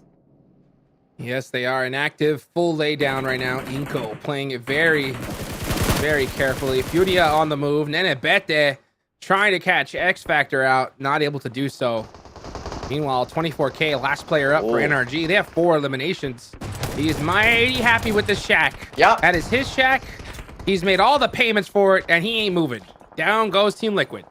Yeah, we knew Team Liquid was going to go down eventually. I believe it was just a solo holding this building down, so nice effort from them, but 0 placement points for that squad. They had 0 going into the Sandhawk, and unfortunately not picking up any more. But look at this, Baton just sending it up onto Vicious, getting the nade, and it's down to Caprice. He's got the DBS, though. Every engagement we've seen, Jukes, where it's DBS versus UMP, the shotgun reigns supreme. And now, even though they won the fight, they're getting full sent by loops, potentially. Gotta be able to apply pressure. Holding down that open door because of that smoke. And Caprice will get that res off. Gonna go try to res his other teammate as well from across the way. Oh, here comes the smoke. Okay. Yeah, he should get this res off. He does. Yeah, so good little reset there for X Factor. I like the pressure, though. Loops, they won that early compound engagement, and they immediately went to apply pressure. But the IGL, at the end of it, he's got the last say. We're not going to push this. Let's see how the zone shifts. Inco Gaming, they're kind of playing this like Team Queso, right on the edge where their compound was at. Not too many eliminations for either of those squads, but this next shift is really going to play a factor to these squads. And with it being stage 6, coming stage 7, Jukes, you're not able to eat that blue zone anymore. You got to make the plays, and you got to do it now. Queso with a beautiful wrap. They're able to stay in the game here into this next circle. Where is it going to pop, though? Is it going to center up once again? We got 2 more circle shifts, and then the zone will go down into nothing. Let's see what happens here. Is Team Queso going to use that ridge line to their big advantage? VIP have not left that building, and they have no reason to. Next zone, 5 more seconds will pop. And if the zones does center up, I think Team Queso, I don't know if they should have made those shots at all. Yeah, it does center up. At a certain point, they're going to have to send it on to VIP here. I'm not sure if they're going to send it. Yeah, I think they either send it to Furia or they go north, because AGG's a duo. They're pinned on the hillside here. Look, they can't even peek the rocks, Jukes. My only question is I'm not sure if they can get fully on top of the hillside. It actually looks like Loops is making their wrap that way. So Team Queso, Inco, those are the 2 teams we're looking at. Obviously, there's the NRG solo, but we're counting them out on this next zone shift. These 2 squads, though, especially Inco, needing to be putting points up on the leaderboard. Let's see what Team Queso does. I don't think there's I think there's a 0% chance they go up this hill. It is so covered. Like, I think they're gonna have to just wrap, maybe send it on the Furia, and just hope for good luck. Let's see what happens. Cool. No way they go north. Yeah, no way. Man. No way. The send. Yep, they said never mind. We're gonna go ahead and head it right on to VIP here. And they get a lot of damage in the process. VIP with a great stiff arm. Milos dealing with the pressure from behind. It's gonna be too strong. Yeah, I mean, we got Cold Goat.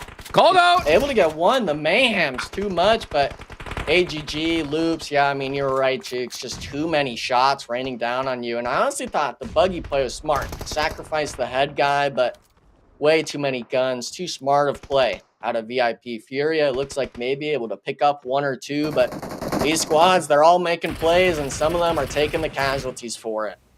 What a shot there. That's Inco out of there. X Factor is still in the mix here. Lasting to the end of the game. Showing that, you know what, when it comes to Miramar, we can definitely put in some work. Meanwhile, Loops. Uh-oh. This nade looks good. Real good. Big. Gets one. Actually, no, that was on to... No, he did. No. Yeah, he did. He did. He catches FS out. And he's going to run back, use that knock to his advantage, and get the reset. Yeah, I was really questioning. FSS was jumping right out into the open. I'm like, oh, man, please don't push this ridge line. And thankfully for him, he didn't. But the nade still connects on the outside of the building. And Lewis, we can see it on the top right, holding a bit of a split, really just trying to anchor down X Factor in this building. And now this is the time. This is the fight where it's do or die on some of these nade connects. And about if you can guess it right, big bank nade, maybe the re-knock. FSS as well getting finished. So we're down to a solo on X Factor. Loops full throttle 3-man into the building, trying to flush him out. Baton, he gets spotted. 1 HP. The nade's not enough. Furia now. Jukes pulling up onto the compound, looking for the third party. Man, Loops doing a great job here. Rafina with 5 eliminations all by himself. Yeah, he's going to blow up that buggy. Make sure that it's not going to be a problem for later on. And Loops are holding the building. Furia, I'm surprised they didn't get a little bit more aggressive and try to third party that. But at the same time, they don't want to risk getting fourth partied themselves. So they're just going to take all that real estate they have, play it safe, and just try to win it out the hard way. Yeah, I don't think they realize AGG on the east side is solo, but I mean, you can't blame them. Now they're starting to put the pieces together. 4 players up, you know, there's at least 2 different squads. You're able to piece it together, but I mean, there's still another zone after this. It's actually centered, I think, off the compound towards Silence. So they might just try to weasel them out, wait out the blue zone and really play that late game. But we've seen it time and time again, Juice, especially today in the previous matches. The nade utility usage from some of these players has been phenomenal. So if you're playing for that late game, you got to understand when they're going to start throwing it. Yeah, when are they going to start throwing it indeed? I think we're going to see this go all the way down to the end, folks. This is stage 8. We're now going to go into stage 9. The zone will start closing down to the center of the map in just a few seconds. So 5 seconds on the clock. All eyes are going to be on All Glory Gaming there. 7 from the bottom could definitely cause havoc for Furia. That nade looks good. Oh, and it does some damage. He has 1 nade left and 1 molly. If he's going to throw it, he's going to throw it in the next 10 seconds. Yeah, I mean, you got to get a connection. You got to get the knock with it. Only if you have 1. I guess the molly could maybe be your saving grace, but look at this. Imagine if 7 was the one on the roof. He has 6 frag grenades to his name. Kayowski as well, holding the edge. Yeah, he's on the roof, but everyone's going to have to start moving to zone. This might be disastrous for Furia if they get held on the edge. Oh, and here we go. 1v1, Jukes. Who's winning it? Let's see. 7. Oh, he gets naded himself. He's got to run out. The blue zone's going to do the damage. Yep. That will do it for 7. And you can see the smiles on their faces. Knew that he didn't stand a chance there. Silence. About to make some noise. Ooh, a little bit off the mark there. He's got the P90 though. Can he do some work with it? It's Furia versus Loops. Beautiful nade there. Loops has now opened the fight. And this is an even one here, but they do not have any room to breathe. Furia has all the angles, and they're going to use them. Yeah, but look at this. No shots connecting yet, Jukes. Loops is still able to play that peeker's advantage on the hill. Kayowski's having to move in as well. What a shot! Double headshots, but not being the one to knock. We get the reset on this left side. He's trying to clutch it up for the team. 1 does go down. The MG3 is what you want here, Jukes. Neil gets 1, and Loops, unfortunately, not able to piece it together. Furia clutching it out on the hillside. Beautiful game for Furia. They had the perfect angle there. They had so much real estate, and they used it to their advantage. That's what I like to see from a team like them. And they needed these points big time. So what I like to see is we've seen so many various squads do well here, Enigma, Yeah. right? So going into the last game, I think there's only a few teams left, Taylor, right? If we see them go off, everybody will have a pretty decent day. Yeah, honestly, there's been at least 10 teams now. Let's throw in 11 because All Glory Gaming didn't have a bad performance in that one either. So 11 teams have played very well out of the 16, which is polar opposite of what we had during the spring season. I think the teams now understand what this whole tournament series is about. They're now coming in fresh. And let's not forget, a lot of the players now on that very stage competed during the spring season. So they've now got that LAN experience underneath them and the confidence to back that up. So they're a little bit more comfortable than they originally were. And I think it shows. Again, it's more competitive now. Plus, you kind of factor in Alpha7 putting Americas on the map, winning that Esports World Cup. I really do feel that kind of upped everybody's game. They understand this region has a lot to offer, and they now want to be at the top themselves. If Alpha7 can do it, well, so can they. Enigma, Furia, biggest game of the day. We've seen them from time to time when it comes to the stream, mainly them losing fights. You go back to game number 1, they were losing to David, who finished them off with Team Vicious on that Everest Hill fight. This time, they are on Everest themselves on top, 10 eliminations, a big win given the fact that they were in 10th place going into this game with 18 points. Yeah, last split it was kind of, how to put that fire under their seat of, calling them out, having the poorer performances. But with it being day one, I didn't feel the need to do that. They still had that rhetoric to themselves of, us being 10th place. Yeah, we get it's the first day, but we still need to have our own performance. And in the end there, as much as, Loops played that in a lot of great ways, it ultimately came down to Fury just playing it to textbook perfection. The squad that maybe doesn't have as much name recognition in this PUBG Mobile space, in my eyes, still being a dominant force in the lobby. And you got to give credit to Loops. Obviously, second place, 7 eliminations, Hot Jukes, and the biggest win outside of our top 5 going into game number 5. TKS Navy, NRG Galaxy, Influence Rage, Team Queso, all of them having, less than performance games, or I should say lackluster games than they had before. So now for Loops, out of the top 5, they're the big winners here, and we might see a big shift from 5th to 2nd place. Oh, absolutely. I mean, I'm telling you, every one of these teams is doing well. We've seen them really utilize their positions. I mean, Loops were at a big disadvantage up on top of this hill, but they still put up a big fight. But at the end of the day, Furia made sure that they could have got that confirmation and got that win. 20 points. Wow. That looks pretty good.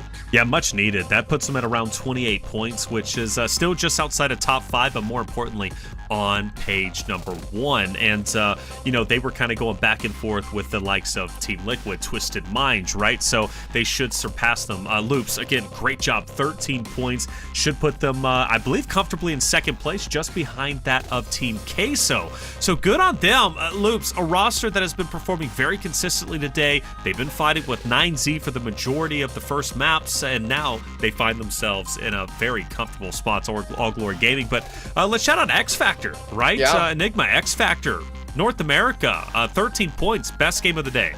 Yeah, I mean, they were needing to start getting the points eventually. There's no way we're going into this and really just falling under the thumb. And quick shout out, of course, to AGG7, I believe, had 6 of their 7 eliminations that game. So really putting the team in the backpack for that one. But this bottom 8, we're looking at the same names kind of repeating here. I'm looking at Intense Game. I'm looking at 9Z Globant.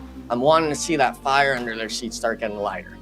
Yeah, in Alpha7 Team Liquid as well. Again, another game that doesn't really go their way. So Team Queso will now have 63 points. I believe getting a total of 5 or 6 points compared to their last game. Hot Jukes is actually nutty that they sit at 44 total eliminations, nearly double of everybody else except Loops. Unreal. And barely double, right? I mean, that's what's crazy. Loops, 23 eliminations. Team Queso, 44. Team Queso has surpassed all of our expectations here in day number 1. Can they keep that same energy, in tomorrow and the following days? That's going to be where my questions are going to be. But at the same time, right? I mean, look at that. Loops jumping to 2nd, Furia to 4th, and VIP still hanging on, right? They had a good, decent game in that last one as well. Yeah, VIP 4 eliminations, a 5th place finish will move them up to 6th place. Shout out to NRG. They actually sit at 28, so Team Queso nearly double of everybody except NRG. The 28 eliminations, that's the second highest Enigma, yet they sit in what, like 6th place. Imagine if they start locking it in for those final zones, getting those placement points. Yeah. They can truly be a top 3 team. Yeah, they're one of the only 2 teams on that top 8 that had single-digit placement points. I believe it was 8 and 9 out of 2 of those teams. The rest were in that 11, 12, 13, even 19 range if you're including Team Queso. And these bottom 9 teams, or bottom 8 teams, excuse me, it's kind of that same thing, other than All Glory Gaming, single-digit placement points. And obviously the ones at the very bottom, they got single-digit eliminations as well, which is tough to see. But these squads, I'm really happy seeing a lot of shakeup in this first day. A lot of the names like Team Liquid, Alpha7, maybe not having as much of a pop-off performance, but especially for us guys, since we're the NA sort of talent and stuff like that, I know we're all really happy to see NRG popping off.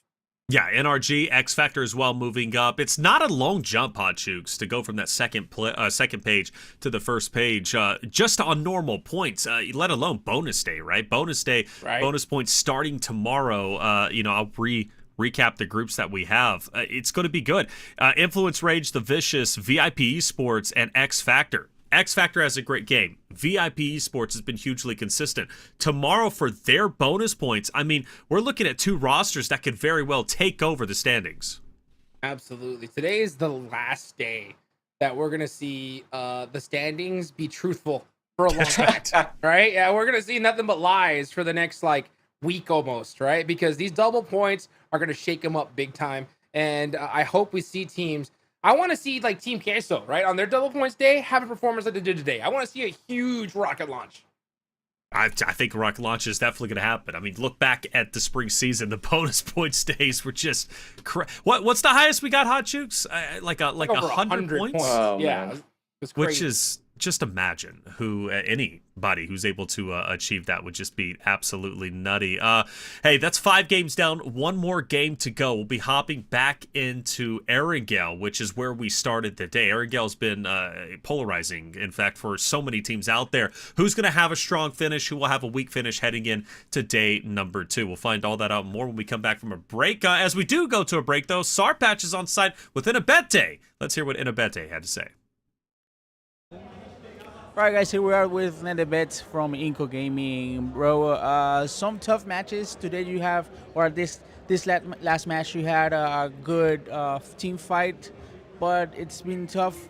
Tell me how's it going over there with your teammates. Tá muito difícil até agora. Hoje nessa queda pegaram uma boa kill fight, que se ganaram, team fight. Como tá o time lá, como se estão sentindo?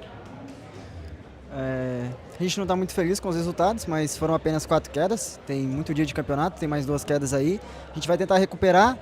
A gente não está conseguindo executar nosso jogo, não está conseguindo encaixar as trocações certas, mas pode ter certeza que a gente não está abalado. A gente vai tentar melhorar, vai tentar ir para cima dos caras, vai trocar mais tiro e vai dar bom. Eu confio no meu time. Things haven't been going the way that they wanted to go. But they're not worried because there's only been 4 matches. They're gonna continue fighting, continue practicing to get better, and you can trust that they will get better and everything will be fine. Sir, thank you very much. Best of luck to you and all the team. All right, thank you. Let's go.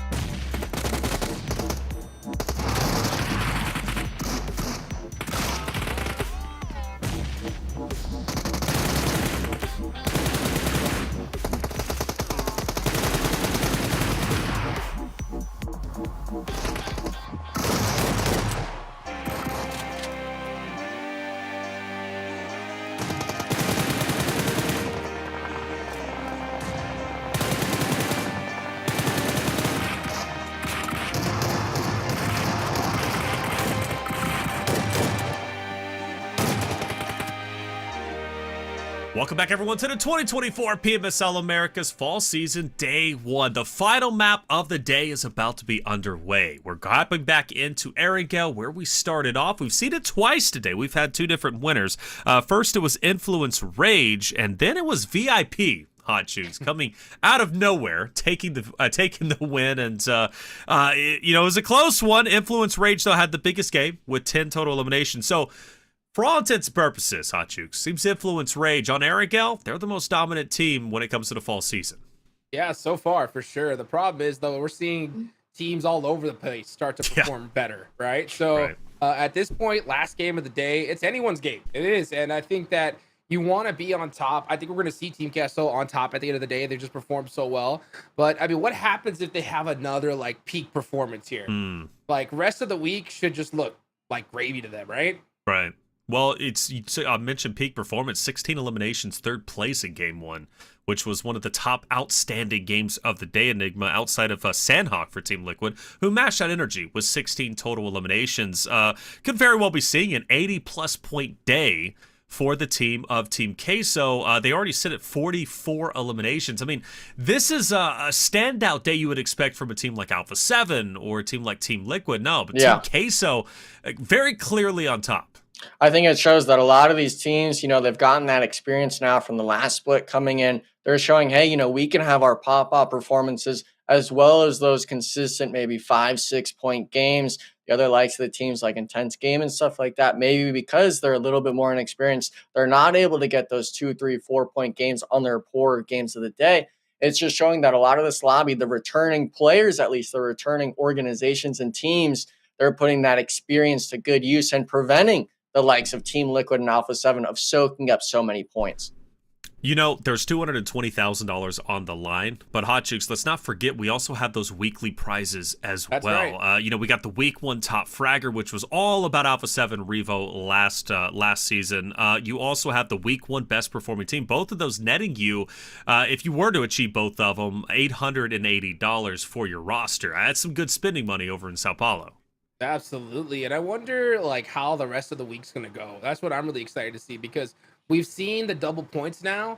This is going to be our second time seeing it. So I wonder if we're going to see some different strategies. Our team's going to now, maybe not, I don't think they're going to hunt down squads during their double days, but if they get a finish on a player, are they going to take extra initiative to kind of hurt them on their double points day? I think that's what I expect. But hopefully we can see just some changed up strategies rather than just like the tried and true stuff we've seen so many times before. Yeah, it's an interesting topic, because on your double points day, what do you switch up? What do you do differently?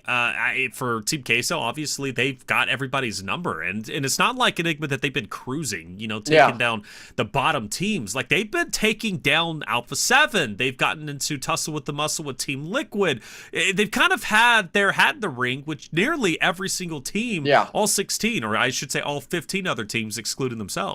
Yeah, it just shows they've done their homework on everyone, not just the top teams in the lobby. And if you're that Team Queso fan and stuff like that, obviously you don't want them to get focused. And Hot Chooks, I think, said it perfect, where it's not teams really per se getting focused on their double point stays. But if you get a knock and a thirst on someone, I think you should be that team that really starts putting extra pressure on those other teams and stuff like that that are on their double points days, to make sure that you're able to prevent points themselves while keeping yourself up on the leaderboard. Well, let's take another look at the standings and see where everybody lies. Our top 5 switched up quite a bit after that last game, and you'll see that represented here. Loops takes over second place. Furia also jumping up in the top 5. VIP getting eliminations on this list outside of Team Queso, but the lowest placement points out of everybody. Yeah, I mean, that's so crazy to see here. I mean, these performances have been back and forth from all these teams, and except for Team Queso, who just had like the greatest games we've seen so far, and they've been consistently putting up some points no matter what. So at the end of the day, it is the last game. I think you got to put it all on the line, and it's tough. I mean, this is their first day at LAN. Their bodies are not ready to, to be sitting and playing in the with cameras in their face for this long. So sometimes we definitely see that, fatigue start to play a little bit towards the last game. But, considering that we're going to have nothing but double points days coming up here for the rest of the week, I think you got to put it all on the line and just finish strong. Yeah, for NRG Galaxy, I hope they do. Imagine if they can get the eliminations they've been getting, but finish off with the winner chicken dinner. I mean, the sky is the limit, quite literally. And it's not that far-fetched for them to jump up the second place. After all, it's only, what, a 6-point difference between them and then also Loop Esports at 42 points. Very, very doable. Chat, let us know. You're looking at the standings. What are you thinking about it? What's the biggest surprises? You know, if you talk about the Titans, Alpha7 in 7th, okay, we'll take that. But if you look at the second page, Team Liquid in 9th, right? Only a total of 27 points. And mind you, the bulk of that 27 points comes from one game, and that was their 16 elimination win on Sandhawk, which is only played once. The bread and butter maps, Farengaro, Miramar, have just truly not gone well from them. All Glory Gaming, I think on this page, outside of X Factor, All Glory Gaming to me, Enigma, is the most exciting team. 9th through 16. Their placement points have been great. They've been consistent. They just haven't been consistently high scoring, but they've been consistent for what All Glory Gaming is, at least on day one. Yeah, I'm not sure if it's just how these zones kind of played out. We saw a lot of these hard Western shifts just repeated, and maybe they stuck to that sort of same game plan, and they were able to get those placements because they made it in the previous map. Why not play that same rotation? Unfortunately for them, the eliminations maybe just didn't really come their way. Hopefully, though, if you're a team where, you know, you've got NRG above you, you've got 6 more placement points or whatever it was above them, you should be in that top 8. You shouldn't be letting the eliminations dictate you this much. And in my personal opinion, when it comes to that top 8, I'm expecting at least you to be in double digits for the placement points. If I'm seeing a single digit up there, I really kind of question the other teams on capitalizing them getting into the late game like All Glory Gaming, but not really capitalizing when it matters most. You know, one team that could capitalize here is 9Z. Knock Loops off their pedestal in that battle in Pachinki, which we've at least saw for sure in map number 1. I don't know if we necessarily saw it the second time Erangel was played. West zones have been a thing here, though, Hot Juke. So that's all we've seen. We haven't seen any, you know, southern zone. Normally, I love watching those the zone encompass both of those bridges. It's always exciting for those very few military teams that land there. It's normally a great game for them. Curious who's going to be going to that point. But if we get a southern zone here, wondering if that shakes things up, because you look at the consistency of Influence Rage. Well, the West zone's been benefiting them. If they don't get a West zone, do they perform as well? I don't know.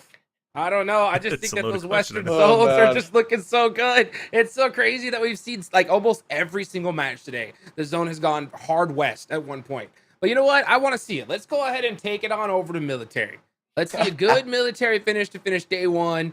That's the energy I'm about. All right, well, let's find out if NRG will have the energy to finish off in the top 5. They've made some big waves from North America. Chat's been talking about them here and there, but can they finish strong? Same thing goes for Loops or Team Queso. Will they be able to apex 80 points today, which would be one of the biggest days outside of our bonus point days for any roster, really, and that includes even spring season. A lot of questions to be answered. We hop into map number 6 on Erangel, the final map of the day, the final chance to finish off the PMSL America's fall season day 1 strong. Who will it be? Hot Juke's Enigma. Let's find out.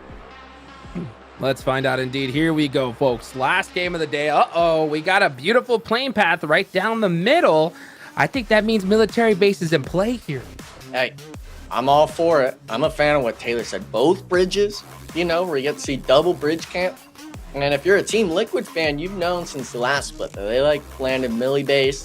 If it was to be that Millie zone, that could be their pop-off performance. At least get them into that double-digit placement point range. But a lot of these teams obviously were wondering how Pachinki's going to look with those hot drops we've seen the last 2 Erangels. But Jukes, my opinion's gotta be, I gotta ask you, you know, Team Liquid, do you think still, after today's performance, no matter what this match plays out, do you think maybe they've fallen off the pedestal a bit, or maybe just a bad day for them? No, I mean, they popped off at Sandhawk. Crazy. I mean, if you get, a 16 elimination game, you haven't fallen off. I don't care what anybody says. You know, even if it's just one match. Right. So, yeah, you know, it just shows that you have that pop-off potential, right? So I think if Team Liquid, you know, like if a Millie zone goes down here, I mean, we could see something good. It goes to the east, though. That's a difference. Ooh. Enigma, we're on the east side now. Yeah, I mean, we're going to be looking at Team Queso and stuff. They've been kind of blessed to take that same spot every zone, and they've been able to really benefit from those zones. But now, especially around where X Factor lands, if it was to pull to that mansion prison area, we know just how flat of terrain that is. There's almost nothing for you to play. So these teams, you know, they're kind of hoping maybe they'll put all their eggs in one basket on one side of the zone, because if it was the center up here, it's a recipe for disaster. But we're getting right back into it, Jukes. We're talking Loops again against Nizy. Loops, both Erangels, Chad. Obviously, the first one was a lot faster. We didn't get to catch the second iteration of Aragon. Loops is essentially 2-0 against 9Z on this drop. So this one is either, I think, the do or die for 9Z. If you lose this as a squad, I think you got to give up the drop spot at some point. Yeah, you got to give it up for sure. I think if you're 9Z, you're so down on the leaderboards, you just don't want to be taking early fights at all. You know, it just doesn't work at this stage unless you're like, I don't know, a particular Japanese squad that we saw, right? Wow. During a big global LAN, then they can get away with it. Team Reject, but 9Z, I don't think they're ready for these kind of fights. Yeah, I mean, we're talking a total point of 9 for that squad after 5 games, and it's largely due to just their contests on these drops. Erangel supposed to be the bread and butter map for every team. They're not even able to get to play past first zone. We saw them getting eliminated to blue zone on rotation in the last Erangel. Loops, however, they're in the spot where they could be dropping the leaderboard. They're sitting second currently. We know just how close that top 8 is. This is an important moment for them to potentially even get a gap a little bit closer to Team Queso, but it all starts with this first fight. Let's see who's going to get that initial knock. Loops is going to be hunting it down. You know, it just shows, like, especially off that first initial nade knock, I'd be like, oh, man, dude, Loops has our number. You know, let's move to another spot. Just give it up, and we could deal with something like this later on. But, you know, at the start of the tournament, you don't want to be so far down on the leaderboards and have to make that climb back. Yeah, we're already seeing the nades get used. Some of it's going on, and these squads, you know, it really comes down to kind of this sort of team play. How smart are you in terms of what the other team's rotations look like? I think Loops has a really good read, especially already having people on roofs. Obviously, if you're 9Z after that first game, maybe you're a little bit too hesitant to have a player on the roof, but Loops, they're using every single nook and cranny to their advantage. And we had seen with that first game, even after the Bachinki fight, they're so good at those little micro angles and picking up those knocks and eliminations. And I don't know about that one for a sec, throwing That's the that 180 machete throw. I respect. Love it. Man, 9Z is not kitted out for this fight. Yeah. Let's see what they can do, though. Choco. Yeah, I got to watch out for those nades. And I think they're going to try to back off from this. Ooh, running in very, very dangerous spots. Choco's putting himself in a box here. I don't know if I like that rotation. Yep. Oh, yeah, and wow. he gets punished for it. Yeah, he just literally locked himself into a really terrible spot. He should have just jumped out that back window and got with his team. And one little mistake like that, you're one player down, you're in a 4v3 situation, and Loops has already beaten you before. It's not looking good for 9Z. Yeah, and look, Loops has Rolina just off on that off angle, really able to kind of just tie down and say, hey, listen, they're all in that block.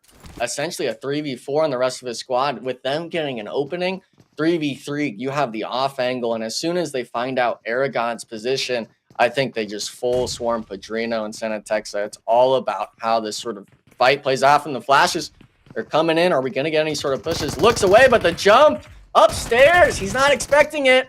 Gets the pre-fire on the door, but the player on the stairs doesn't get it. Now it's Padrino. He's gotten 2. Oh, he got 3. Oh my goodness, down He to wants a the thirst. 1v2. He's got to go for the thirst. Player, that's the solo Jukes holding the off angle. He's got a clutch 1v2 now, and I mean, if you're 9Z, you are thanking Padrino for clutching that up. It's all down to Rafina, and it's only a matter of time. You know, 2 frags, you got to hope for some magic to happen. What a play there. I mean, complete turnaround. Oh! And Rafina finds the nade. He spots Aragon. He's going to go for the 1v1. Yeah. I mean, you just saw him. You know he's going to be there. Never mind. Second thoughts. Never mind. He was feeling himself, though. I think he should have gone for it. The 1v1. You're letting him reset. You know he's on the building somewhere. You just saw him cross, but I'm seeing in the distance. I don't know if it really amounts to anything. Team Liquid driving by. Doesn't seem like it, but this is the moment. We're back to the 2v2. This is happening. It's all about who gets the shots down. Jukes Aragon. angling off. He doesn't know there's a solo still in the building. He's actually ratting the kitchen, I think. Could be disastrous for this team. But the S12K, it's really going to come down to if the shot connects or not. Nino actually going to go back. He's going to get the reset. This is going to maybe be a 3v2 situation, Jukes. Yeah, but I'll say both these teams are cooked already. Like, this is a terrible start for both these squads. Already losing players. Loops does get up their third. So, yeah, it's a full reset for Loops. 3v2. I think if you're Loops, if you're able to get the last 2 players without losing anyone, you're happy with it. But any more casualties, anyone getting eliminated, it's a disastrous game for you. And you want to make sure that the third game, if you 3-0 9Z, you want it to be a dominant fashion. You don't want them to think they have a chance of winning this Pachinki fight. And as of right now, if 9Z was to win this, they might just grieve them tomorrow on a bonus point day if it's theirs. But looks like the play is being called, Jukes. The smokes are coming down. We do have a flash grenade on Vitamin. Nino is able to get a frag, but it's all a matter of if you can kind of recognize the situation that's happening, and now it's just a matter of time. Just a matter of time, indeed. Yeah, I think 9Z realizes it, so they're on the hunt. We're going to watch Mythic on rotation here, all the way across the map. And going to get shot up in the process, but he's full sending it on in here. Next zone does pop. And it is, it's closing, about to pop. Will we go to the west side again? I mean, I'm down for it. At least it's west around the again? center of the map. But that's kind of west side.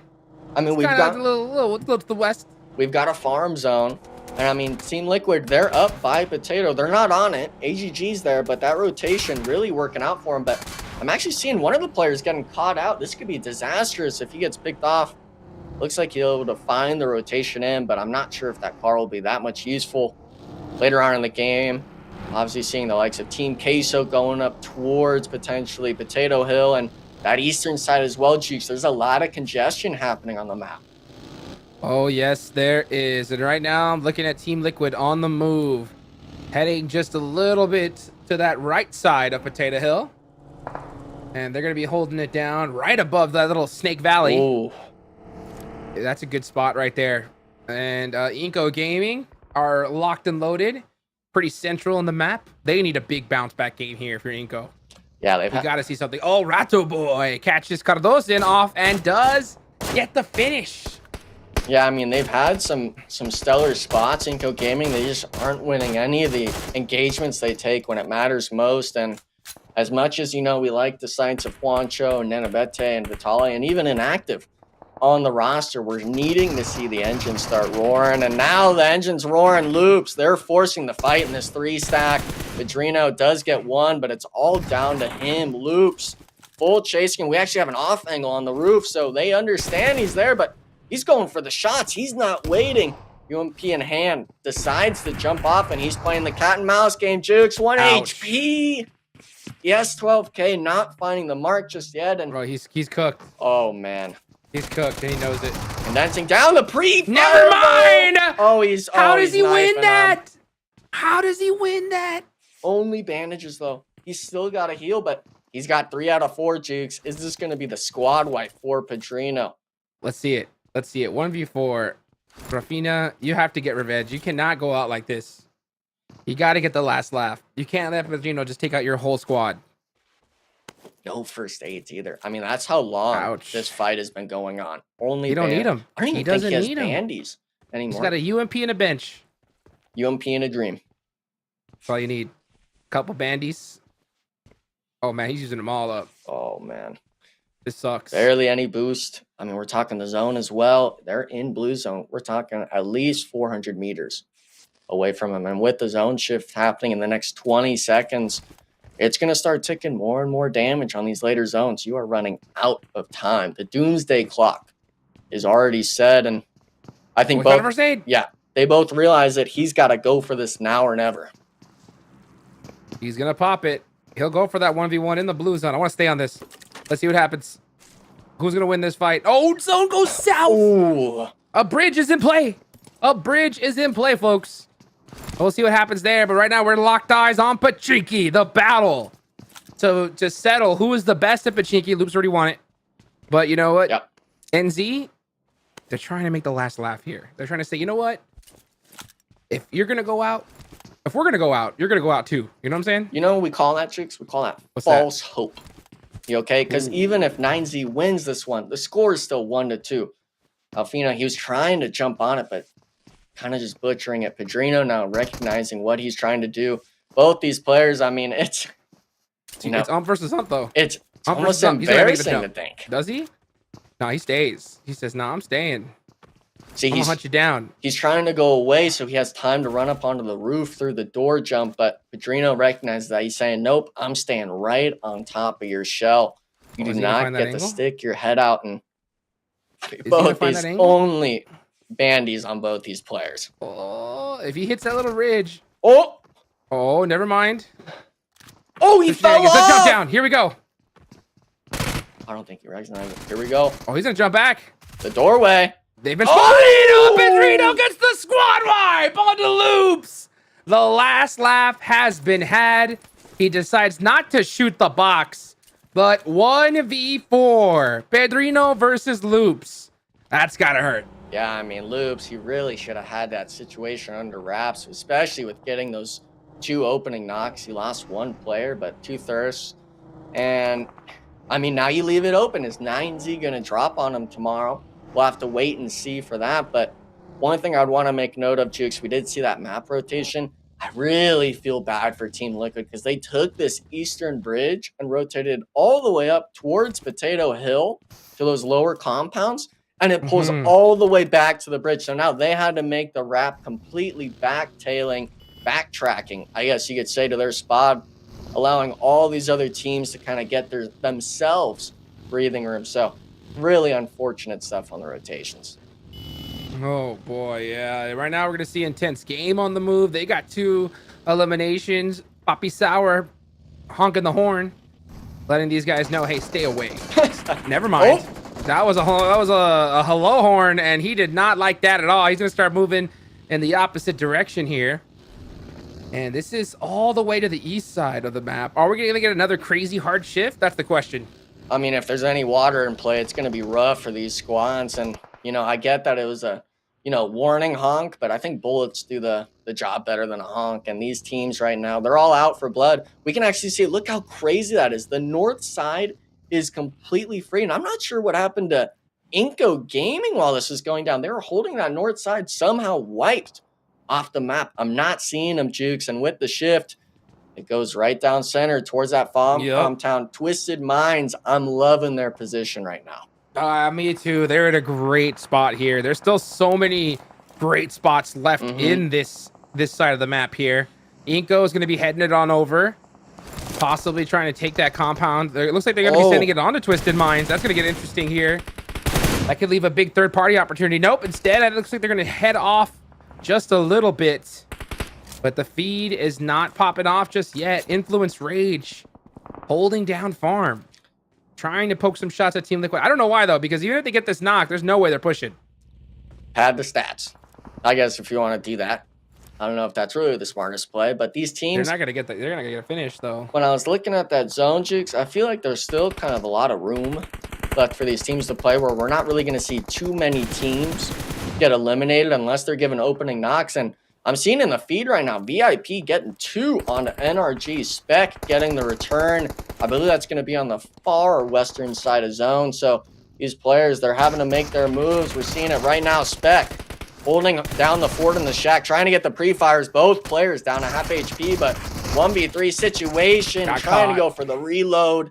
Doesn't happen. All 4 players up for VIP with what seems to be enough time in the zone for them to make the move. I'll say I completely underestimated this team. I mean, this squad has been doing great today. I mean, very consistent, putting up points regardless of the situation. That's 4 already for them right there. And inactive is going to go down by Milos. Team Queso sniping and taking away some points. That's the last team that we want to see, or the rest of the lobby wants to see, gets points here because, man, these guys started off so strong. Bobby Botro gets knocked by Strap. Yeah. Now Team Queso has to focus on their backs.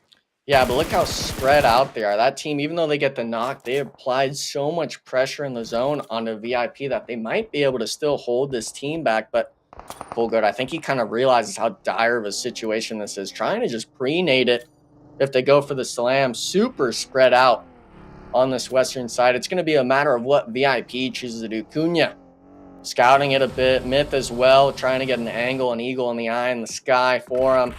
While that's going on, though, Jukes, on this eastern side where the road is at, Alpha7 taking shots at intense game action completely around the map. Yeah, let's see what happens here. It's Alpha7.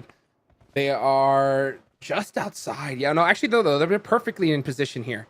They're perfectly in position onto this road. If this zone does swap on over, though, like hard shift to the west, they're going to be in big trouble here. So they need to start having a plan in place on the next squad they're going to look to take out. And honestly, if the shots ring out between Twisted Minds and Inco, if they move quickly, they could definitely make something happen. But VIP, man, I'm telling you, this team is on the push, looking to punish Team Queso. Yeah, we knew there was going to be a bit of a wait, and now it's going to be on Big Milo going big, getting shut down by the DBS. Now it's Cold Goat, Shaq play.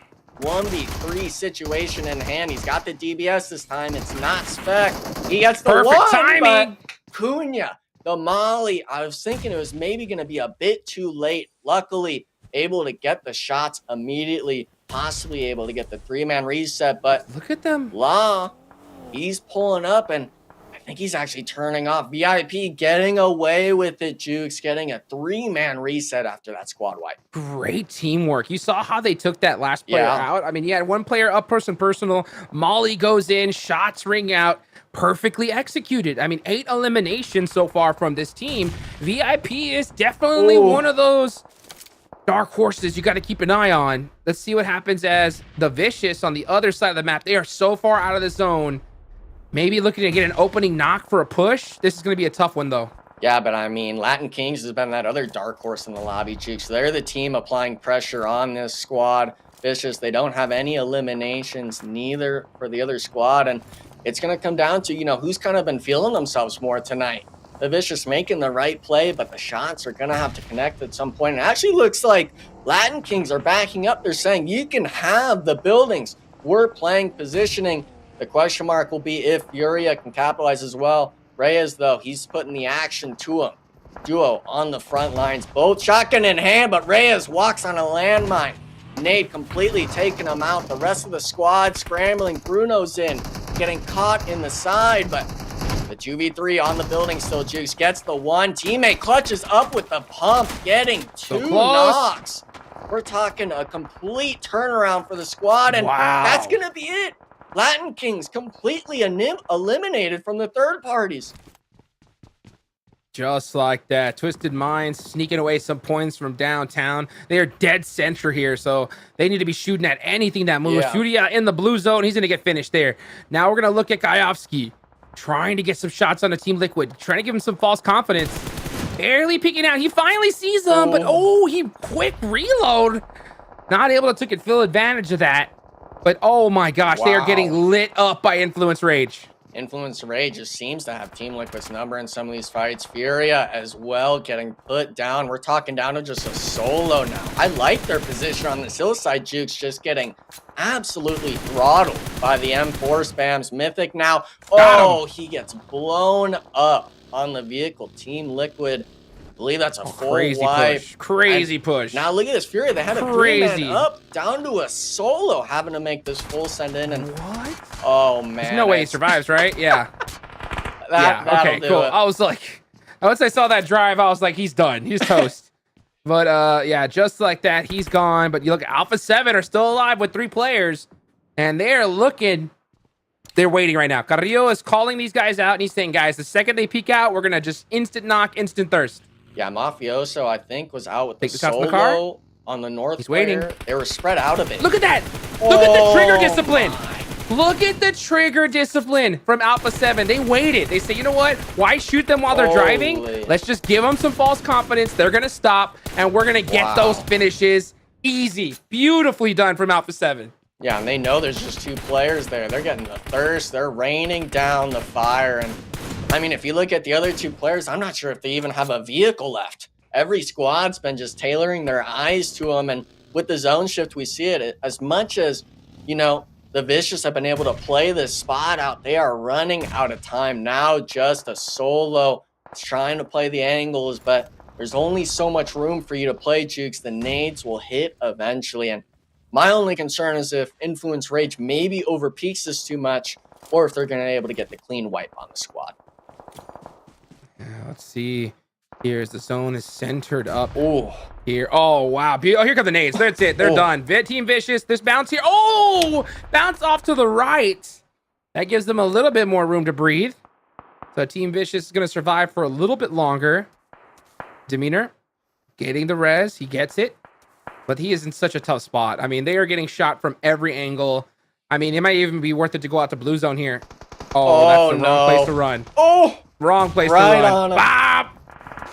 1 HP, but that's not the only one, Jukes. Yep, he gets done. Demeanor, I mean, he's got the HP a bit now, but we already have other INF players in zone, and it's not even going to be them. Alpha7. Just the slightest bit, and Alpha7 said, we're taking that all day long. Now Team VIP getting shot up by Inco Gaming. Nenabet is still alive for the squad.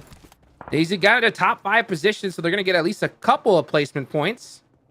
But Nenabet that needs to be very quiet right now. Does not want to rile up Influence Rage. Yeah, but we're talking 0 eliminations on the squad, Jukes. I don't know what fell apart for the squad this game. They had a pretty good position in zone, but really just left it up for other teams to take advantage of them. Nenabete, of course, I mean, he's got 7 frag grenades and stuff like that, but you've got to be playing picture perfect in this situation to really even salvage this, because 0 eliminations, 5th place, that's not something you're going to be happy with. Alpha7, Twisted Minds, yeah, they've lost a player here and there, but they have eliminations on the board. And Twisted Minds, with them being so center, they're looking to get even more. Yeah, and I'm looking at him right now. I see Rato Boy, dead center. This is a big game for Twisted Minds. They are dead center, and they have all those sight lines, like you mentioned. And can they take full advantage of it? The biggest threat has got to be Alpha7. Tons of eliminations. They're hurt, though. All Glory Gaming has to take advantage of it. One good nade is all it takes. Carrillo's going to get finished here. But All Glory Gaming are focusing on so many different angles when their biggest threat is right in front of them. Yeah, I'm not sure if they know that Alpha7's down to just a duo now. Maybe they think it's a trio, but those nade connects definitely should have happened more. 7, he did get 1 thirst out with Melgar next to him, but you got to finish this team. You can't leave him alive, because if it shifts to you, you want to have this whole ridge line completely under your thumb, but that's not going to be the case just yet. And we had seen it last split, every single game almost, Jukes. If you give Alpha7 even an inch of breathing room, they're able to capitalize it. And even exactly how it goes, Jukes. Shift south. You want this squad wipe, and you want it now. Yeah, perfect zone shift for so many of these teams. Very unfortunate, though, for Influence Rage. The Influence Rage needs to wait on timing here. They need to wait for a big fight to happen. Okay, they took out Nenabete. They need to wait for, like, Twisted Minds to get into engagement so they can push. Yeah. But right now, the big battle is between All Glory Gaming. Oh, All Glory Gaming's actually pushing it towards Twisted Minds instead. That is a crazy play.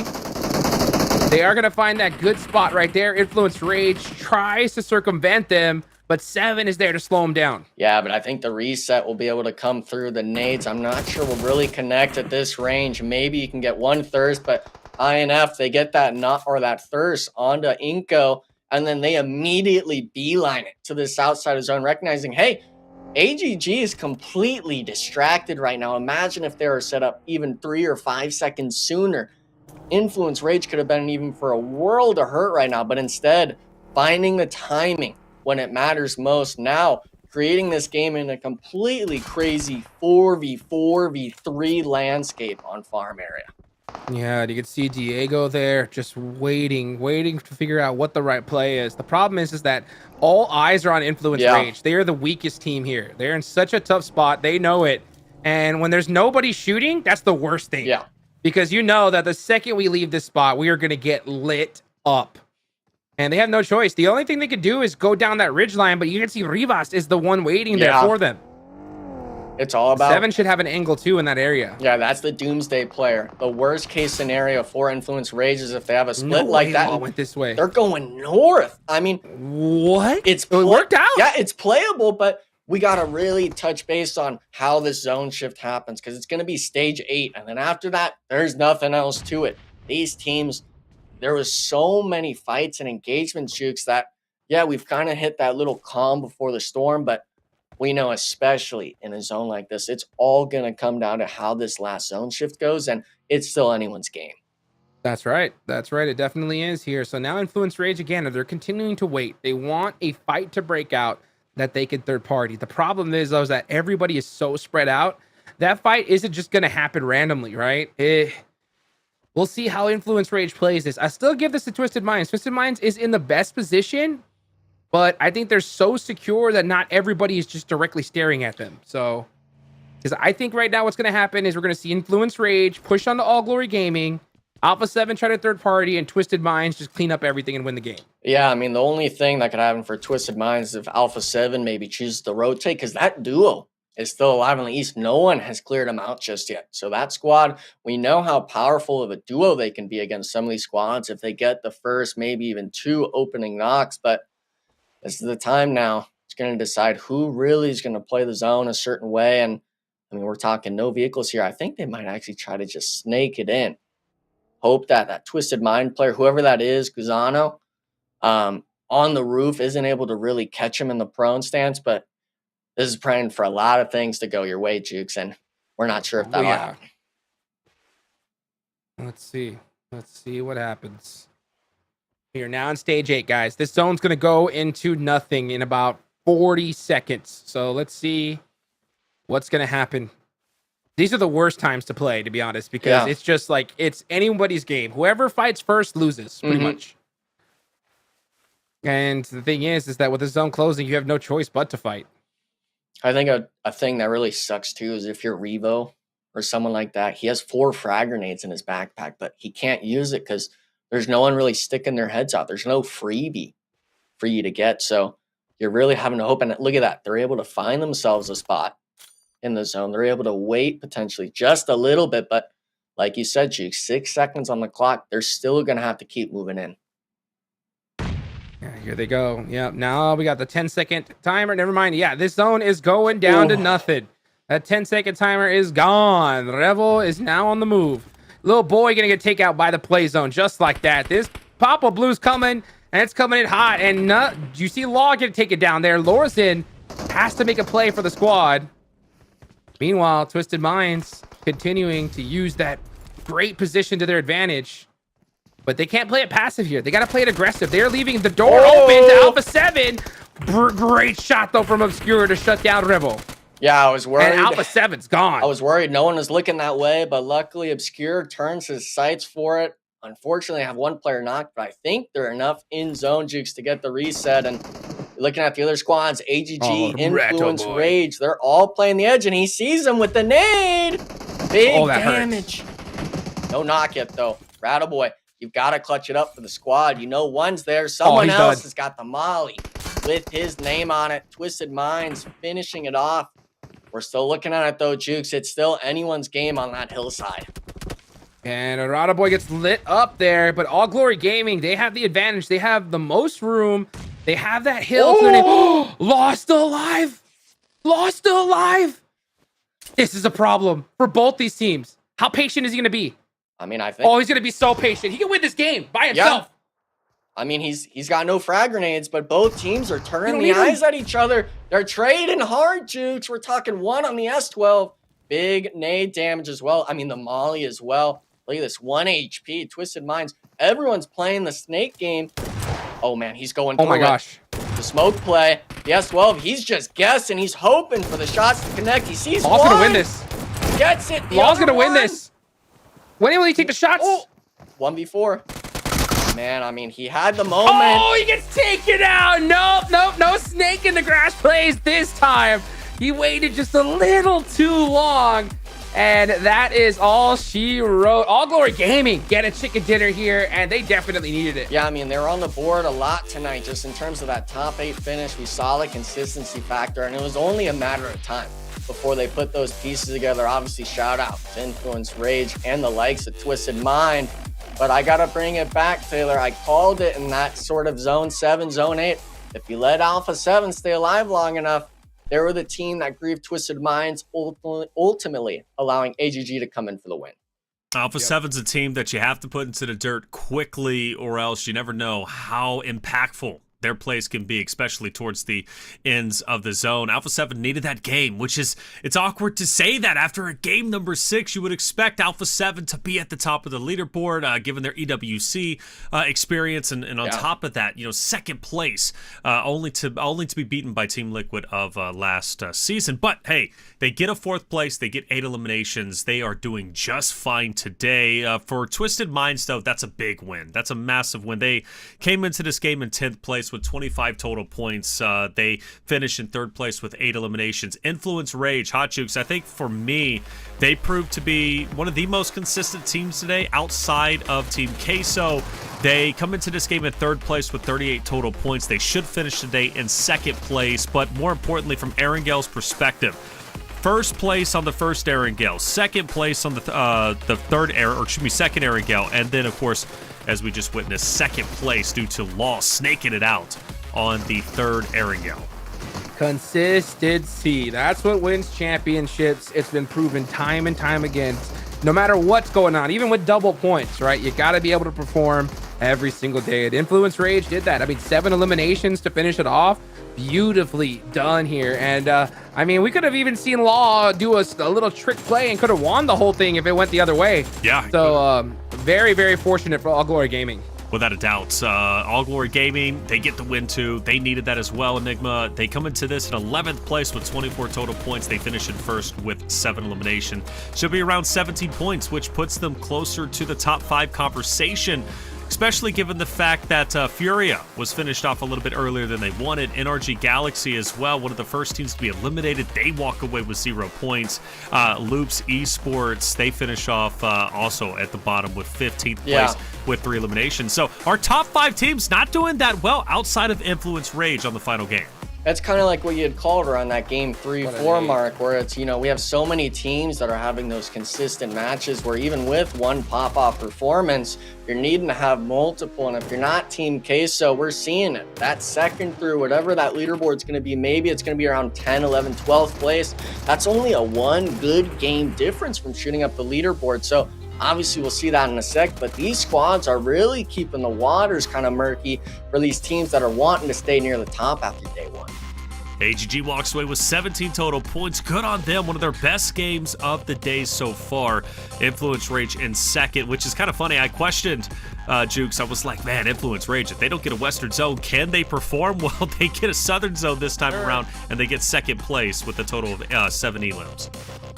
Yeah, beautifully done there. I mean, look at this performance here. I mean, so many teams soaking up some good points. I mean, VIP Esports is one squad that really surprised me today. 100%. Right? Good, solid consistency. 10 total points here to finish off the day. They should definitely hold their heads high. Tomorrow, though, is going to be where it's all about, though, guys. Double points, right? What do you think is going to happen here, Taylor? Well, especially for Influence Rage, scary, right? They already sit in a great position going into day 2. I believe going to be in 2nd place. They've got their double points tomorrow. The Vicious, who obviously need as many points as they can possibly get, they are on the 1st page, but not by far. VIP Esports, and then the big one is X Factor. X Factor needs all the points they can get. We take a look at our top 8. A lot of movement, Enigma, for our top 8, right? Look at those green arrows. Yeah, I mean, we're looking at, obviously, Influence Rage. You called it. They're the most consistent Erengel team. And like I said before, that's the most played map in this tournament. 120 games. I'm not sure how many Erengels that adds up to, but we're talking these teams. You've got to find consistency on the matches. And if you can't do that, you'll start falling behind like we already see. Now, the nice thing that I like to point out is that 2nd through 8th place, we're talking 13-point difference coming out of the first day.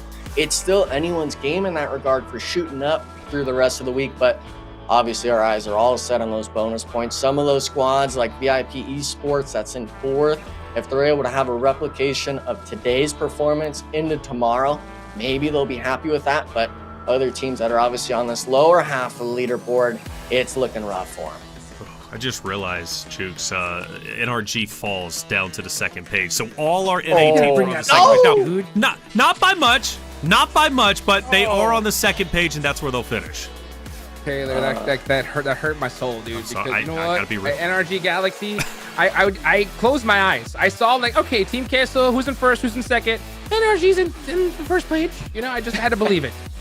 It hurts to see. Hurts to see. You know what? NRG, we saw a great start for them, right? I think the best out of all the NA teams, at least in my eyes. So going into these next few days, right? We're gonna have the craziness of the double points. Right. I hope they could take full advantage of it. Should put up consistent points when it's not their double day, and then when that day comes, they gotta start off strong like they did, but they have to finish strong as well. So 2 teams on that second page. X Factor, right? Big focus point on them, especially on this broadcast. They're a North American roster. We're hoping that they, on their double point state tomorrow, that they can make an impact, break into the top page. Something NRG was just holding onto by a thread throughout the entirety of the day. And then the Vicious, who was relatively quiet, Enigma. We saw bits and pieces of the Vicious throughout the day, most notably during the game number 1, I believe, on Erangel. Yeah. And they were there, but they weren't there. Double point state tomorrow, hoping it makes a bit of an impact. Let's not forget how double points worked last season. There were some teams that just really struggled on the normal days, but on their double points, they just popped off. Any of the 4 teams tomorrow can do exactly that. Yeah, I mean, obviously our eyes are going to be set on Influence Rage. They're the team where, yeah, if you're in Group A, you have to play before the other teams. You can't really find your stride as later as them in these matches. You don't have as much breathing room, but for the likes of it, like X Factor, like the Vicious, those teams really had a lot of struggling. So hopefully tomorrow, I'd like to see them just completely switch it up, try to change the game plan. And then if that doesn't work, you plan the rest of the week for consistency and hope that by week 2, when your bonus points come around, you're able to fully capitalize on the opportunity. All right, talking about capitalizing. Well, tomorrow, the Group A will need to capitalize. To recap, it's Influence Rage, The Vicious, VIP Esports, and then X Factor. VIP Esports, shout out to them. They played phenomenally well today. A team that I think was underrepresented on the desk, but quickly became a talking point as the games continued on. And Influence Rage, well, they are by far the most consistent team, maybe outside of Team Queso, but honestly, they might even be more consistent than Team Queso. They just slayed out today. Bottom line, period. I mean, a total of 48 eliminations is absolutely insane. Let's start getting out of here, right? We got another day coming tomorrow. We'll be starting at 12 Eastern time. Enigma, what are your final words before we get out of here? Final words, of course. I was really hoping NRG would be in that top 8. You crushed Hot Jukes and I's sort of, I guess hopes and dreams for the most part. But coming into tomorrow, my eyes got to be set on X Factor. Okay, I'm hoping they come in full guns blazing. They're able to put more points up on the board because we know just how influential the bonus points are going to be. That's right. Bonus points are coming in hot. Hot Jukes, how you feeling, man? How was today? That was great, man. I think we saw a lot of good stuff from so many different squads. A lot of potential here. But you know what? Tomorrow's double points, baby. I can't wait for that. I can't either, and we're going to have to wait a little bit, but it'll be coming sooner than you think. Make sure you hit that follow button, the subscribe button if you haven't already. Stay in tune with our socials because we keep the PUBG Mobile action going for you each and every day. We've got 4 more days left in this week for week number 1 of the PMSL America's fall season. Tomorrow, we come back again at 5 Eastern time. It's going to be a lot of fun. We'd love to have you. For myself, Taylor Reflections, Noble, Hot Jukes, Enigma, our production crew, and you in chat, thank you once again for being here. Be back tomorrow, 5 Eastern. It's going to be a great time. Wow, to clear this side out. 15 eliminations already for Team Queso. These guys are crushing it. Here he goes. Jump shot. Does he spot him? He does. Ooh. 1v2 though. Lay downs. Good. Oh, they're going to win this one. The other squad's got too much room. Poppy Potro's got to get the cleanup to get No it. But way! the clutch. I think he rounded up bullets on that last clip. So Malcolm able to save his squad. 6 eliminations and Influence Rage. It's a 1v3 situation. The drive ups are coming, trying to prevent it. Game 1 Jukes is done, and it's going to be going to Influence Rage. Was out. Actually makes it to this box. That is Wow. a huge shot. But Colgoat with the stiff arm. It's going to be a Team Queso victory with a whole lot of eliminations. You're feeling it. You're getting the knocks. They're trying to get it, but the zone. Oh, and little boy, he's just going to give it to the zone. No one gets the points. And since they were knocked, I'm not even sure if those points would even be going up. And wait a second. VIP Esports winning. It's just the opening initial, but they're turning it around. Loops They only have 2 eliminations to their name, but it's a 2v3 spot. Make that 1v3. Pull up on the hillside. They're clutching it up. Huge win for the Loops. Loops is still able to play that peeker's advantage on the hill. Kayowski's having to move in as well. What and a the shot! Double headshots, but not being the one to knock. You get the reset on this left side. He's trying to clutch it up for the team. One does go down. The MG3 is what you want here, Juke. Neil Gets one, and Loops, unfortunately, not able to piece it together. Furia. Oh, man, he's going Oh, my through it. gosh. The smoke play. The S12, he's just guessing. He's hoping for the shots to connect. He sees Law's one. gonna win this. Gets it. The Law's other gonna win one. this. When will he take the shots? Oh, 1v4. Man, I mean, he had the moment. Oh, he gets taken out. Nope, no snake in the grass plays this time. He wins.